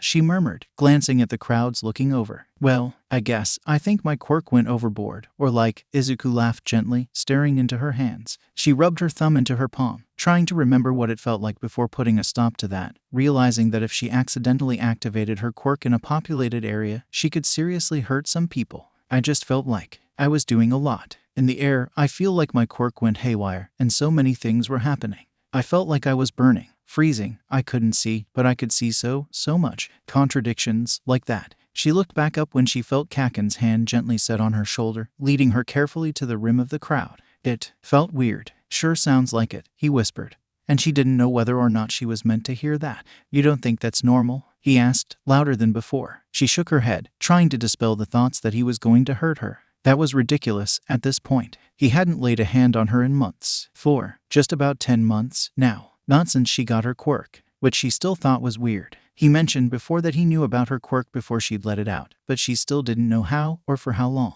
It felt odd to ask then, right at the train station around a bunch of people, but it would feel odd alone too, or in class, or after school. It was just an odd thing to ask about, with so much time between then and now. Hey, Kaken. Man, this felt so weird. What is it? Izuku glanced up, fidgeting a bit. The train wasn't there yet, and at the edge of the crowd, no one was really watching. She wondered what they looked like. When did you figure out that I had a quirk? He looked down at her quickly. What? I just mean, you never told me how you figured it out. I was just wondering. When did you know? And how did you know? And also maybe, How did you feel about it? She fiddled with her thumbs, staring past them to drill holes into the concrete. I was just wondering, you never said. Kaken stayed quiet for a moment, during which Izuku carefully glanced up. He wasn't looking at her. Rather, he had his head tilted to the side. He looked thoughtful and a bit wary and conflicted. After a bit, he started looking worried. And she started feeling worried, so she poked his arm, and his wide eyes latched onto hers. He looked shocked. Izuku felt proud of how many emotions of his she could pick up. When did you know I had a quirk? He sighed a bit, looking over at where the train would pull in a bit. Remember that dinner we had together, with Mom and Dad and Auntie and co? Izuku nodded. He'd listened to her all-night rant about what she knew about her quirk, and even asked a few questions. It made her feel weird, but not in a bad way, to think about it then. I remember. You said that, or maybe Auntie and co said, that you got your quirk at some point, and I don't remember exactly when, but I remember that it was a day before I realized you weren't actually quirkless. Izuku blinked, feeling a bit owlish. A day after. You stormed out of the room, he clarified, and Izuku started remembering. That was probably the last time he bullied her. I was confused, so while those shitty extras didn't care one way or another, I walked up to the door and peeked through the window. Goosebumps crawled up Izuku's arm. She knew what she was doing then. She'd called Yagi and talked about meeting up at Dagaba Beach. Did he hear that? Was he at the beach? Did he hear about One for All? No, he couldn't have. That wasn't possible, right? Yagi would have paid more attention. He would have noticed if someone was listening. And as much as she looks up to Kaken, he isn't that stealthy. Plus, had the phone call even been loud enough to be overheard? She didn't think so, but what if it had been? If he heard it and went to Dagaba, then? Deku, stop overthinking. She blinked, looking back up to him and feeling her cheeks flush with embarrassment. Oh, sorry, Kay, keep talking. He stared at her for a moment, then looked back up. I knew you had a quirk because your hair turned red. Oh, you overthink everything. What were you even thinking about? She puffed her cheeks up, drilling her foot into the ground to avoid looking at him. She flushed up more in embarrassment, hoping to think of something to distract herself from it soon. Nothing, it doesn't matter. Kaken hummed, and they were quiet for the moment. The train pulled up and opened its doors, so Izuku rushed over to get inside to escape the awkward silence around them. When the temperamental boy walked back in, she tried to hide her face behind her phone, but she knew he could see her awkward blush. Damn her jeans, making her fluster so easily. She heard him snicker before he sat on the train seat beside her and pull out his own phone. Izuku was thankful for that, but now she really didn't have anything to do. She hadn't come up with anything. Well, she had her phone, and her phone had people to talk to. Izuku opened the group chat and scrolled past the messages she missed, only reading the most recent messages. When she couldn't figure out what they were talking about from that, she just asked, definitely not Midoriya Izuku, what's happening? Brain dead. ISTG Udon, I will kill you the second we meet eyes. Udoning, I'd like to see you try, sugar eyes.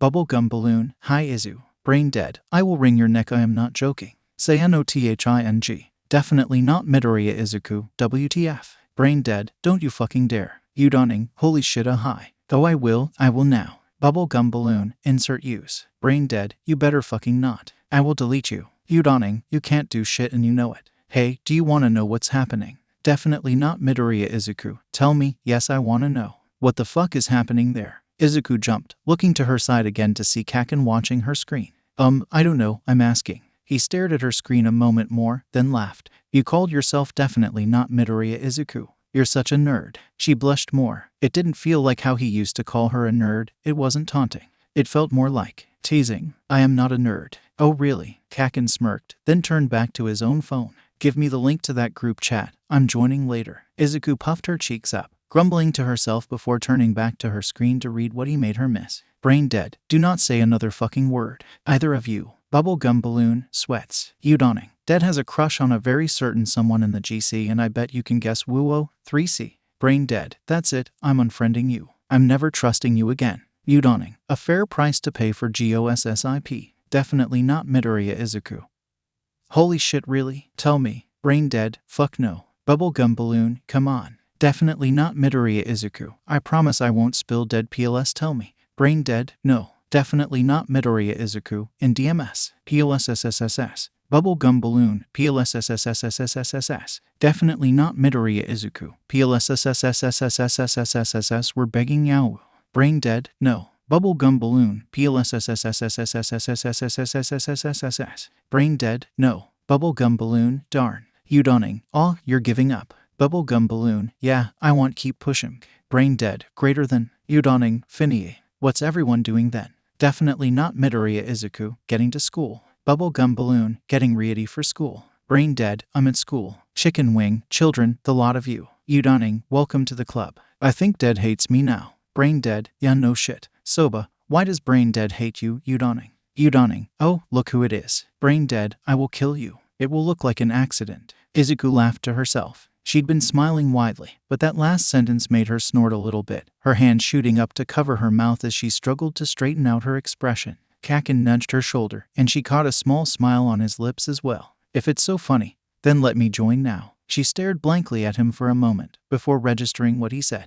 Oh, what's your username? I can send the link. It'd be easier than copying it down. Wait, that is unless you don't want to have me on your friends list. Oh, or you can remove me right after joining. Deku, just give me your phone. She nodded delicately, handing her phone over to him. Izuku hoped that he wouldn't mess with anything on it, but from the way he was typing, it didn't seem like he was doing anything. Kaken glanced at his phone and tapped something, before turning back to hers and typing more. He handed it right back, and focused back on his phone. Warily, she looked at the screen he left it on, seeing an open direct message with a new name at the top, King. King, that was Kaken's username. She snickered again, trying to cover her mouth before the blonde could react. But unfortunately, it seems she failed. My username isn't that funny. Yours is broccoli. I swear to God, stop laughing. That only made her laughter grow, and she threw her head back in her fit of giggles. Her cheeks hurt from the strain of smiling so widely, and she had to gasp for air soon. Kaken just grumbled and nudged her shoulder once again when she'd calmed down. She looked at him for a moment, feeling a sense of vague thankfulness, before she looked back to her phone to catch up on the chat again. You dunning, you'll never catch me alive, brain dead. Then he'll kill you a second time. Soba, I'm a little worried. Brain dead, what did they do? Brain dead, nothing. They did nothing, and they will say nothing because there is nothing to SOY. Soba, brain dead, you are worrying me. Welcome, King. We hope you brought pizza. Brain dead, bold name. Chicken wing, bold. Bubblegum balloon, all hail. King, that's more like it. I like this one. Brain dead, we will not get along. I can feel it in mib once. Bubblegum balloon, thank you, your royal highness. I will forever remember this day, for it is when thou hast blessed me with thine abbreviation. Chicken wing, Bubble, if you need a phone that has autocorrect, I will gladly get you one. Bubblegum balloon, I would cry profusely, so I gave to say no. King, what kind of shitty ass phone do you have that doesn't have autocorrect? Brain dead, swear jar. Definitely not Midoriya Izuku, whispers swear jar. You dunning, newcomers can't swear on the first week, it's server rules. King, that's not written in the fucking rules. Definitely not Midoriya Izuku, swear jar. Swear baby, shut TF up, I can swear as much as I fucking want. Who the hell changed my name? Brain dead, ooh, that's 5 swears. We gotta go put you in timeout now, swear baby. Swear baby, shut the hell up. Soba, I am very confused. I was not aware of this rule. Brain dead, that's because you didn't swear, so we didn't have to tell you. Definitely not Midoriya Izuku. Oh, he's so mad. You dunning, did you invite him? Definitely not Midoriya Izuku. Yeah, you know him. Kaken grumbled to himself, bouncing his leg as he started at his phone. Izuku turned her head with a small smile, watching his irritation with amusement. Your friends are annoying. Which one of them muted me? Probably dead, she murmured, as her attention waned away from the conversation. Her eyes caught onto the station right when the train started slowing down, and Izuku saw a few people standing around staring at her. Those stares still made her skin prickle. We're at the station, we should get off now. Kaken clicked his tongue, standing up quickly and adjusting the backpack over his shoulders. Izuku stood after him and tucked her phone in her pocket, shifting her backpack straps around as well. She waved gently to a woman in a tight, blue suit, and forced a smile as the woman waved back, seemingly starstruck. It was barely anything, but it wore her out. Deku, you don't have to talk to any of those extras. She puffed her cheeks out, eyes on the ground. I didn't say anything. A conversation doesn't have to have words in it, nerd. Izuku could hear the roll of his eyes in his voice. They aren't worth your time. I'm not above them or anything. We're all just people. Kaken stepped off the train, and Izuku followed after. He slowed down for a moment, and she thought it was to let her catch up, so she carefully stepped beside him. You're All Might's personal student. They're a bit under you. Not really. He rose an eyebrow at her, and she turned her nose at him. Looking over her shoulder, she could hear him snicker, but she didn't turn her head back. Whatever, Deku. Was this friendship? She still didn't know. The two of them didn't talk much more while walking, and after a bit, Kaken stepped ahead of her after muttering a short, see you soon. She didn't do anything to stop him. After all, just because they were going to the same place didn't mean they had to walk together. Plus, luckily, there were no reporters. Yagi had told her that the school was restricting the press for now, and while it felt strange, she kept that feeling to herself. Her newest problem was that without someone beside her, she quickly got lost in the school. Izuku questioned asking for help from the other students milling around, but the stare of some of them warded her off, so she went looking for a faculty member to ask instead. She almost melted from the relief of seeing Present Mike down the hall. She almost ran over to him, a smile plastered on her face. Present Mike. His head swiveled around, and he smiled back. "Hello, little listener. What do you need?" She still saw the recognition in his eyes, but the subtleness of it was nice. "Well, I'm looking for my class," but as she cleared her throat, rubbing the back of her neck, "Well, I don't know where it is. It's class 1A. He hummed, still smiling, and she caught the slightest hint of amusement and a strange bit of remorse in it. "I remember now. Shouta called you his next headache when he saw your name in his class." Izuku blinked at Mike, honestly a little shocked. "My teacher." He nodded, then jabbed his thumb over his shoulder. "Your class is over that way, up the stairs and back to your right. You'll spot it easily from there." She stared for a moment, over where he was pointing, then shook her head. Thank you, but why would my teacher call me a headache?" Mike started, placing his hands on his hips and rolling his head on his neck. "I can't say much. He'd get mad at me, but I guess." A smile spread on his lips as he leaned forward, meeting Izuku's gaze at eye level. He pointed a finger up, waving it around with his words. "You're not going to get a break in his class. He doesn't teach with mercy. And with a quirk like yours, he won't have it easy either." Izuku's eyebrows scrunched together, but she decided that it would be better to think more about it later when she would actually meet her teacher. "Well, thank you, then," she grinned, bowing politely before springing back up. "I'll try to keep my head up and, not be too much of a pain." Mike laughed, patting her back not unkindly. "You're such a good kid. Now go on to class, meet your classmates already." She smiled again, bowed her head down, and headed over to the stairs. Up the stairs.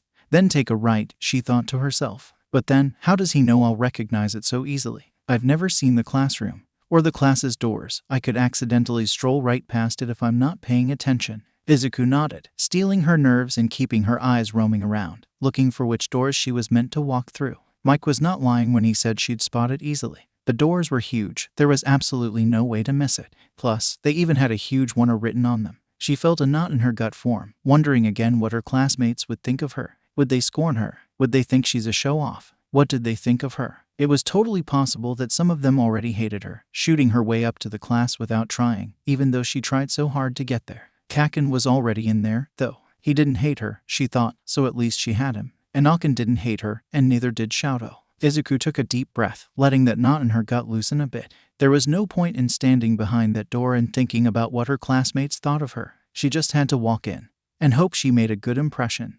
Was her skirt too short? Was her blazer wrinkled? Her tie wasn't properly done. Neither she nor her mom knew how to tie a tie, and that was the best she could do. She couldn't ask Kaken to tie it for her. That would be using him for sure, and were her pockets inside out? No, they weren't, but her socks were rolling down just a bit, weren't they? Was she already wearing down the elastic? No, there was no way. She only wore the uniform a few times, to make sure it fit, then to get comfortable in it, then to glow in her pride of getting a UA. She couldn't have already worn the elastic down. "Izakun." Izuku jumped at the voice, right out of her thoughts, and turned to meet Aken's eyes. "Right," she said in the group chat that she had still been getting ready for school. "Oh, Aken." She smiled, then stepped closer and looked at the door. "Wow, that's big. But why aren't you inside yet? Why are you standing here?" Izuku blushed. Damn genetics, why did she have to blush so easily? She muttered something, but even she couldn't tell what it ended up being. Aken snickered lightly. "What?" Before Izuku could try again, she shook her head and looped her elbow through Izuku's own. "Let's just go inside. Rip the band-aid off, no matter what the band-aid is." Then, Aken pushed the door open, walked in, and pulled Izuku along, stumbling after her. Eyes fell on them quickly. And as silence filled the air, Izuku tried straightening herself out and standing upright. "Geez, you finally made it." Kaken, next to the window and in the second row, drew her attention away. He had his feet on the desk, and the blue-haired boy from the exam was standing beside him, with his hands flattened out. "Hi, Kaken." He clicked his tongue, putting his hands behind his head. The blue-haired boy seemed a bit torn, but quickly turned around and started walking towards Izuku. "Good morning, Midoriya Izuku. In case you do not remember me from the exam, I am Ida Tenya from Sumi Academy. It is a pleasure to make your acquaintance once Aga." Hello Ida-kun. "I remember you, I do." She smiled awkwardly, and beside her, Aken giggled. "What's with that face? You look so lost." Izuku's blush came back in full force, and she attempted to curl into herself, or into Aken's arm, which seemed easier to do. "I was lost earlier. I had to ask Present Mike for directions." While Aken giggled at Izuku, her eyes came up and looked around the room. A few people were still watching, seemingly stunned. But a couple more had turned back to each other, and while the whispering seemed strange, they were smiling. Shoto met her eyes, glancing up from his phone, and he nodded a greeting to her. She nodded back, before Ada started talking to her again. Midoriya-kun, I commend you on your actions during the exam. I had not previously known that rescue points had been a part of our scores, and surely if I had known as well, I would have done more for our fellow examinees. Izuku loosened her grip on Akin's arm, smiling lightly to Ada. Well, you see, if you're here to make friends, go to another department. Akin muttered a small huh to herself and turned, Izuku following suit, and they both landed their eyes on a bright yellow cocoon laying outside the classroom doors. Within a few seconds, the light chatter of her classmates dwindled to silence, but the face on the cocoon didn't quite seem satisfied. Groggily, like it was just forced out of a dissatisfying hibernation. The cocoon stood, and suddenly Izuku saw a zipper over the front, meaning rather than a cocoon with a human face, it had to be a human in a very cocoon-like sleeping bag. All right, the man grumbled. It took you 8 seconds to quiet down. Time is limited, and you kids aren't rational enough. The man unzipped the sleeping bag from the inside and stepped out casually, coming through the doors to the front of the classroom silently. If he's so comfortable, she thought, that means that he's. I'm your homeroom teacher, Aizawa shouted. Oh, yep. She made another mental note to what Mike had told her earlier, stapling the image of his face to the do not upset your teacher post-it. Now, he continued, and with a short glance behind her, she saw that her class was left a little shocked. I want you all to go to the changing rooms and put these on, then head outside. Turning back, Izuku saw Aizawa dully holding up a gym uniform and looking right at her. Goosebumps crawled up her arms. Did she already upset him? That is all, he murmured, setting the uniform still folded on his front desk and leaning over to pull more out of nowhere. If you look at the tag, you'll see they all have your names on them.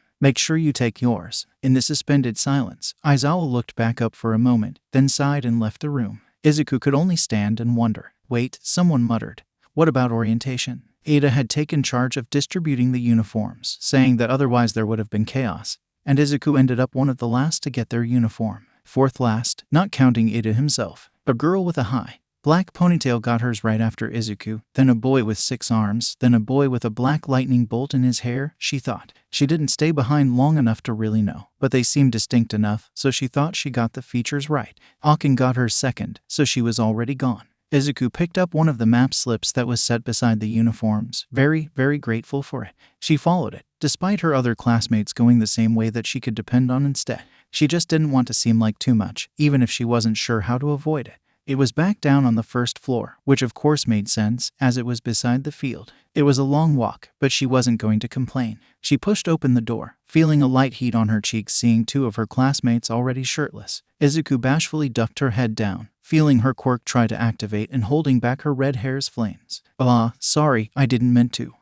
It's all right, we're all girls. Izuku just barely peeked up at Akin's voice, catching a small glimpse of her shrugging on her uniform. She forced her eyes back down as she shuffled forward, trying not to bump into any of them. Why yeah, but I always changed in the bathroom stall. None of the girls at my school, really liked being around me. An uncomfortable silence settled in the room, where Izuku only attempted to get to the little bathroom without hitting the invisible girl. Before she'd fully made it out, Izuku heard someone say, well, we don't really mind, but go at your own pace then. Izuku nodded lightly and muttered, thank you, before slipping into the closest stall. She took a quiet breath, hearing the chatter start up again, and smiled lightly at hearing a cheerful voice start complimenting someone else's biceps and whine about not being as strong. Izuku was an expert at changing quickly, so in no longer than a minute, she was out of the normal uniform and into her gym clothes, swiftly opening the stall door to gently set her already folded uniform on the bench. She glanced up, catching the eyes of her pink classmate pulling her pants on, and was given a wide grin. Izuku carefully gave it back. 3 of the girls already left, it seemed. Izuku had counted before that there were 7 girls in her class, including herself. The ponytail girl was still there, along with the pink girl and the frog girl, who was dressed and near the door, looking back over her shoulder. See you on the field, Midoriya-kun, the pink girl said, in a strangely intimate voice that sent a chill up Izuku's spine. She could just nod again, and stand back up to walk out the door. The frog girl walked with her to the field, and on their way, she said in a somewhat nasally voice, you're much more awkward than I thought you'd be. Izuku startled, not expecting her to talk after a bit of silence. Really? The girl nodded. From the interview audio, I guessed you'd be a little antisocial or introverted, but you seem pretty extroverted too, Kira. She looked ahead, putting a finger on her lip as she stuck her long tongue out. Her quirk probably had to do with frogs. Extroverted, but not used to it. I mean, Izuku mumbled. rubbing her neck and staring at the tiles under her feet. I guess I am kind of, really, awkward, but I never really had friends, so I just thought I was an introvert. She could feel the girls' eyes on her as they walked outside, and barely heard her whisper, weird, before speaking up and saying, my name's Asui Tsuyu, but my friends call me Tsu-chan, Kiro. Izuku looked back over, seeing most of the class up ahead, and smiled. That's a cute nickname, Asui-san. Asui shook her head, and Izuku took in how big her eyes were. Call me Tsu-chan. Izuku's cheeks couldn't cool down that day. Tsu-chan. Oh no, I can't call you that. Why not? Because, she stammered, trying to find an excuse and finding her mind blank instead. Why would you even want me as a friend? I mean, I know that I know All Might and that could be a reason, but overall as a person, I'm not that interesting. But I'm friends with a lot of people. I don't mind if you think you're not interesting, Kiro. Having nothing to counter her words, Izuku simply nodded meekly and stopped walking when they made it to the rest of the class, face buried in her hands. She heard Kaken snicker somewhere to her left. After a few minutes, Izuku had pried her hands off her face, finding Aken and Tsu on both her sides.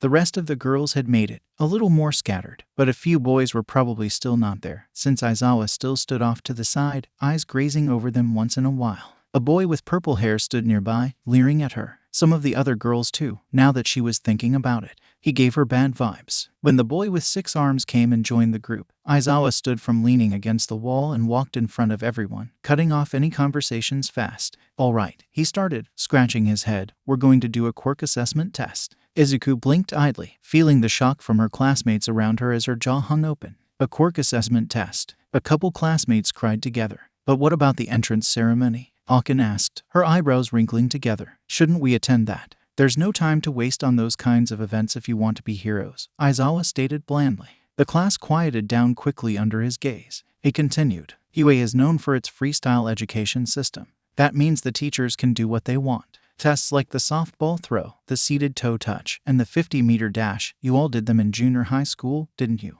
Meekly, most of the students nodded. From across the class, Izuku caught Shado's bored gaze. You weren't allowed to use your quirks then, as the country still mandates that type of equality. It's not rational. The Department of Education is lagging behind. Suddenly, Aizawa looked over at Izuku and gestured to the circle behind him. Midoriya, what was your record for the softball throw? She blinked questioningly, trying to remember for a moment as she walked over to the circle. 62 meters. He nodded and tossed a ball over to her. Great. Now try throwing it with your quirk. You can do whatever you want, just don't leave the circle. Whatever she wanted, that seemed easy enough. With her navy hair, she could make a tunnel of wind to shoot the ball forward. That wouldn't work with light blue, neither with gold, and could work with fire, but she'd rather not. And light green simply wouldn't do enough of anything, so that was out of the question. However, the problem was she didn't want to show off or scare her classmates. While she tried to tell herself she wasn't letting it get to her head, simply because thinking it was made her uncomfortable, she did know that her quirk was a lot more powerful than that of the people around her. So, she didn't really want to use the full capabilities of her quirk. Not on the first day. Izuku could ease into it, try to figure everyone out first and make sure they wouldn't be scared of her or think she was looking down on them. Another problem with that was that they knew she was strong, so she couldn't use too little power, or they'd know she was holding back and judge her for it, maybe think she was looking down on them or not giving her all. Possibly both. Hurry up, we don't have all day. Okay. Izuku could feel the stress collecting in her pores and dripping as sweat down her face. She quickly wiped her forehead, then decided that whatever amount of power she pushed out then was what she would use for the rest of the tests. Izuku reared her arm back, making sure she was facing as forward as she could, and washed herself over with the faint feeling of her navy hair. To her left, she could hear her classmates catching their breaths and muttering to themselves. Her shoulders hunched up the slightest bit, and her lips pressed together. Izuku clenched the ball a little harder, and threw her arm forward, splaying her hand out as she let go and sent the ball soaring through the air, wind rustling roughly around her and making her skip back slightly with the kicked-up dirt. She even heard a classmate gasp, and another say, "Oh my God." She wished it would stop. Nevertheless, she focused a bit longer on the current of air, letting it push the ball farther and farther until she felt it was right to let it go. She could barely see it, after all. Izuku only let it go that far because she knew Kaken could do just as well. She wouldn't be outshining her childhood friend turned something. She still wasn't sure what they were. She turned away from the throwing field and stepped out of the circle, starting to walk over to the rest of the class again. Aizawa looked down at some device in his hand. That beeped while she passed him. It's important to know your limits, he started, when Izuku was a few steps away from Tsu's and Aken's sides again. It's the first rational step to figuring out what kind of heroes you'll be. Aizawa turned the face of the device over for the class to see, and as the rest of the class gasped in unison, it read, clear as day, 804.7 meters. Whoa, this is awesome. So we can really go all out with our quirks. That's the hero course for you. Good job, Kiro. Sue said that part more quietly, looking right at her. Izuku's cheeks lit up as the girl smiled, and she turned her head away to hide those heated cheeks of hers. Aken, on the other side of her, cooed at the sight, only making Izuku awkwardly blush more. Awesome, you say. The class's quiet conversations dwindled to silence, all eyes being drawn to their hobo-like teacher. After 3 years here, you're expecting to become pro-heroes, he said lowly, raising his eyes to look at the class, and you think it'll all be fun and games. Okay then. His dead eyes bore harshly into everyone else's gazes, leaving fear in their souls. Izuku was not exempt from this. Whoever ends up with the lowest score in every event will be judged hopeless and will be expelled.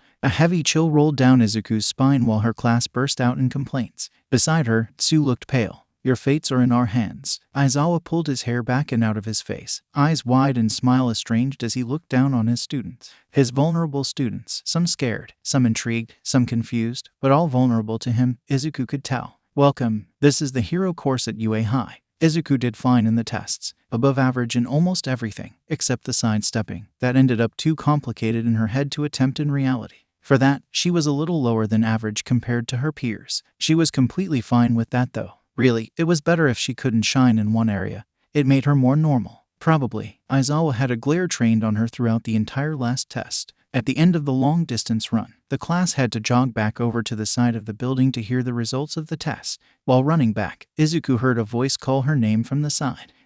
Turning her head, she saw Shadow coming up to her, pumping his arms lightly with a dull and bored look in his eyes. He was barely breaking a sweat, and didn't look like he was motivated to start. I thought everyone would be a bit stronger. Izuku snickered to herself, holding her hand against her lips. He pouted at that. Sorry, of course you're stronger than everyone. You've been training a lot more than most people here. She shrugged to herself, looking ahead where most of the class already finished running. Your dad made you work way more than what's okay, but you can't deny that it made you powerful. Shadow sighed, lolling his head. I'd rather feel challenged, at least. You barely count as a challenge, because I can't dream of beating you. And suddenly shame filled Izuku's chest as fast as blood filled her cheeks. But other than you, only that ponytail girl and Bakugo seemed to be difficult. She hummed, as her eyes fell on Kaken. He stretched his arms over his head and bent down to touch his toes, cooling down from the run. Instinctively, she rolled her shoulders and neck to work out imaginary kinks. He's wanted to be a hero just as long as I have, and he doesn't second-guess himself, even for a second. Izuku and Shadow came to a stop then, finally reaching everyone else. The pink girl and a few others were still jogging behind, but for the most part, everyone had stopped and looked nervous. Do you think he was serious when he said that he'd expel someone? Yeah, Shadow looked at her. You do. I thought he was lying. Izuku looked right back. Really, he seemed pretty convincing to me. Shadow looked more confused then. If you thought he was telling the truth, then why were you holding back? Izuku's heart stopped for a split second, before she took a deep breath and calmed herself. She leaned in a bit, cupping her hand around her mouth to whisper, I don't want to shine out, so I just did well enough to pass. Please don't tell anyone. He looked a lot less confused, but a hint still stayed under his promising expression. Of course, I won't say anything. All right, moving on. Aizawa stood up from where he had been leaning against the wall, his eyes grazing over the students. Your total scores simply reflect your performance in each event. Explaining it all would be a waste of time, so you'll just get the final results. Many people looked anxious, but a couple seemed more worried for others than themselves, or completely unbothered.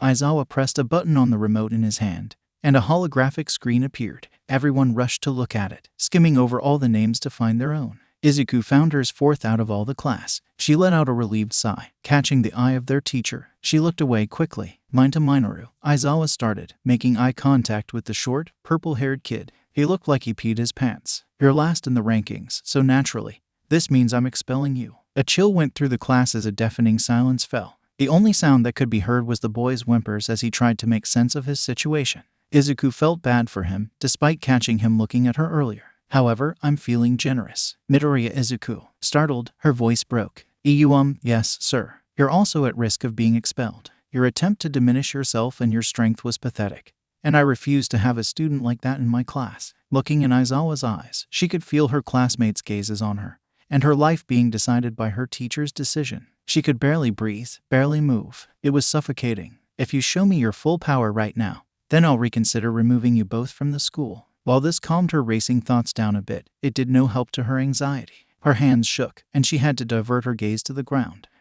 Well, I was. You have a choice, now make your decision. She clenched her fist, resigning herself to her task. It wasn't just for herself, after all. Meeting eyes with the violet-haired boy, shaking and sweating, she steeled herself, swallowing her shame in being exposed as a liar. Aizawa-san, what do you consider to be my full power? Anything you can do with your quirk using maximum effort. Nodding, Izuku turned away from her teacher and classmates, giving herself more than enough room to work without hurting anyone. As she mulled over what to do, she noticed Akin trying to walk closer. No, you can't get too close, it's dangerous. Okay. She nodded to herself, having decided what she'd do. She breathed deeply, calming herself as she drew from the power. Smoothly, her hair turned icy blue, and her skin felt warmer just a bit. To use her full effort, she needed to extend her ice as far and fast as she could, without hurting anyone. Looking down, she noticed frost already forming on her shoes. She decided to start. As fast as she could, she forced ice to erupt from the ground, piercing the air with giant icicles and throwing dirt up with it all. Additionally, she created a pillar, launching herself upwards into the sky. When her feet left the top of the ice and all she could see was light blue and fluffy clouds, she realized she'd gone too far and turned her hair green once again. Yet, she thought she could do more. She started falling. Izuku squinted against the harsh wind, locating the ground below. Seeing the ice pillar right below her and taking a split second to congratulate herself on a perfectly vertical launch, she used the next to choose her next move. While she could control the wind to catch herself, if she acted fast enough, she could melt the ice before doing so, and abandon the awkward cleanup from atop the pillar. Her hair flashed a brilliant red as she forced flames out of herself, throwing it down as she plummeted. While it destroyed the ice, it engulfed her just as fast, and the burning sensation surrounding her left her stunned for almost too long. A mere second before it would be too late, she changed her hair back into navy, pushing the flames and ground away to reveal herself to the class. Izuku landed stomach first on the ground, gently, and changed her hair to gold, fixing her burned uniform and skin before she had time to cry about the pain. Somehow, it was quieter than before. Her demonstration was very loud and elaborate, so maybe that made the stillness now seem too stiff.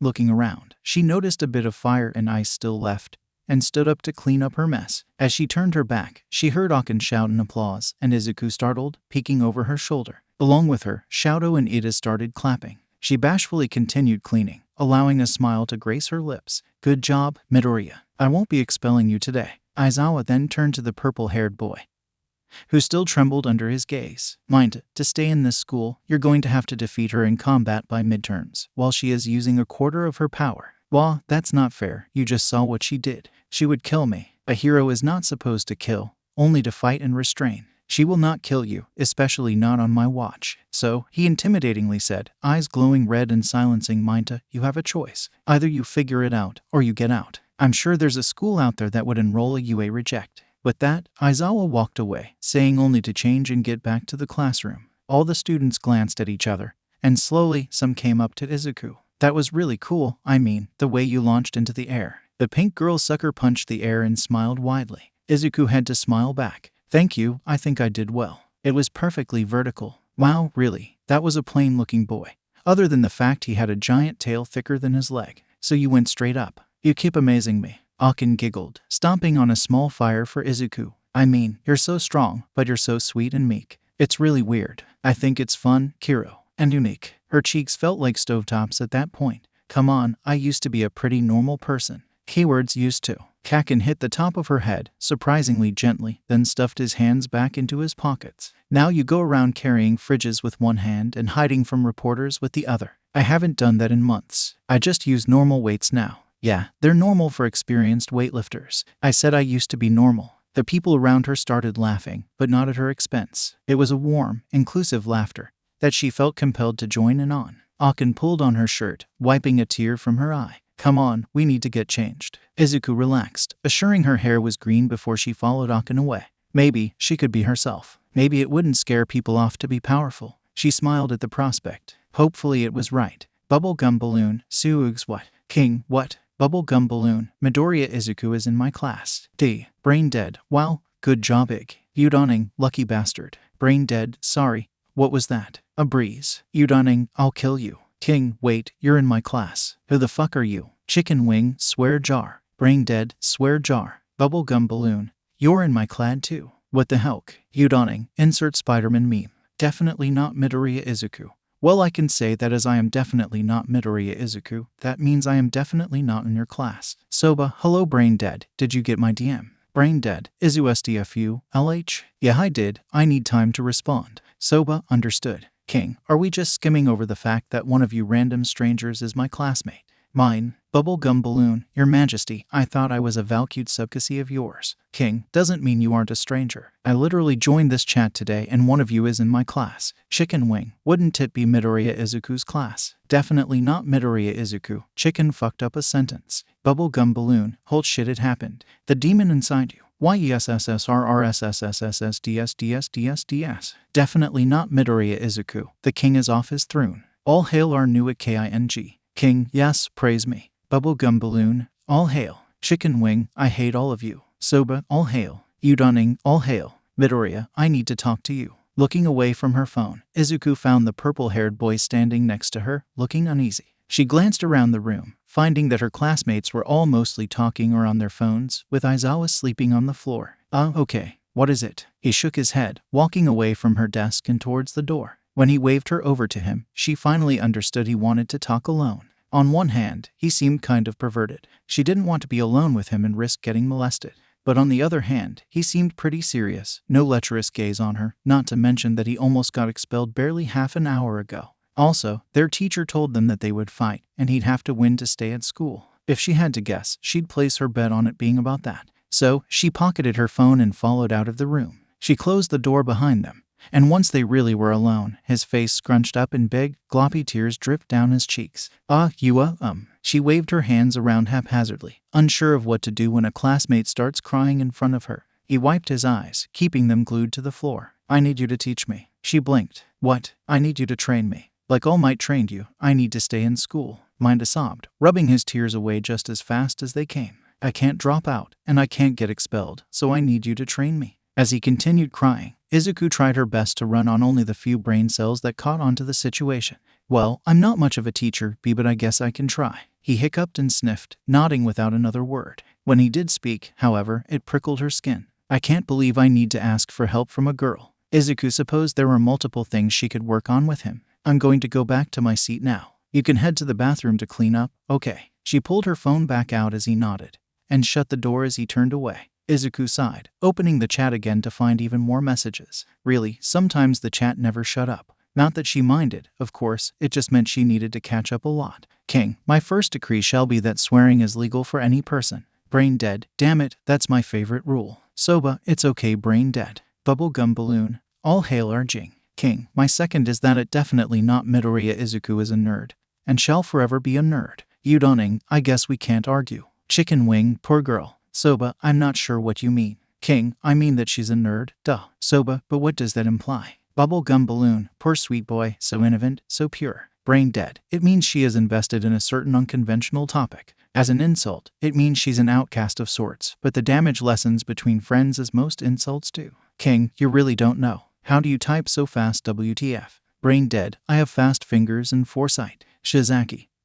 How come you are texting at this time? I was under the impression that many of us are high school students, and these are the hours we are in school. King, who's that? Soba, hello Shizaki. She is a very calm part of the chat, and is very kind towards everybody. Very. Shizaki, hello Soba, welcome to the server King. I'm happy to make your acquaintance. King, hey. My third decree is that Midoriya Izuku is also a nerd. Bubblegum balloon, I think I knew why you are now. There had been so much to read. By the time she made it back to her seat, she was still reading. The last message scared her a bit, but one glance at Akin and she felt more secure in her online identity being undiscovered. Definitely not Midoriya Izuku. I leave for one goddamn minute and you tarnish my good name. King, who am I then? Soba, welcome back. How was your trip? Bubblegum balloon, suspicious eyes. Your Majesty ill DM'd you. Shizaki, oh, I didn't realize you were online Izu. Hello, definitely not Midoriya Izuku. Hi. My trip was fine. Chicken wing, oop gotta go, bye guys. Shizaki, goodbye. Soba, bye. For some reason, Akin stood up and pointed at Kakin. His eyes widened and he stood up as well, pointing right back at her. She then burst out in laughter, and Kakin was left standing, looking as baffled as Izuku felt. Before she realized they were just speaking in their direct messages, and had just identified each other. She tried her best to not feel anxious. You know, Kakin started, causing Izuku to turn and face him.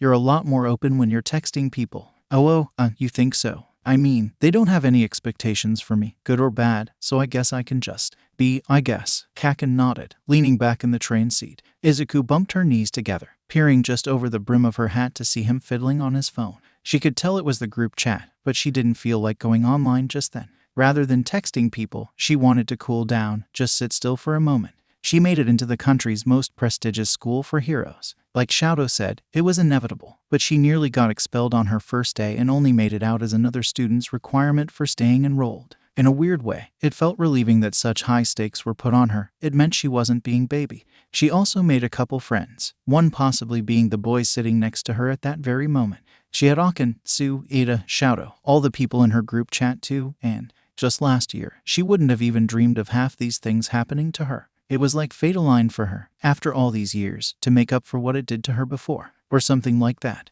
Musutafu, Station 3. We have arrived. Again, Musutafu Station 3. Kaken stood up, pausing and waiting for Izuku to gather her items and join him. To think that he was really acknowledging her presence and spending his time on and with her, it was yet another thing she could hardly believe. And yet, the proof stood right in front of her, in the boy she looked up to as he looked down upon her. From the station, they walked together in a silence, not an uncomfortable or awkward one, but Izuku couldn't call it sweet or comforting either. Her relationship with Kaken was still questionable. Even if she had begun thinking of him as a friend again, who knows what he considered them. Actually, speaking of, hey, Kaken. His eyes fell to hers, his head tilted just slightly towards her and his eyes peeking from their corners. She pulled on the sides of her hat down, matching his gaze shyly. Do you consider us friends again? Like, we were friends before, when we were kids, and then a lot of stuff happened, but since it's resolved now, and I don't think you hate me. Her eyes fell to the concrete they walked on, with the heat rising to her cheeks. Well, I mean, I'd like to be friends again.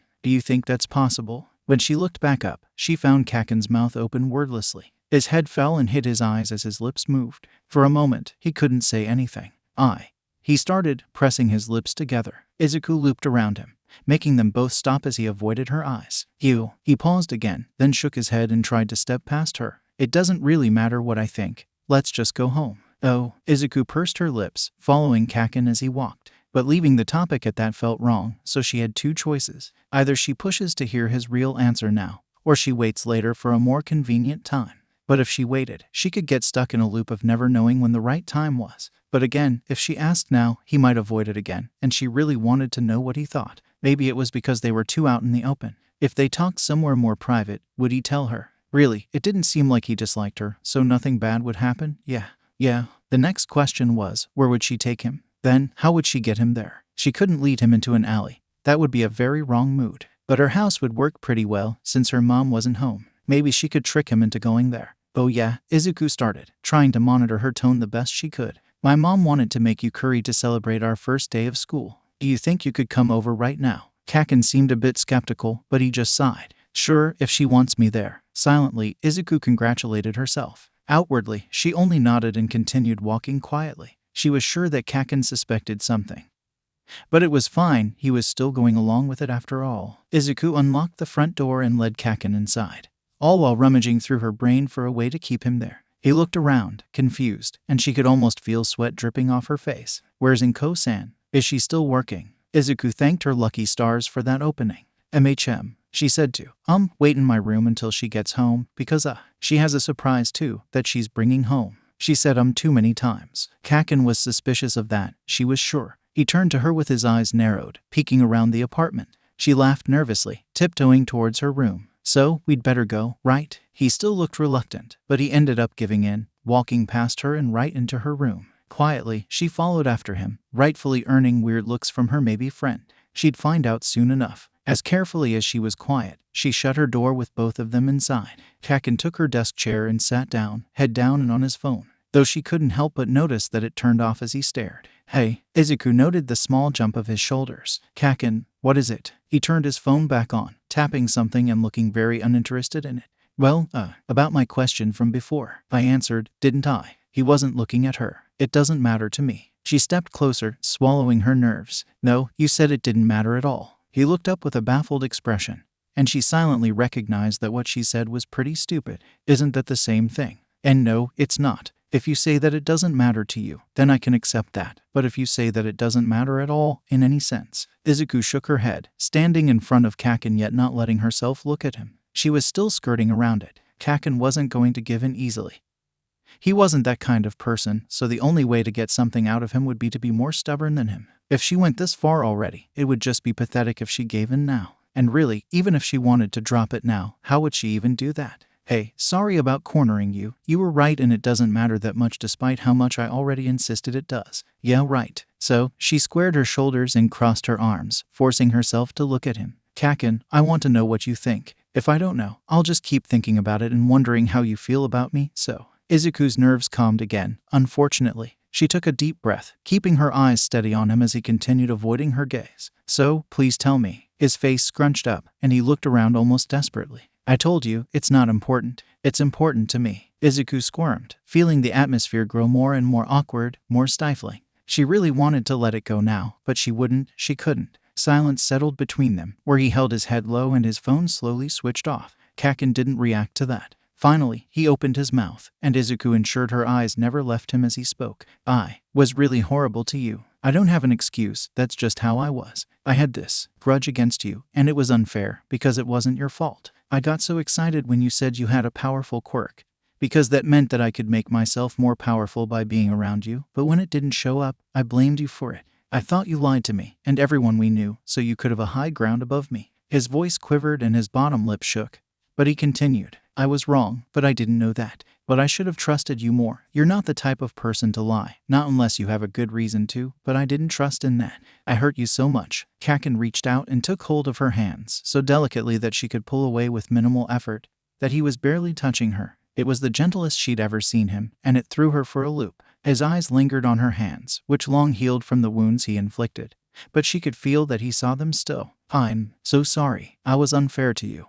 And you don't need to forgive me. As his words tumbled out, Izuku couldn't find it in her to remove her eyes from his face. So many emotions flashed across his features, all raw, all muddled together and so sincere. Her heart pounded under his teary gaze, under his gentle touch, and she found herself shaking, enough that she didn't notice him doing the same. Kaken, he stood up suddenly, causing Izuku to stumble back while he shuffled around to collect his things. Yeah, I think I'm going to go home. Telling Ko-san that I'll come over later if she still wants me. Almost before she could react, he was at her door. I'll see you tomorrow, bye. In a rush of adrenaline, Izuku got between Kaken and the door, her arms spread out. She could feel her heart beating in her throat and held back hot tears as best as she could. She couldn't tell what she was feeling, but could only identify it as a heat pressing against her ribs, spreading far enough to her ears and eyes. It was a lot, and it left her at a loss of words. Deku, what are you doing? I don't think you're a bad person. Her voice was raw and pained, which kept Kaken quiet. Even if you were bad before, I think you're different now. You walked to and from school with me,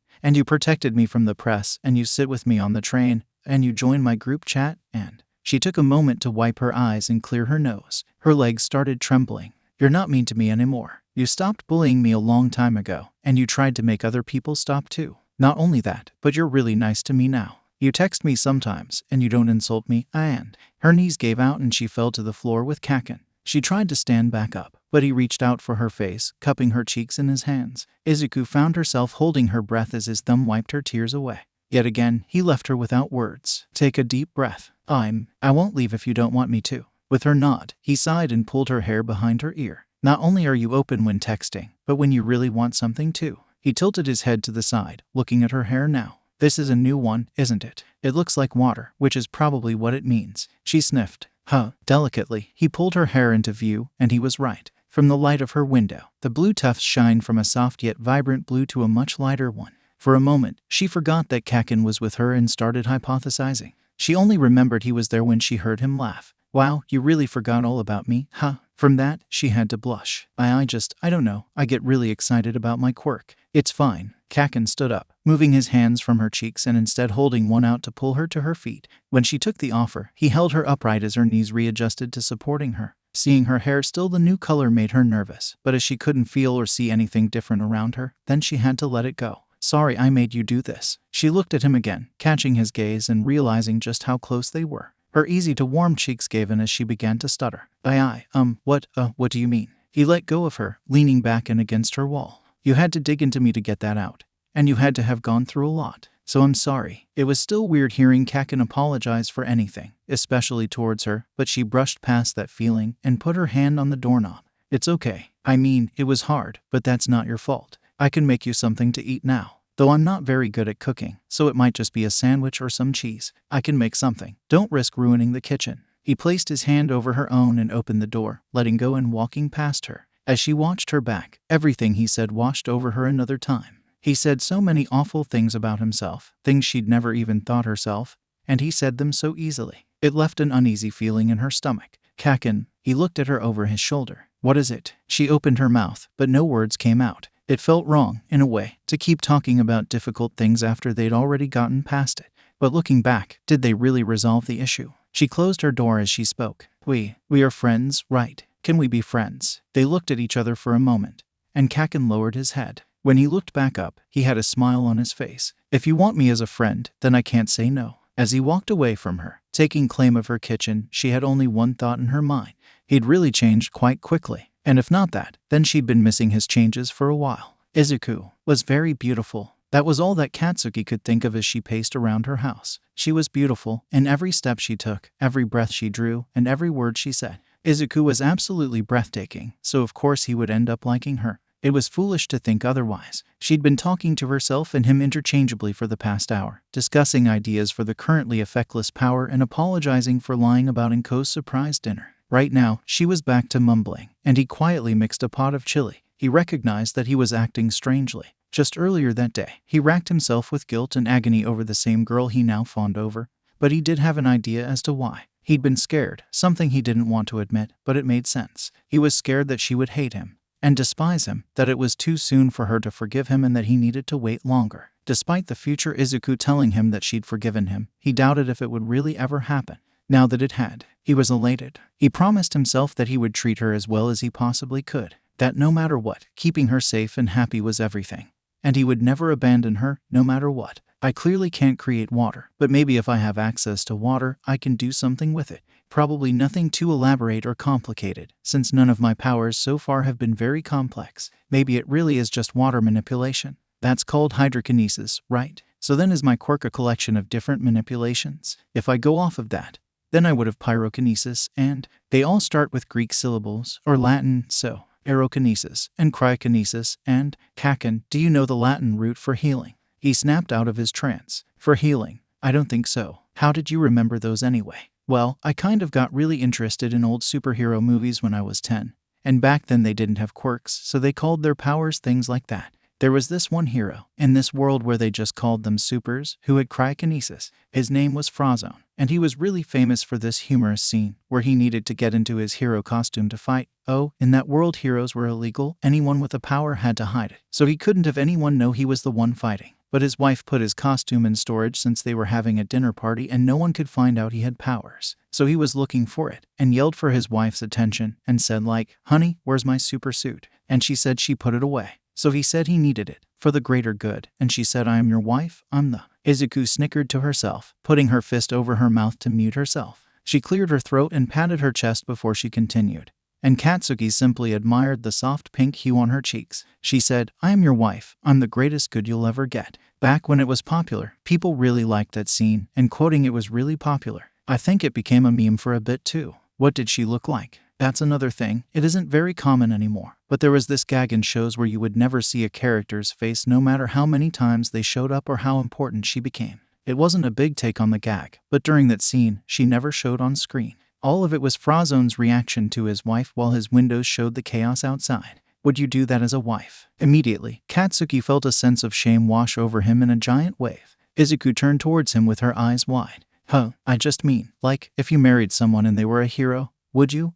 Oh. She coughed lightly and wrung her hands together. Well, our society is very different from the one in The Incredibles, so it wouldn't actually happen. But I guess if my husband had a secret quirk and no one could find out about his double life, then I would hide it if people were coming over. I mean, I would be an adult. And I might give them alcohol, then who knows what they'll do. They might be the kind of people to snoop around when they're drunk. And that would be bad if it was just lying around, or in a display case. I would probably put it in a drawer under his underwear, since no one would really look in a person's underwear. It seemed she came to a realization, as her hair turned bright red right along with her face and she waved her hands around frantically between them. And not to say I'm hiding anything in my underwear drawer. It was just an example, I swear. Hiding his hot face in his hands, Katsuki sighed. If you keep denying it, it'll start sounding more believable. Is that how that works? Just sit down, the food is almost done. She nodded and flopped on the couch, clenching her fists and staring at the ground. Okay. It took him a moment to tear his eyes away from her and continue stirring. She really was beautiful. Eventually, Izuku admitted to Kaken that her mom didn't have a party for their first day at UA, and he called her a liar. His tone was soft enough, though, and she apologized as she laughed. At night, she laid awake in her bed, thinking about the events of the day. Sometimes, it felt like her days were long, packed full of events that she could barely keep track of. Other times, she could summarize her day in a single sentence, like I went to school, went on a run when school let out, and had beef stew when I got home. That day was on the former side. I went to school and got lost. So I asked Present Mike for directions. Aken pulled me in the doors, and we had a quirk assessment test. I tried not to stand out, but it backfired and I had to show off a lot to stay enrolled. And if another student, Mind-a-kun, beats me by midterms, then they won't be expelled. After school, Kaken admitted a lot, and she covered her face in her hands, trying to ward away the heat rising to her cheeks. And I rambled about my quirk for an hour, then started talking about the Incredibles, not to mention the whole thing with Aken and Kaken after Mind-a-kun asked me to train him. Hopefully Aken won't find out that I'm definitely not Midoriya Izuku. She signed to herself, pulling her covers over her nose and shutting her eyes. Maybe if she stopped thinking about it all and just laid there properly, she would fall asleep. Her phone buzzed loudly, startling her from her forced slumber. She turned around in bed and picked it up, checking who was texting her at 21. Another message sent as she read who it was from. Shoto was awake and active, panicking about something by the looks of it. Yet another message sent as she read them. Soba, Midori, I need your help. It's urgent. Please respond. I need help. Broccoli, what's wrong? Soba, brain dead is at our school. Do you remember that? It was a shock to see him make so many spelling errors in such a short amount of time. Broccoli, yeah, I remember that. What about it? Soba, so since we're both attending UA, and today is our first official day since yesterday was orientation, he wants to meet up at lunch. It was quite the surprise. Broccoli, and he asked to at 21 o'clock. Soba, yes, right now. Broccoli, are you keeping him waiting? Soba, I said that I needed to check something. Broccoli, all right. Well, I think. Does he know who you are? Soba, no. Broccoli, do you want him to know? It took him a while to respond. With him being a famous hero's child, Brain could react in a variety of different ways. He could fan over his father, he could scorn him, he could stop talking to him altogether, or something worse. But Shoto knew Brain better than she did, and Izuku trusted Brain. It was an emotional choice too, so while logically they could come to a conclusion, it would mean nothing if Shoto felt uneasy about it. But after a minute, he responded, Soba, I do. For some reason, that response made her chest lighter. Broccoli, then isn't that your answer? If you want to meet up with him, go meet up with him. Soba, okay. Thank you, Midoriya. Broccoli, any day. She turned her phone off and set it face down. Curling under her covers, she closed her eyes and relaxed into a deep sleep, feeling only pride for her friend.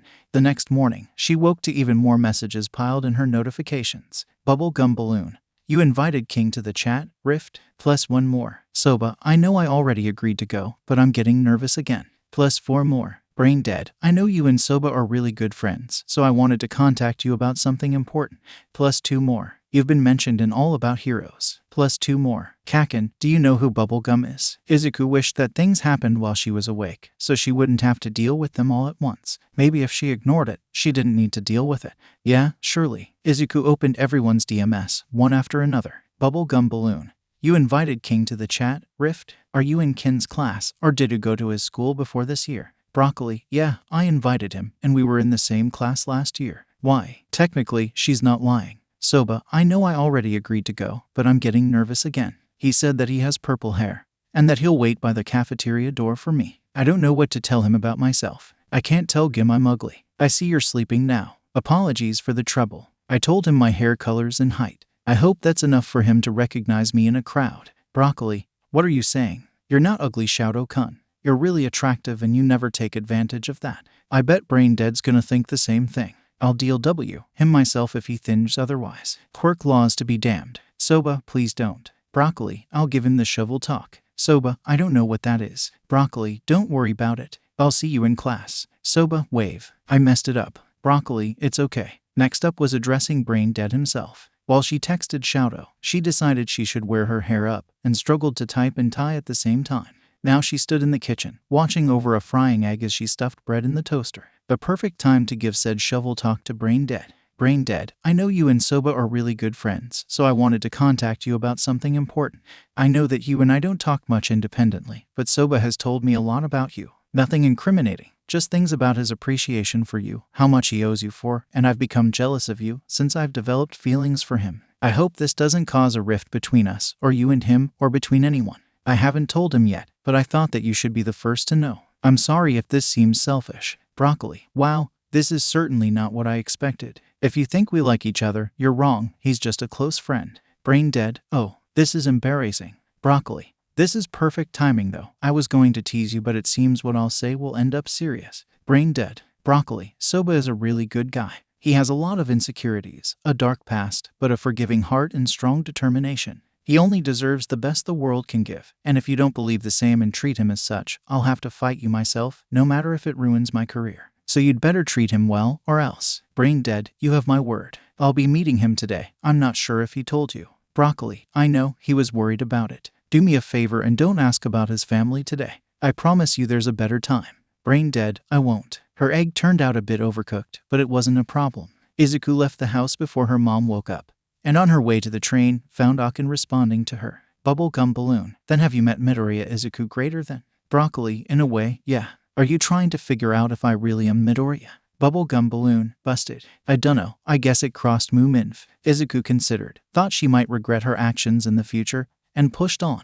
Broccoli. If you really want to know who I am, I can tell you. But you can't tell PPL. Internet safety. Bubblegum balloon. Cross my Hirg and hope tie-dye. Izuku considered the best way to do this. She had Akin's number, so she could do some out of the way "Hey, do you want my Discord account?" and send her username and play it as a stupid joke, or she could send a picture of herself in that moment, or tell her in class. She should have done this earlier. Why did she get herself in this hole? Whatever, she'd just tell her. Broccoli. I am actually Midoriya Izuku. But technically, I didn't lie about anything. I'm really bad at lying. I don't like doing it. Bubblegum balloon. Wait, really? Broccoli. Yeah. Bubblegum balloon. Can you prove it? Broccoli. You're in my class, Akin. Bubblegum balloon. You know why I am. Broccoli. Yeah, sorry. I've known since the exam. Bubblegum balloon. THW exam. Greater than. Broccoli. Yeah. But hey, now I don't have to be awkward and pretend I'm not me to you. I'm getting on the train, so I gotta go. Bye. Bubblegum balloon. Okay, I'll see you in class. Bye. Rather than the train being there, which was true, Izuku wanted to get off her phone to talk to Kakin. He showed up and peeked over her shoulder at her screen when Akin asked for proof, and waited quietly as she wrapped up the conversation. So she knows now. Izuku nodded, slipping her phone in her pocket and grabbing the train bar. Kakin reached up and held the bar right beside her hand. I thought that. You know, she's my friend, and I don't want to lie to her. You said you're bad at lying. Her cheeks flushed, and she pouted, eyes directed away from him. I am bad at lying. I tried to lie about having gotten my quirk, but you found out so quickly, and the rest of the school found out too. The rest of the world, you mean? The world didn't know I was basically quirkless before. Kakin laughed, lightly. There was a hint of joy, or maybe it was enjoyment, in his voice, and that made her turn back towards him. He had a large smile spread on his face, so breathtaking that she turned to stone for a second. The smile vanished. Deku. Huh? She blinked and shook her head, looking back at the ground. I guess I got lost in thought. Sorry. It's all right. The train kicked into motion, and she bumped into Kakin. His free hand reached to catch her if she fell, and she thanked him as she straightened herself. A feeling fluttered in her chest, causing a smile to appear on her face. They really were friends again, huh? When they arrived at school, the classroom had already been half filled with students. Ida, Tsu, Akin, and Shouto were amongst the group, and while Kakin went directly to his desk, Izuku weaved around towards Shouto. One way that she knew they were good friends was his reactions. Shouto has a very flat face, one where expressions are rarely seen. Other people might catch on to stronger feelings of his, like anger and bliss, but that only works if he isn't trying to hide how he feels. Izuku could pick up on his emotions almost any time though, and not only that, he seemed to open up more whenever her face was nearby. To others, he might seem nonchalant or aloof in that moment, but in reality, he was a wreck with nerves. It was kind of funny. Shouto-kun, good morning. He clenched and unclenched his fist, then set his hands in his lap and fixed his posture. Good morning, Midoriya. Is something the matter? Nope, nothing's the matter with me. She let a smirk slip onto her face. How are you though? Any plans for lunch? He got the joke, but didn't find it funny. I do have plans for lunch. I see. Then I guess we can't eat together today, huh? Speaking of, who are you eating with? Here, he just looked confused. I don't understand this joke. You know everything already, why are you asking? Because I want to tease you about your date. At that word, Izuku could nearly feel people's ears tuning into their conversation. I mean, it is a date, isn't it? He looked more confused. A date. The date is April 8th. No, a date. As in, time spent with a person romantically. His face slowly began to burn. No, use a different word. To flush as he came to realize what Izuku was saying. He brought his hands back up only to cover all but his eyes from view. It isn't a date. We're meeting in person for the first time. People can date online. Who knows, maybe you've been lying and have been dating this whole time. We aren't dating. I know, I'm still just teasing. She punched his shoulder gently and muttered, I won't tell anyone if you use your quirk to cool your face down. He hid more. My face isn't hot, and fire is cold. She stepped away and closer to her seat, meeting eyes with Akin as she did. But all the girl did was wave at her and scurry off to her own desk. Izuku feared that maybe she was uncomfortable or mad, but her phone buzzed when she sat down. Checking it, she smiled to herself. Bubblegum balloon. So is he going on a date after all? Yue wasn't as unique or special as people made it out to be. Shadow heard his classmates talking about how normal everything was, disregarding that their teachers were heroes. They were all told that after lunch, we would have hero training, which excited the class. Shadow still found himself nervous though, at the aspect of meeting Brain Dead. He wasn't scared of Brain Dead, quite the opposite. He found comfort while talking to him, so what he was scared of was losing his friend. He could no longer imagine a world where he did not have Midoriya, Brain Dead, or the chat as a whole. So, Shadow feared that Brain Dead would abandon him after learning who he was. For this, he had trouble keeping his usual speed in his strides. He found himself slinking away from the cafeteria, dreading the step that would take him through the doorway. But he had to make it there eventually. She hadn't spoken to him yet, but he knew that Midoriya was walking behind him, making sure he went into the cafeteria. He didn't really have a choice in the end. The open doorway loomed before him, but he forced down the fear bubbling in his stomach and pressed on, his eyes darting over every person's head, looking for just one with purple hair. He finally found that head, and the person's eyes were just as violet. Heavy bags hung under his eyes, looking almost permanent. That hair again. It didn't fall along the side of his head, but rose up from his scalp like grass. He looked rather weak, too, probably due to the nature of the quirk he'd told him about, brainwashing. Shadow found his eyes bouncing up and down, from the hair to the rest of him. The boy cleared his throat, curling a fist over his lips. Are you trying to check me out? Shadow blinked at the boy and shook his head. I'm not sure what that means. He snorted under his fist, then let out a small laugh. His cheeks were rosy when Shadow matched his eyes again. I guess that proves that you're really soba. He held out his hand, but Shadow had trouble focusing on anything but his smile. I'm Shinsu Hitoshi, or Brain Dead. Shadow swallowed his fear and took Shinsu's hand, trying not to tremble. Todoroki Shadow. I'm also soba. Shinsu nodded and shook their hands, then let go and hid his hands in his pockets. Shadow let his hang at his sides. So, do you want to go find somewhere to sit? Then I can sit there while you get your food, so no one takes the spot. Then I can sit while you get your food. Shinsu nodded. Yeah. He began walking, his eyes darting through the room. So, do you like corners? I find them comfortable. I've never eaten in a cafeteria. Shinsu stopped at that. I didn't go to a school before, so I never had to. Right, how could I have forgotten? He pressed the heel of his palm on his forehead, brushing his bangs back while he was at it. Then I'll be the first person you eat with. Yes, with the exception of, Shadow stopped himself, wondering what he should call Midoriya. Online, she went by Broccoli or Izu, but it felt wrong to say either of those out loud. She was Midoriya to him, but he wasn't sure she wanted Shinsu to know who she really was. Shinsu looked back at him. Of Broccoli, right? Shadow took the opportunity to nod. Of her, I'd expect no less. She's your best friend. Shinsu turned right, sliding into an empty booth and tapping the spot in front of him. Here's okay, yeah. Shadow followed his lead and slid into the spot across from him. It's okay. Are you getting your food now? Shinsu blinked at him, slowly. Don't you want to get your food first? Not particularly. He seemed to think for a moment, then stood up out of the booth. I'll see if I can get food for both of us. How does that sound? And if it doesn't work, I'll wait while you get yours. Will people really take this spot though? Shinsu shook his head, but it didn't seem like a no. I'll be back. You can text me, if you want. When Shadow nodded back, Shinsu turned and walked away. They were about the same height, and while it didn't shock Shadow, per se, it was surprising. He had the strange feeling that Brain Dead was supposed to be taller than him, but had been proven wrong.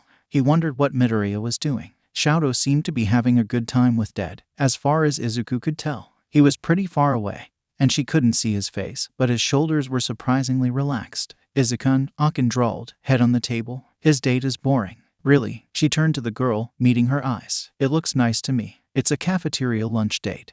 Those are only ever nice in mangas. Izuku rose her eyebrow, but then shrugged. I guess I wouldn't know. I've never been on one. A cafeteria date. Or a date in general. In general, Akin was quiet for a moment. That's sad. Izuku just shrugged again. I've lived a sad life. No dates, no friends, no quirk, etc. Akin brought her head off the table and leaned towards Izuku, elbows now on the surface. Did you really not have a quirk before you met All Might? Well, she thought for a moment. Technically I had a quirk the whole time. It just hadn't activated before then, but since I didn't know how to use it or that it did exist, I guess not. Akin stared for a moment, then let out a sigh. I can't even imagine what that would feel like. Felt like shit. She snorted, and Izuku gave a little smile, which only fueled her. Through her laughter, she managed, I shouldn't be laughing, I'm sorry. No, go ahead. It's nice to have someone laugh for me. Izuku sighed and leaned back in the booth, then stretched her arms out. Hey, you know that really short guy in class, Mind-a-kun? She had to think for a moment. Oh, you mean the boy who almost got expelled? Yeah, because of that whole thing, he wants me to train him, but I don't know how. Why don't you just do what All Might did for you? I thought about that, but really, the same training wouldn't work. There wasn't another beach full of trash anywhere she was aware of. And his quirk didn't cater towards lifting things anyway. Maybe I have to observe his quirk more. That's a good start. It's like sticky balls, right? Right. You could make a lot of innuendos with that. Izuku glared at her. Get your head out of the gutter. Akin raised her hands in surrender. I'm just saying, you can. But how can you save someone with it? They both thought about that for a while, up until Kakin returned to the table with his tray gone. He didn't interrupt the silence, but after a while he got on his phone and sent a text Izuku's way. Kakin, what's going on? You don't have to be quiet with us. He shrugged, didn't want to break any concentration, or lose the quiet game. The quiet game. Akin clapped cheerily. Yeah, let's play the quiet game. No, Kakin shook his head. It'll get really boring. I already got bored. Killjoy, she muttered, making Izuku laugh that time. What about, that game where you say a word and go around finishing a sentence. What's it called? Neither of them had an answer, but they both agreed to play. I'll go first, Kakin said, and stopped to think. Apples. Akin went next. Are really sweet when you pry them out of. Akin snickered. Izuku took a long pause, searching for any word that could go next. A noun or an adjective. Noun or adjective. Sleepy. Hands of a child. Akin snorted and burst into laughter, thus losing the game. Kakin laughed too, and Izuku in turn had to join in. When Akin calmed down, she forced out. That's so mean, I don't know why I'm laughing. Okay, let's play another round. Akin, you lost, so you have to start. She nodded and took a deep breath, then started with her word. You know how you always. After lunch, they had hero training. It went pretty smoothly, and when paired up with Akin against Kakin and Ida, Izuku ended up winning, primarily using navy and red hair. While watching other groups go, she wondered again what the blue hair meant, and if its existence meant that there were 3 powers linked to every color for medium, light, and dark. But then that would imply that her hair being neutral at green would equate to no other greens existing. But she had light green, which went against the last theory, which in turn went against the first. She ended up very confused as she left class, and Kakin pointed that out. It's just that I don't know what my blue hair does, or how to use it. Remember, the one that looked like water? He nodded. It might not be water. Then again, maybe you just couldn't get it to work. I thought about that too. For example, when my hair is red, it doesn't look like fire, it's just red. And when it's light blue, it still doesn't look like ice. My gold hair looks like gold, but it doesn't have anything to do with metals, or gold specifically, it's healing and fixing. So how it looks might not have anything to do with its functions. Perhaps it's really just some strange correlation, a visual way to differentiate between each power rather than a true indication of which it is. It could still have something to do with water, though. And that's the problem. Izuku threw her arms up. I don't know what it does, and the only way to figure it out seems to be trial and error, which could go very terribly. What if it explodes something? What if it kills stuff? Maybe it just controls water. But maybe it generates water and I wasn't trying hard enough. The only way I know how to access it right now is to get really emotional. And what if by doing that again, I access another power that's terribly dangerous? I could get a different, darker red that is a poison, or a purple that kills people in a different way. Kakin opened his mouth but stopped, looking past her into space. He then shut his eyes and looked at her. Do you want to go somewhere after school? She blinked owlishly. What? Do you want to go somewhere, like a park or McDonald's? You can invite half and half if you really want to. Izuku stared at him for a moment, trying to understand where he was coming from. She wasn't against it, not at all, but it came out of nowhere. Maybe he was trying to calm her down. She blushed at the thought though, so shoved it out of her head. Where do you want to go? He had a weird expression for a moment, wide eyes with a slight frown, then he looked away, at the screens showing the fights. I don't know. Do you want ramen? Or udon? Or something? Ramen sounds good. We could go to the beach after. His eyes came back. You mean Dagaba? Isn't it a lover's beach now? She scratched her neck. Well, not necessarily. I was thinking it's open enough that I might not hurt anyone. Plus, I'm comfortable there. Kaken nodded along, thinking for a moment. Okay, then I'll look for a ramen shop to go to. We can look together. You want to? Sure. He let a small smile appear on his face. All right, we'll look after school. Izuku smiled too, then focused her attention back on her classmates' battles. Now wasn't the time to worry about anything. Okay, sadly the chapter is over. And if you enjoyed the video, just leave a like and subscribe with post notification, so when the next chapter is ready, you will be notified. Okay, see you in the next video. Bye.